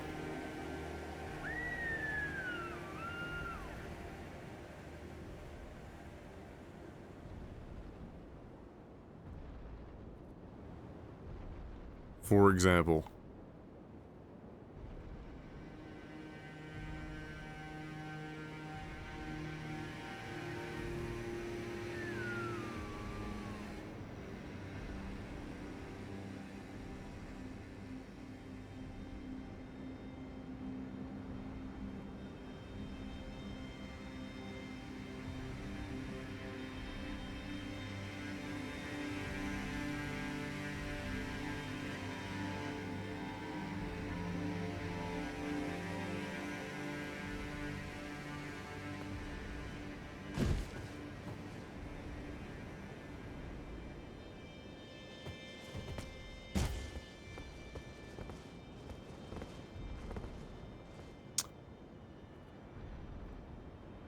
Oh boy.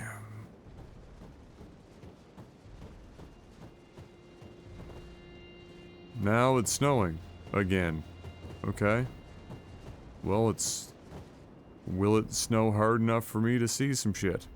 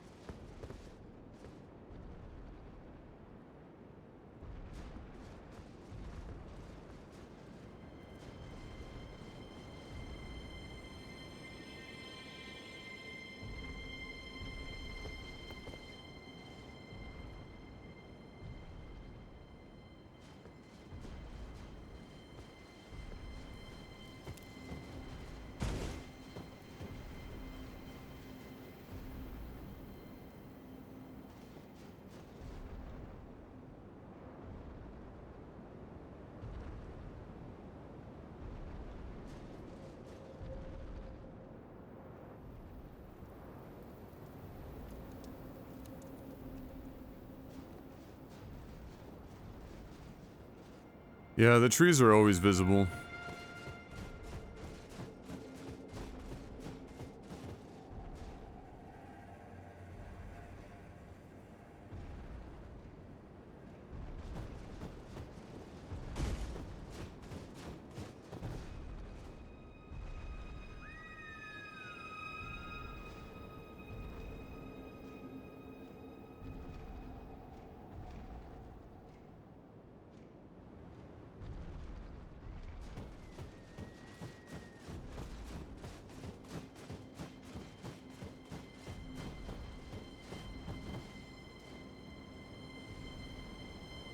My gut tells me it's near the tower and not far afield.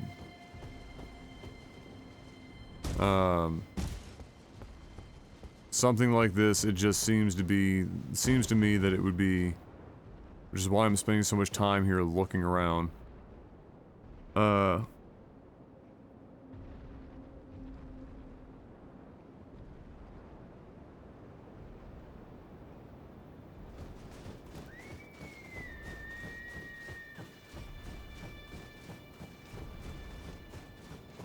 Yeah, I already fucking hit this snow pile, ice pile thing several times.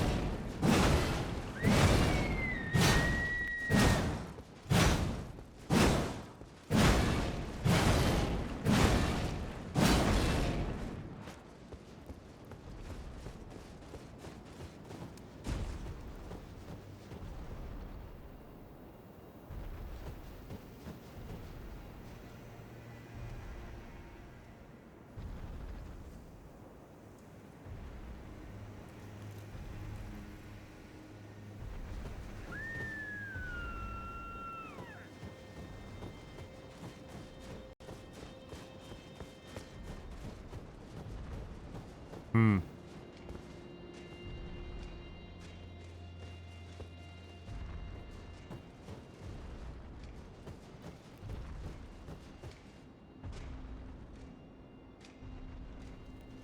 You know, normally you would, I would start to look to see if they've got other visual cues that would lead you to, like, go in certain directions.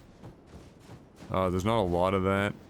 There's, like, the trees could be a visual cue.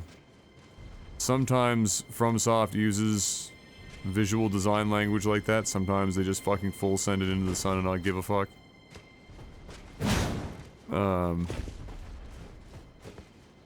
I don't think it's an illusory door. It would defeat the purpose of the door that's out front.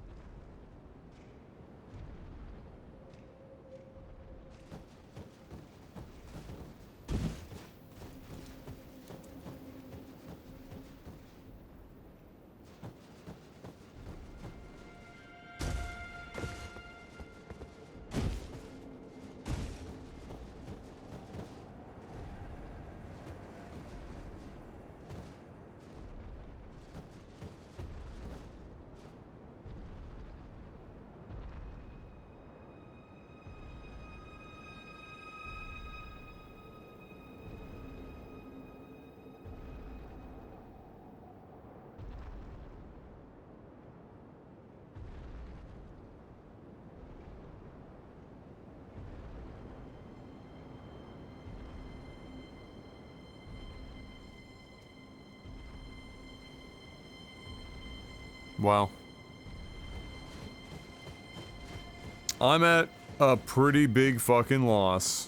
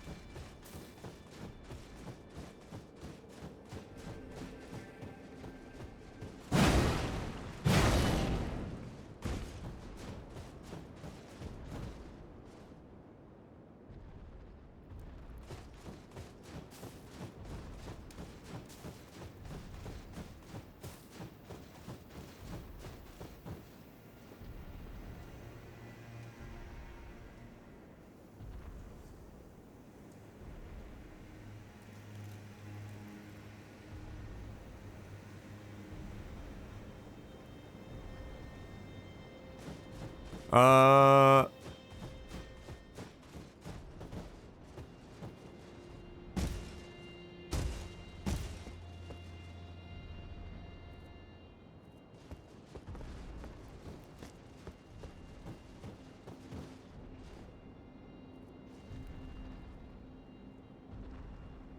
I'm supposed to be really fucking dumb and you have to use, like, fire to melt. Like, is this some Zelda shit?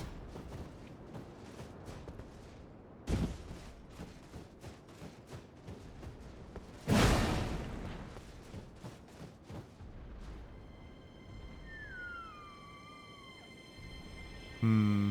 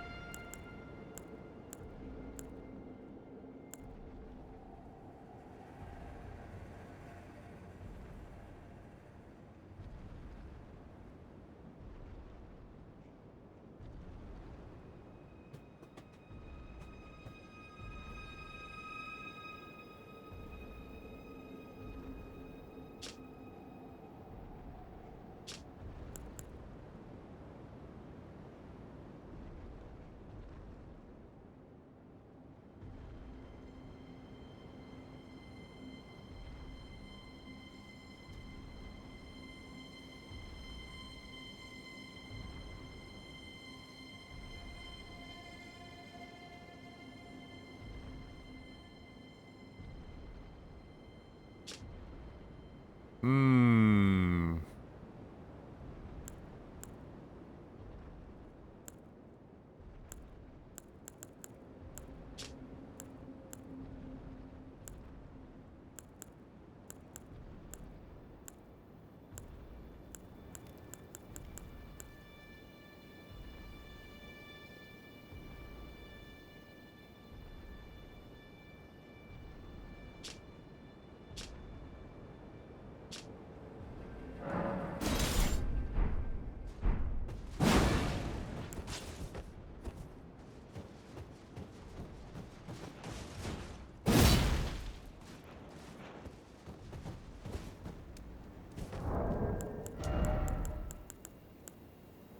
Ah, 18 faith.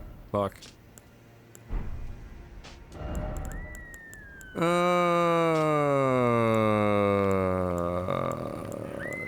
One fucking weapon with fire just to test this theory.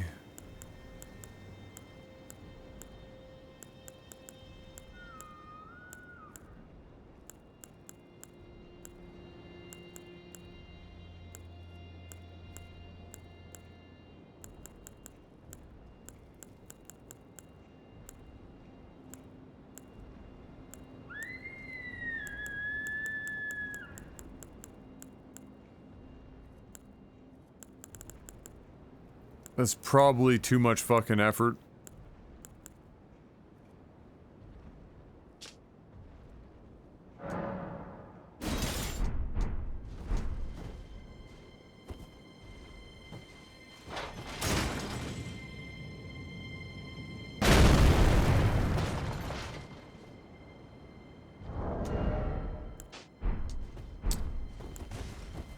Um...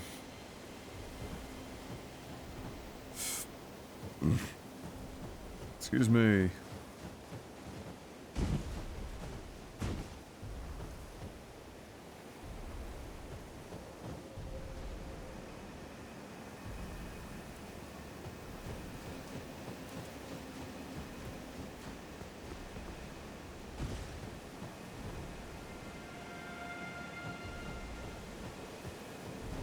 The fact that you can even be here during times where it's not snowing also throws up some red fucking flags. Alright, I'm going to start bananaing some hints here because I gotta be honest, I think this is a fucking dog shit puzzle. And I don't have time to stand around here fucking jerking off, not doing anything for the next 5 hours. So, the first hand banana question is, am I right in assuming that whatever the fuck it is I'm looking for is actually very close to this building?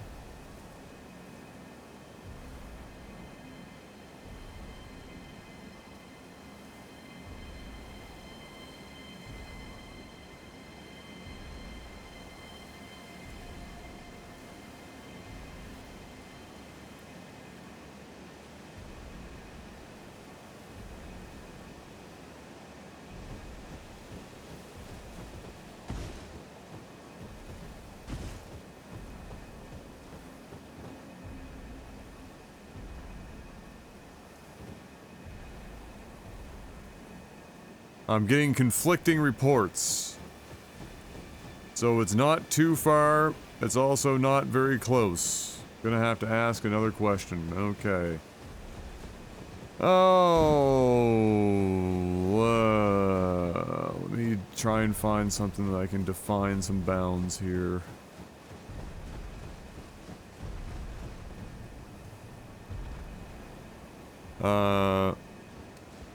Okay, so it's clearly not any further down than this cliffside. And, I mean, it's clearly not down where the fucking giant is.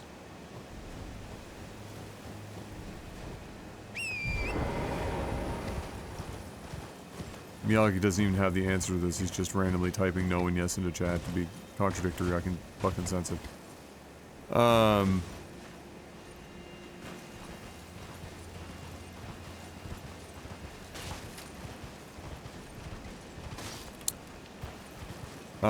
My next question is it a moving target, or is it stationary?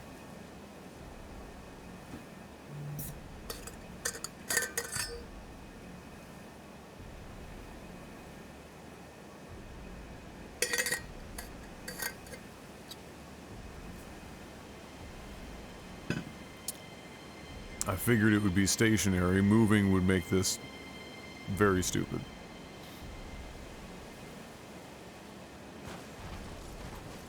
I'm getting to the point where I've got to ask some questions to see if my, like, what I'm thinking of is close to the answer, because I'm getting frustrated with how fucking dumb this puzzle is.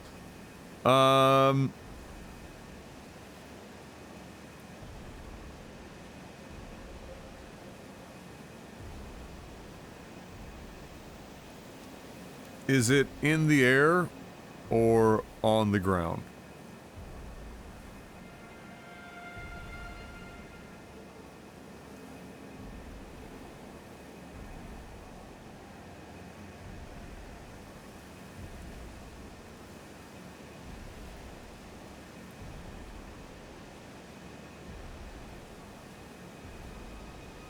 Are there more than one object?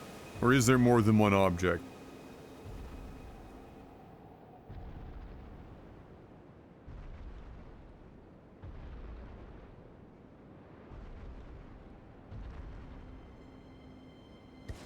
So it's one object. Okay. It's one object relatively close to the building.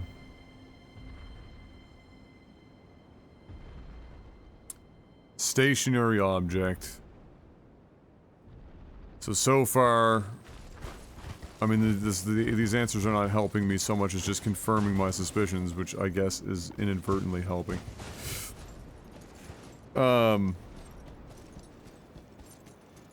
Combination of both in air and on ground, which is, yeah, apparently it's observing,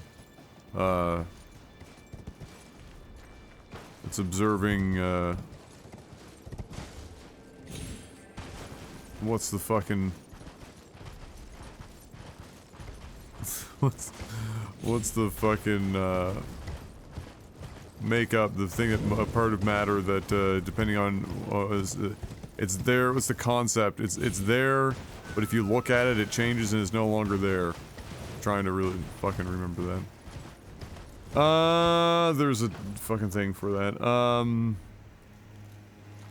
No, not Schrodinger's object. I mean, it's technically there, but there's a thing in science where it's like literally, like, it's a quantum level thing where it's like a, we can't actually give the coordinates for something because trying to observe it, it moves, fucking thing.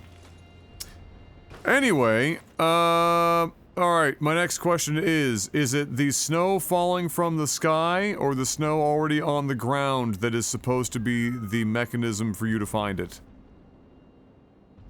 Uncertainty principle, that's the one. Thank you.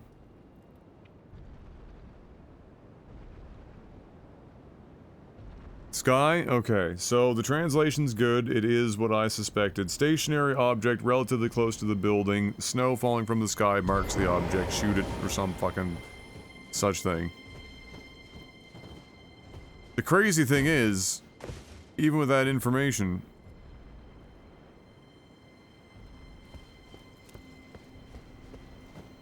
nothing has particularly stood out.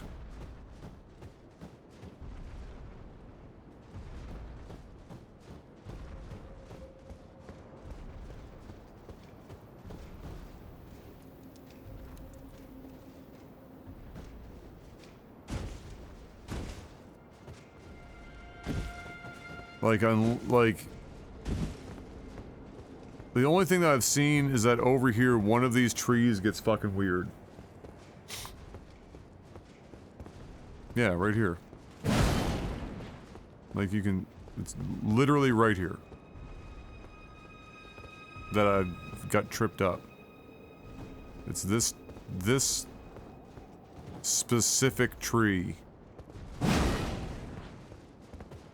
But do all of them do that? If you're close enough to them? No.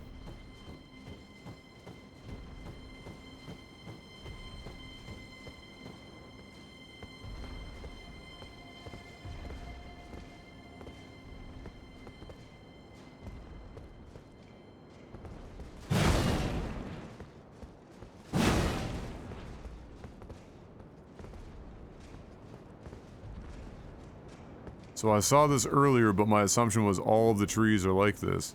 I'm still not even certain about it, because now I gotta figure out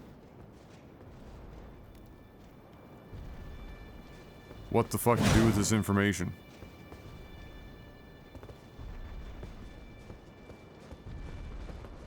Is there a fucking...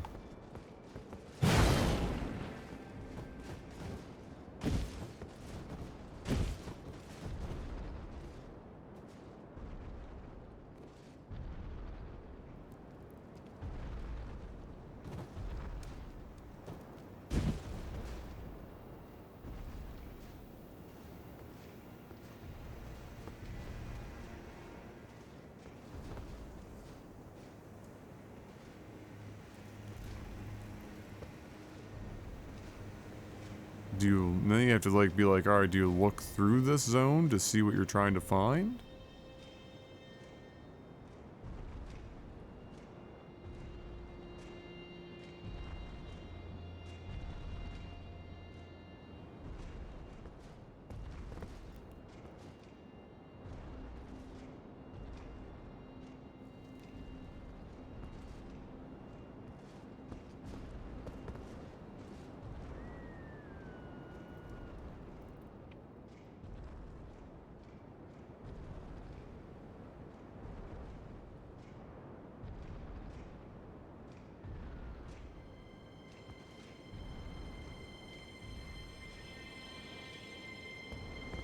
Question is this is even what I'm looking for? That's not a hand banana. Let me go and just double check some other trees to make sure that they're not just also like that. If even one other tree... Yeah, see, look.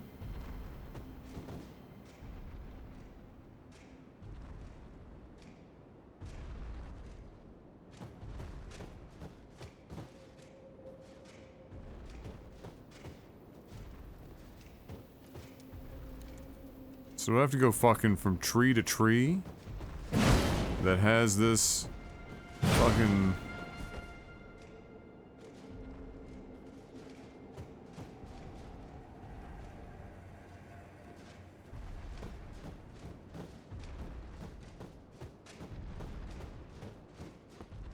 Let's see.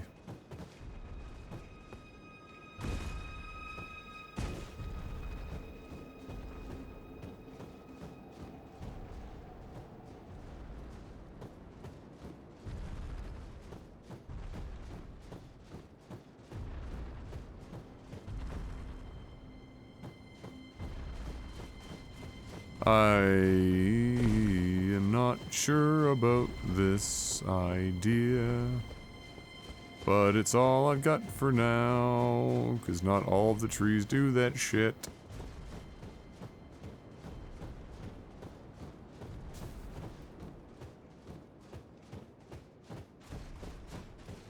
But it could also just be the fucking texture of the fucking tree.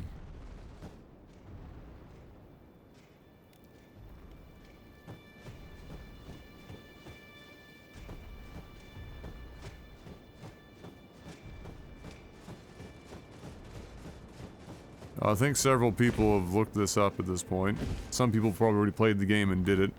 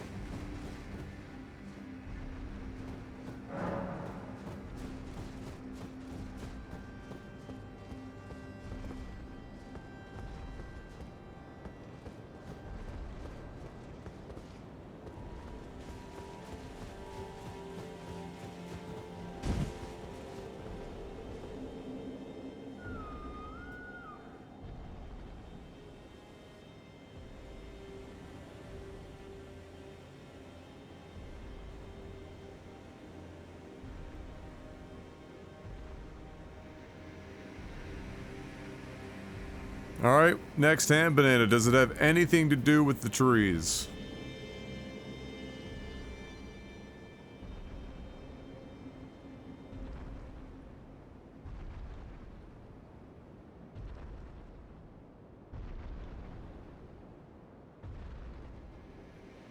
That's what I thought. As soon as I saw more than one tree exhibiting that behavior and then coming back and this tree no longer fucking even doing it, I was like, that's just the texture of the goddamn tree. Doesn't mean anything. Alright, so it's not that.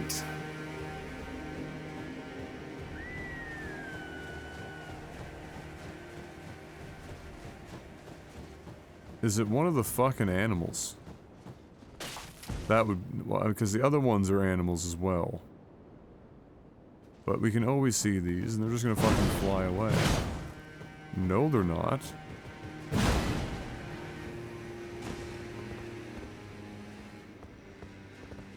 Interesting. Are they pointing towards something? Well, I mean, that would be death.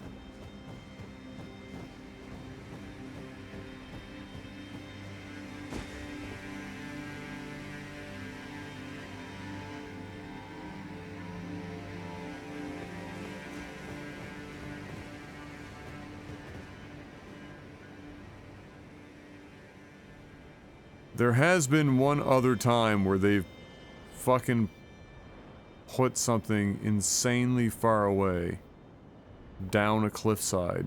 There's been one other time they've done that shit.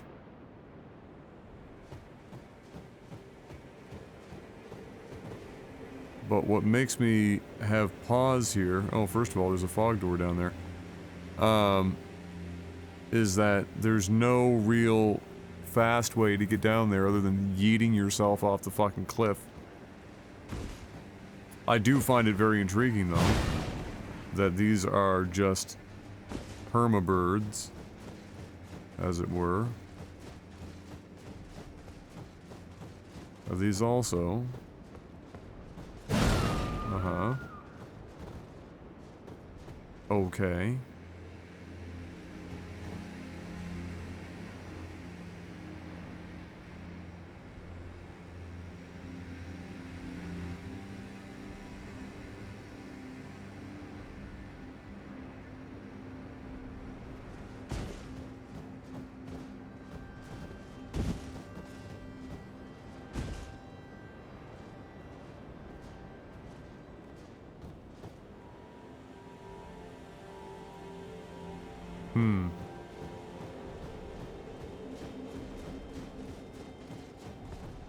This is also untargetable as an animal, so that might not even mean anything.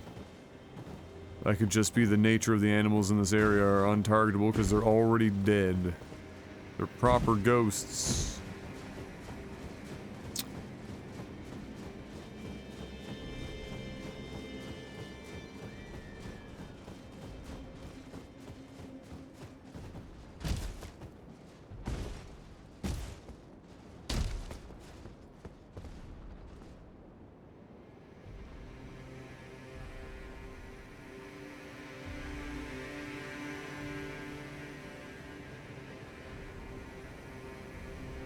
Alright, D-Mystic.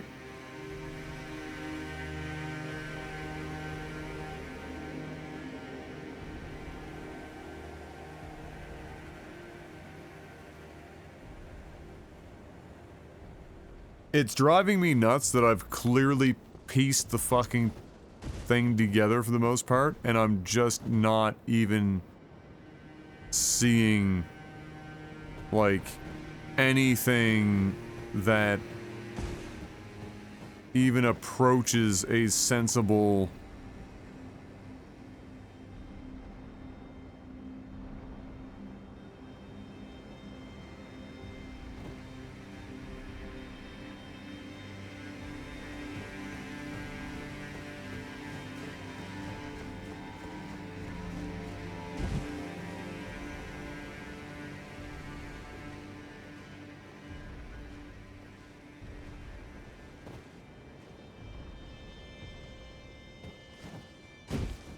Alright, so next hand banana. Am I looking for some kind of animal like in the other towers, or is it an inanimate object?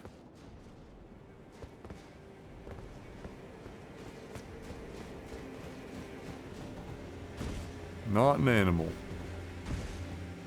My guess was that it's just like a fucking hidden button or lever of some kind.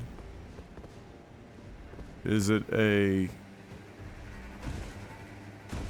lever or button?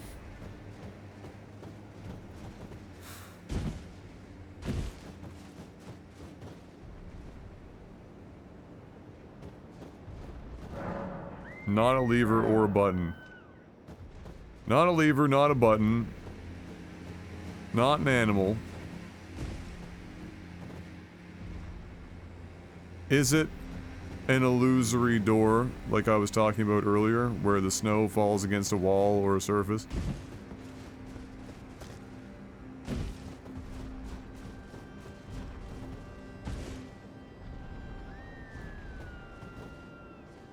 So it's not illusory, it's not a lever, it's not a button, it's not an animal. You see it through the fucking air, and it occupies both the ground and the fucking sky. It's not the trees.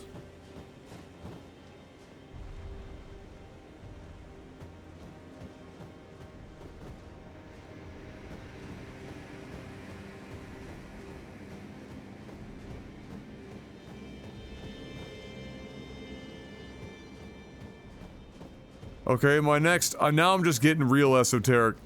Is the directionality of the falling snow a clue?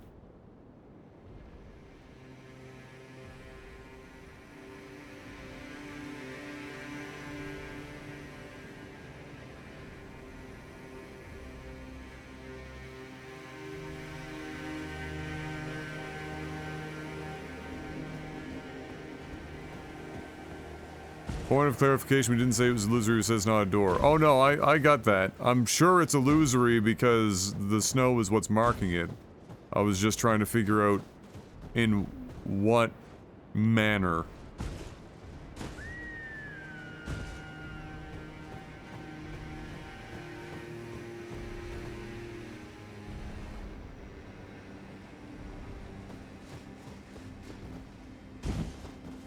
But thank you for the clarification.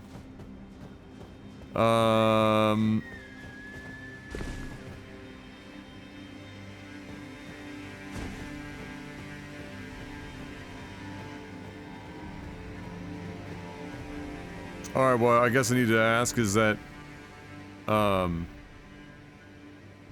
is the, am I hitting it with my fucking weapon, or is it a different type of interactable?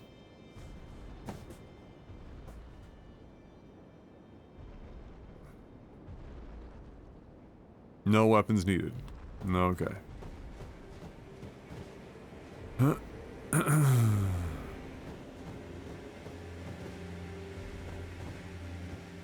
I think the last hand banana that I'm going to ask for now before I think about this some more is it down there somewhere and not up here on this shelf?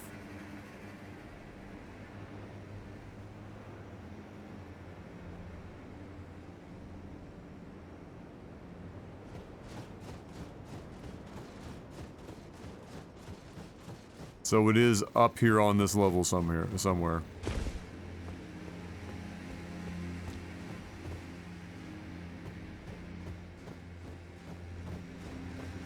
Alright, I'm just gonna find the rough bounds here, so it's no further down than here, I'm assuming.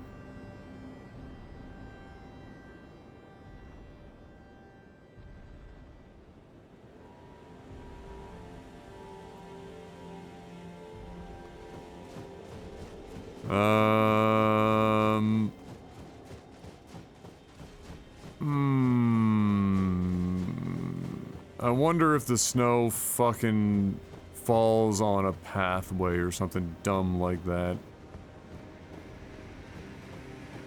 That's kind of hard to fucking... Because the one thing I haven't experienced in this game that they have in, like, every Dark Souls game is a fucking invisible floor.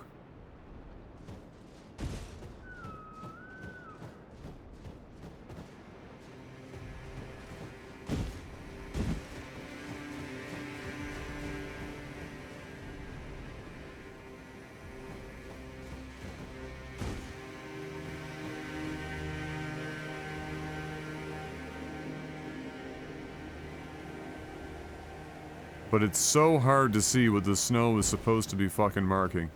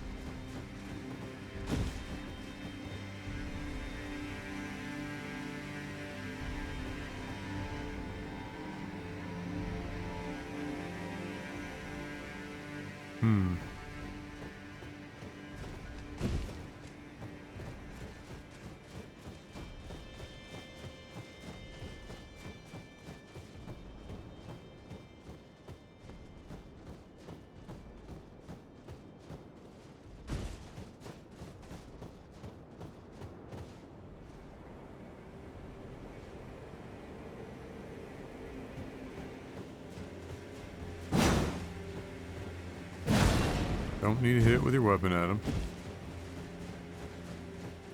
Don't need to hit it with your frickin' weapon, bud.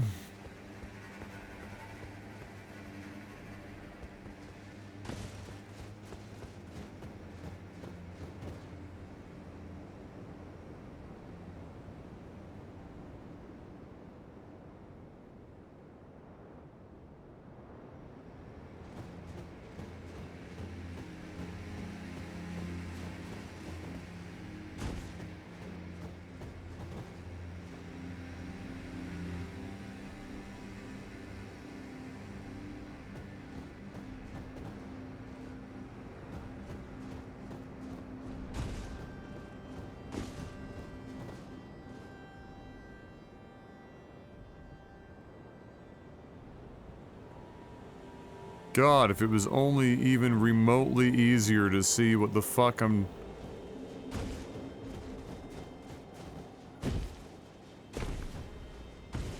The snow is not exactly the easiest thing to see.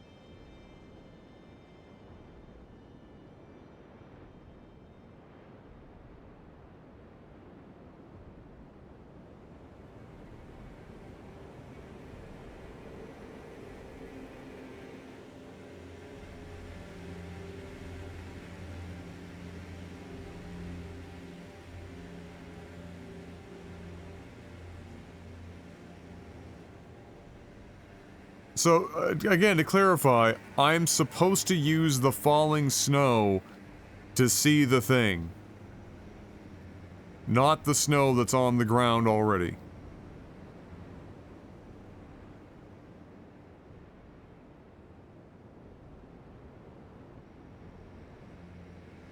Fucking hand bananas. Multiple hand bananas. Snow falling from the sky.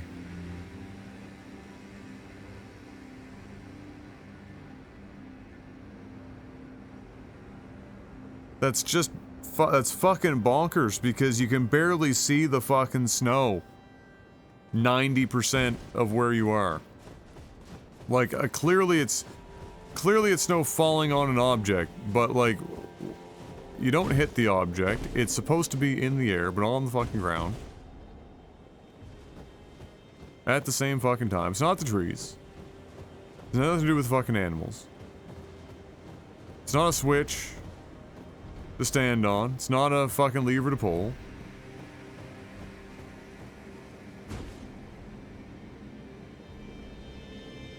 It's not down on the fucking cliffside. It's up here somewhere. I've run around in circles about 1,000 fucking times.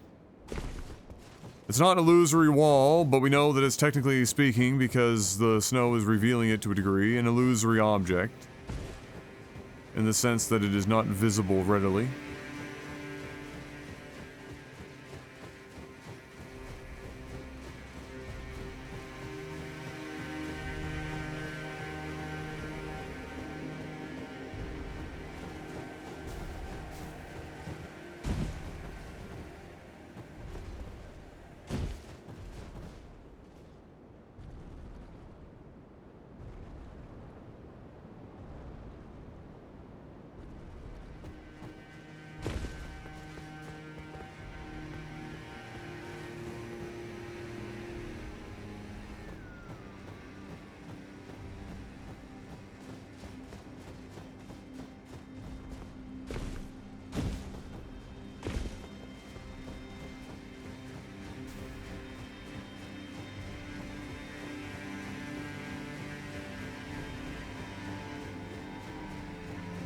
Carol fucking Baskins.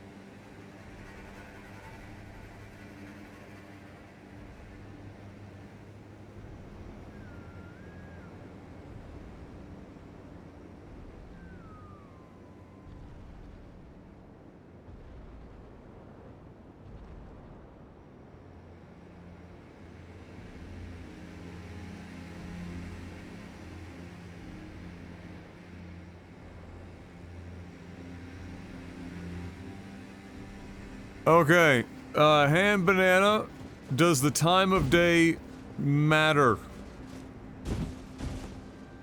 Beyond perhaps making the snow easier to see.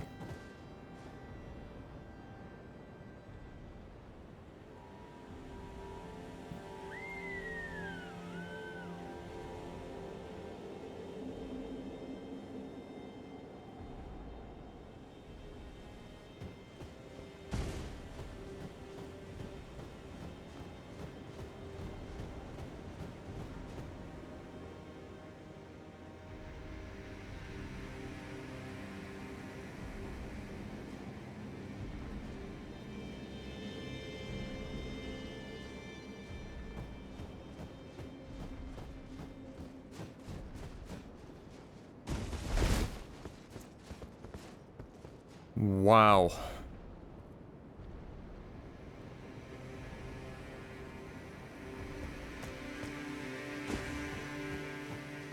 I mean, you can quite literally only truly see this. Why I'm spending so much time here and looking at this building and the sky over here is because you can really only see the snow against this building and this backdrop of the sky.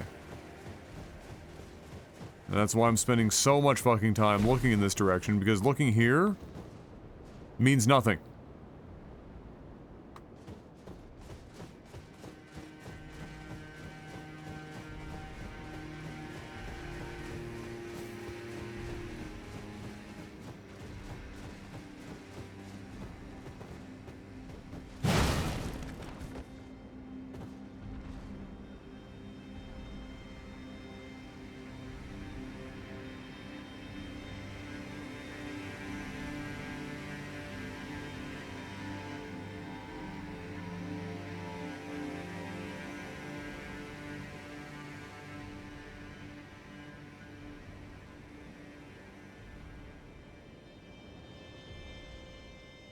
So when I asked about not hitting it with a weapon, I guess to clarify as well, that means I'm not shooting something in the air.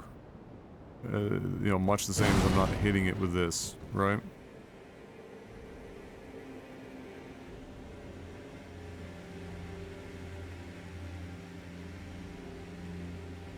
Alright, I just wanted to clarify that.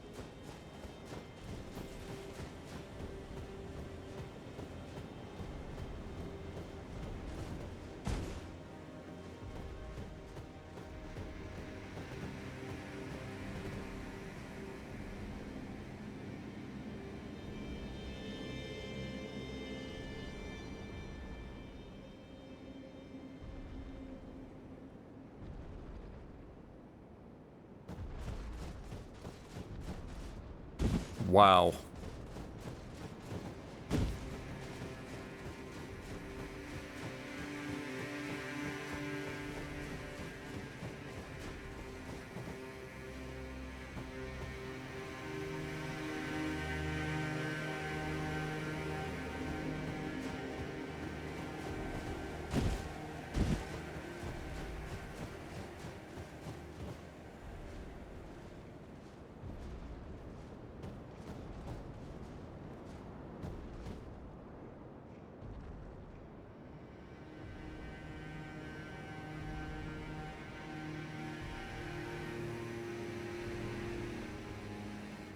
Mark.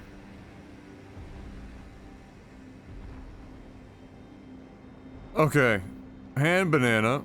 I feel like this side of the building is close to where I'm supposed to be. Am I correct?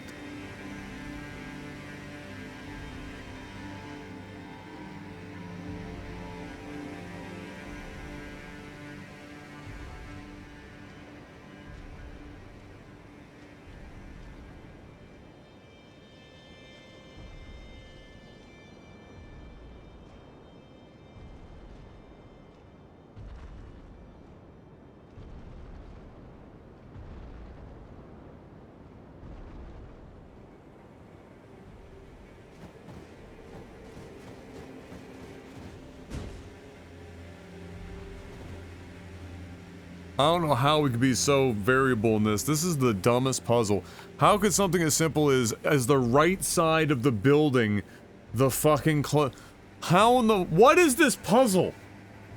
Is this even a puzzle? Is this even a riddle?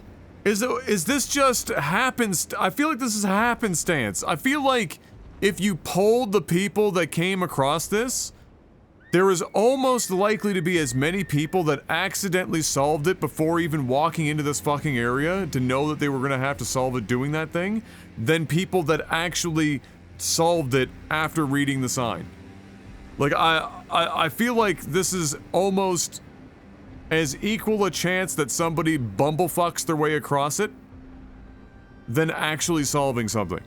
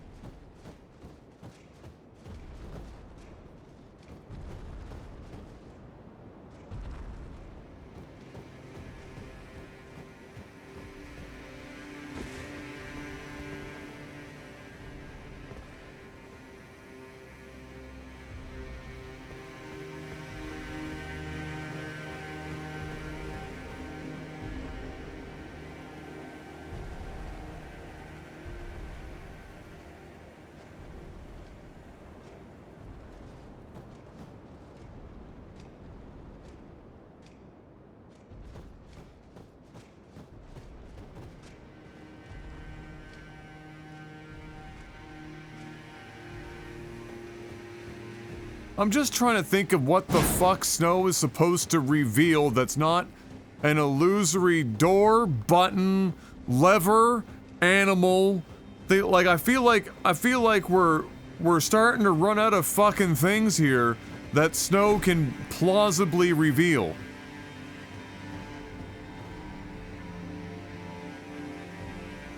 And if it were like a walkway of some kind, which seems highly unlikely, so little snow falls you'd never fucking see it.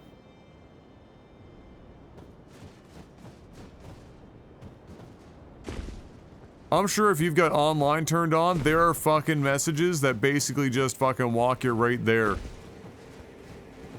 But like, man, like,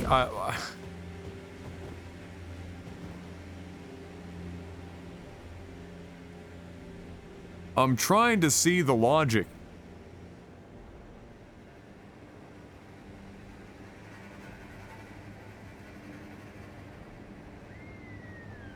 Like, it doesn't even snow sometimes.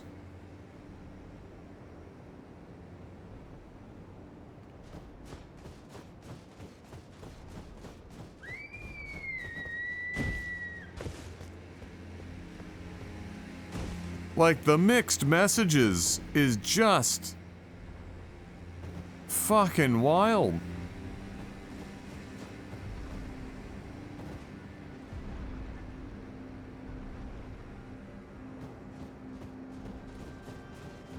Okay, we're gonna start to narrow this down more. So, it is on the right-hand side of this building on this top plateau. And I'm gonna walk back here a little bit, and I'm gonna say it's on the right-hand side of this fucking piece of shit. It's on this plateau, and it is in a direction that is out in front of me only, in this general vicinity. Not behind me. It is out in front of me somewhere.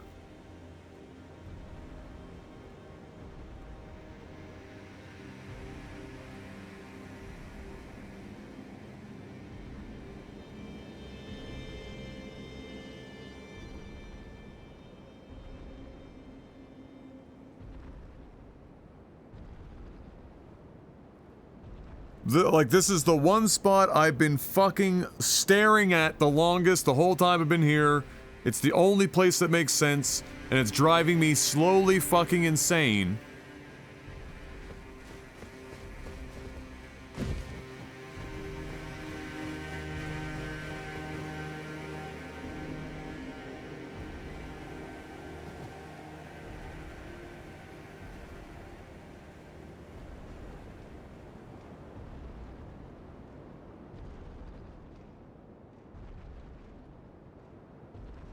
There's fucking butterflies up there. They got like an invisible ass fucking staircase. Is that what we're doing here? Game throwing up save states? Right where I'm walking here? Seems a bit fucking sus.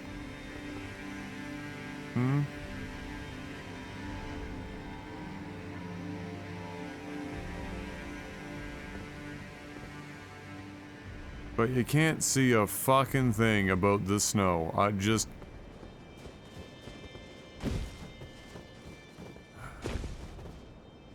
What are you telling me, Miyazaki, with your shit fucking design language? God bless you, your art team's goddamn incredible, but the design language for puzzles is not your forte. What are you trying to tell me, Miyazaki? There's fucking butterflies there. There's fucking... the snow. The save state pops up whenever I'm near this fucking goddamn location, tells me it's on this side of the building. That's why I've stood here for so fucking long. It's the only place that makes sense. What do I put on my fucking lamp? What about that, Miyazaki?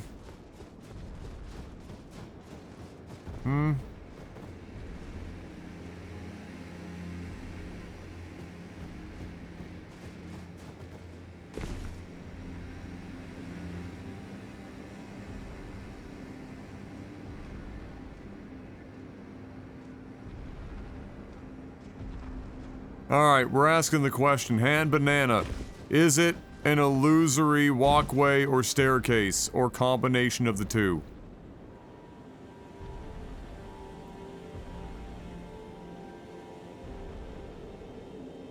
I fucking goddamn knew it. I hadn't seen one all game. It had to happen eventually. It takes me to that fucking balcony. Maybe. Yes?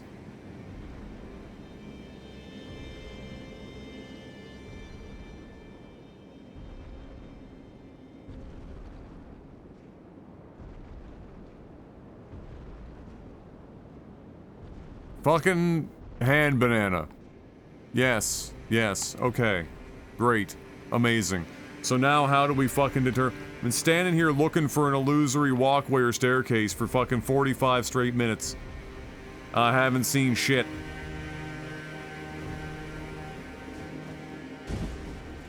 So now I gotta find... what? We'll have to find where it starts, and then magically fucking follow this shit. The only other environmental storytelling I can see is the fact that these animals don't die. I swear to fucking God that has something to do with it. I swear to Jesus. And it's either these birds are pointing me in the direction of the start, or I'm just getting real fucking esoteric. But then again, this whole thing has just been a complete fucking meme. And the problem is with that line of logic is that there are multiple birds and they're not all necessarily pointing in the general direction.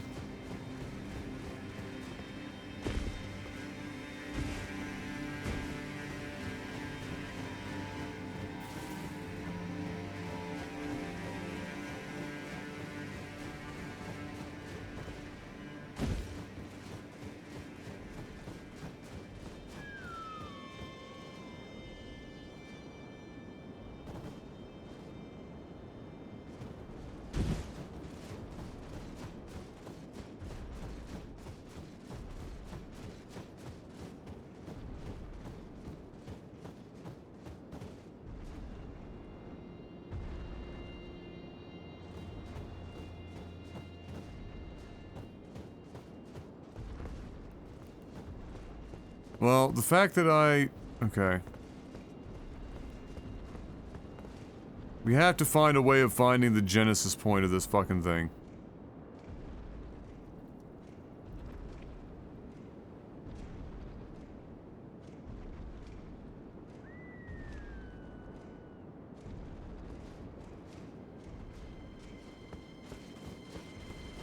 And the question is, does it start with the trees? This is not a question for, this is not a hand banana. But I have a sneaking suspicion somebody accidentally came across it, where they just started to walk up into the fucking air or some shit. Unintentionally.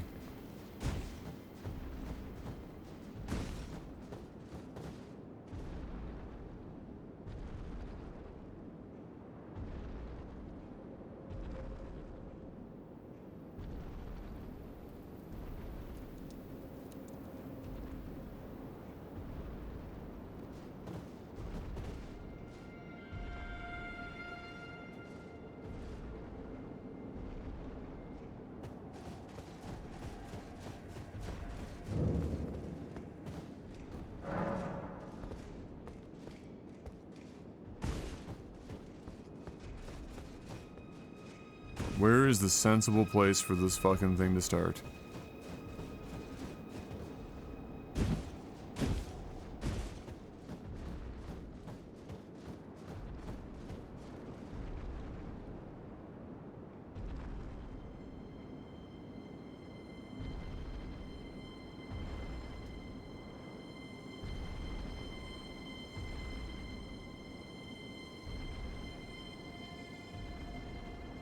You know what?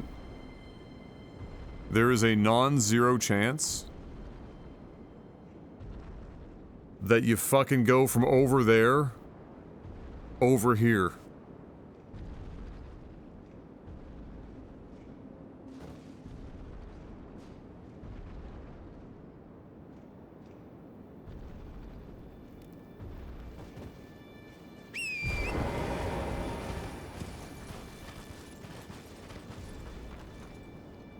Before I travel over there, I'm gonna ham banana it to save myself some time. Am I going all the way the fuck over here to where this bridge used to be, because everything's a fucking goddamn ghost, and it's actually that bridge, you walk across that bridge where there's a place to touch some ass to walk up to this fucking balcony?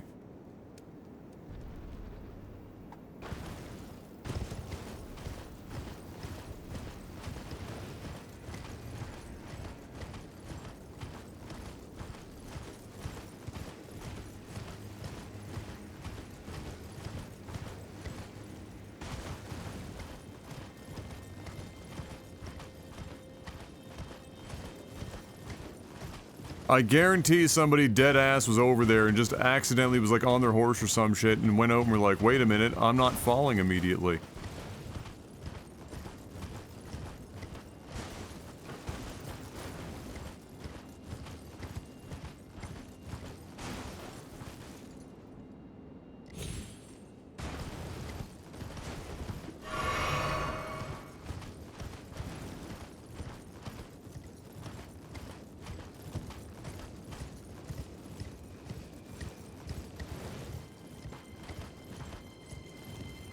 The dumbest fucking thing about this is that without boundaries, the fact that this could even possibly start way over here is just absolutely insane.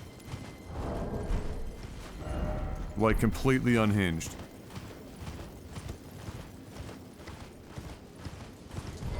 When I say solve it, I don't necessarily mean the whole thing. I mean, happen across what would start the solution. The snow is clearly taking you there, right? Oh yeah, definitely. The snow is likely to start revealing shit while you're up here.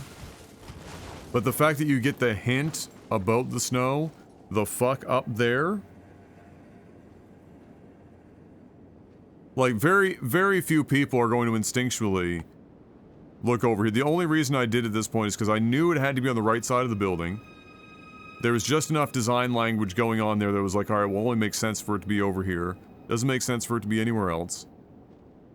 And the major clue was that there were butterflies on the balcony, which I was like, alright, well, I haven't seen an invisible walkway yet in the game.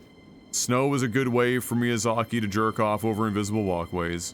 It's kind of a throwback to what's-his-face's fucking place. Can't remember the name of the boss in the other game. And there's butterflies there where they're out in a broken railing. Like, it has to be an illusory fucking walkway. There's no fucking, like, there's no chance of anything else. And then you have to, like, then you look across. just... You're like, alright, well, we're in Ghostville, you know, population U. And we got a mixture of stuff that is from this version of the world and the world previous, which is my assumption of what all this ghost stuff is, by the way. Is that much of this stuff is, if I had to take a guess, from a time in which the world was last cleansed.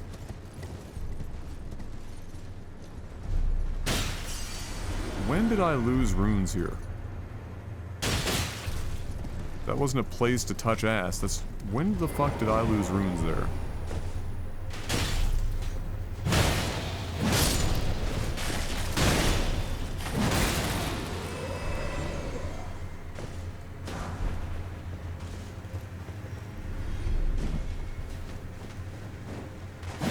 I gotta kill these things just to be fucking...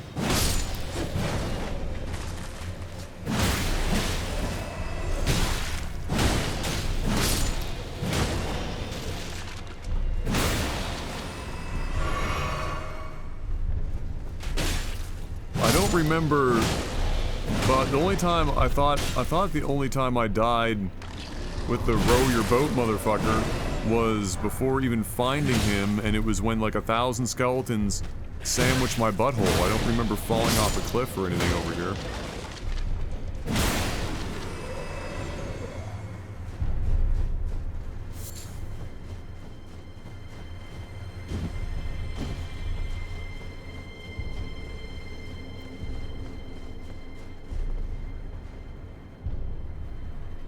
Alright.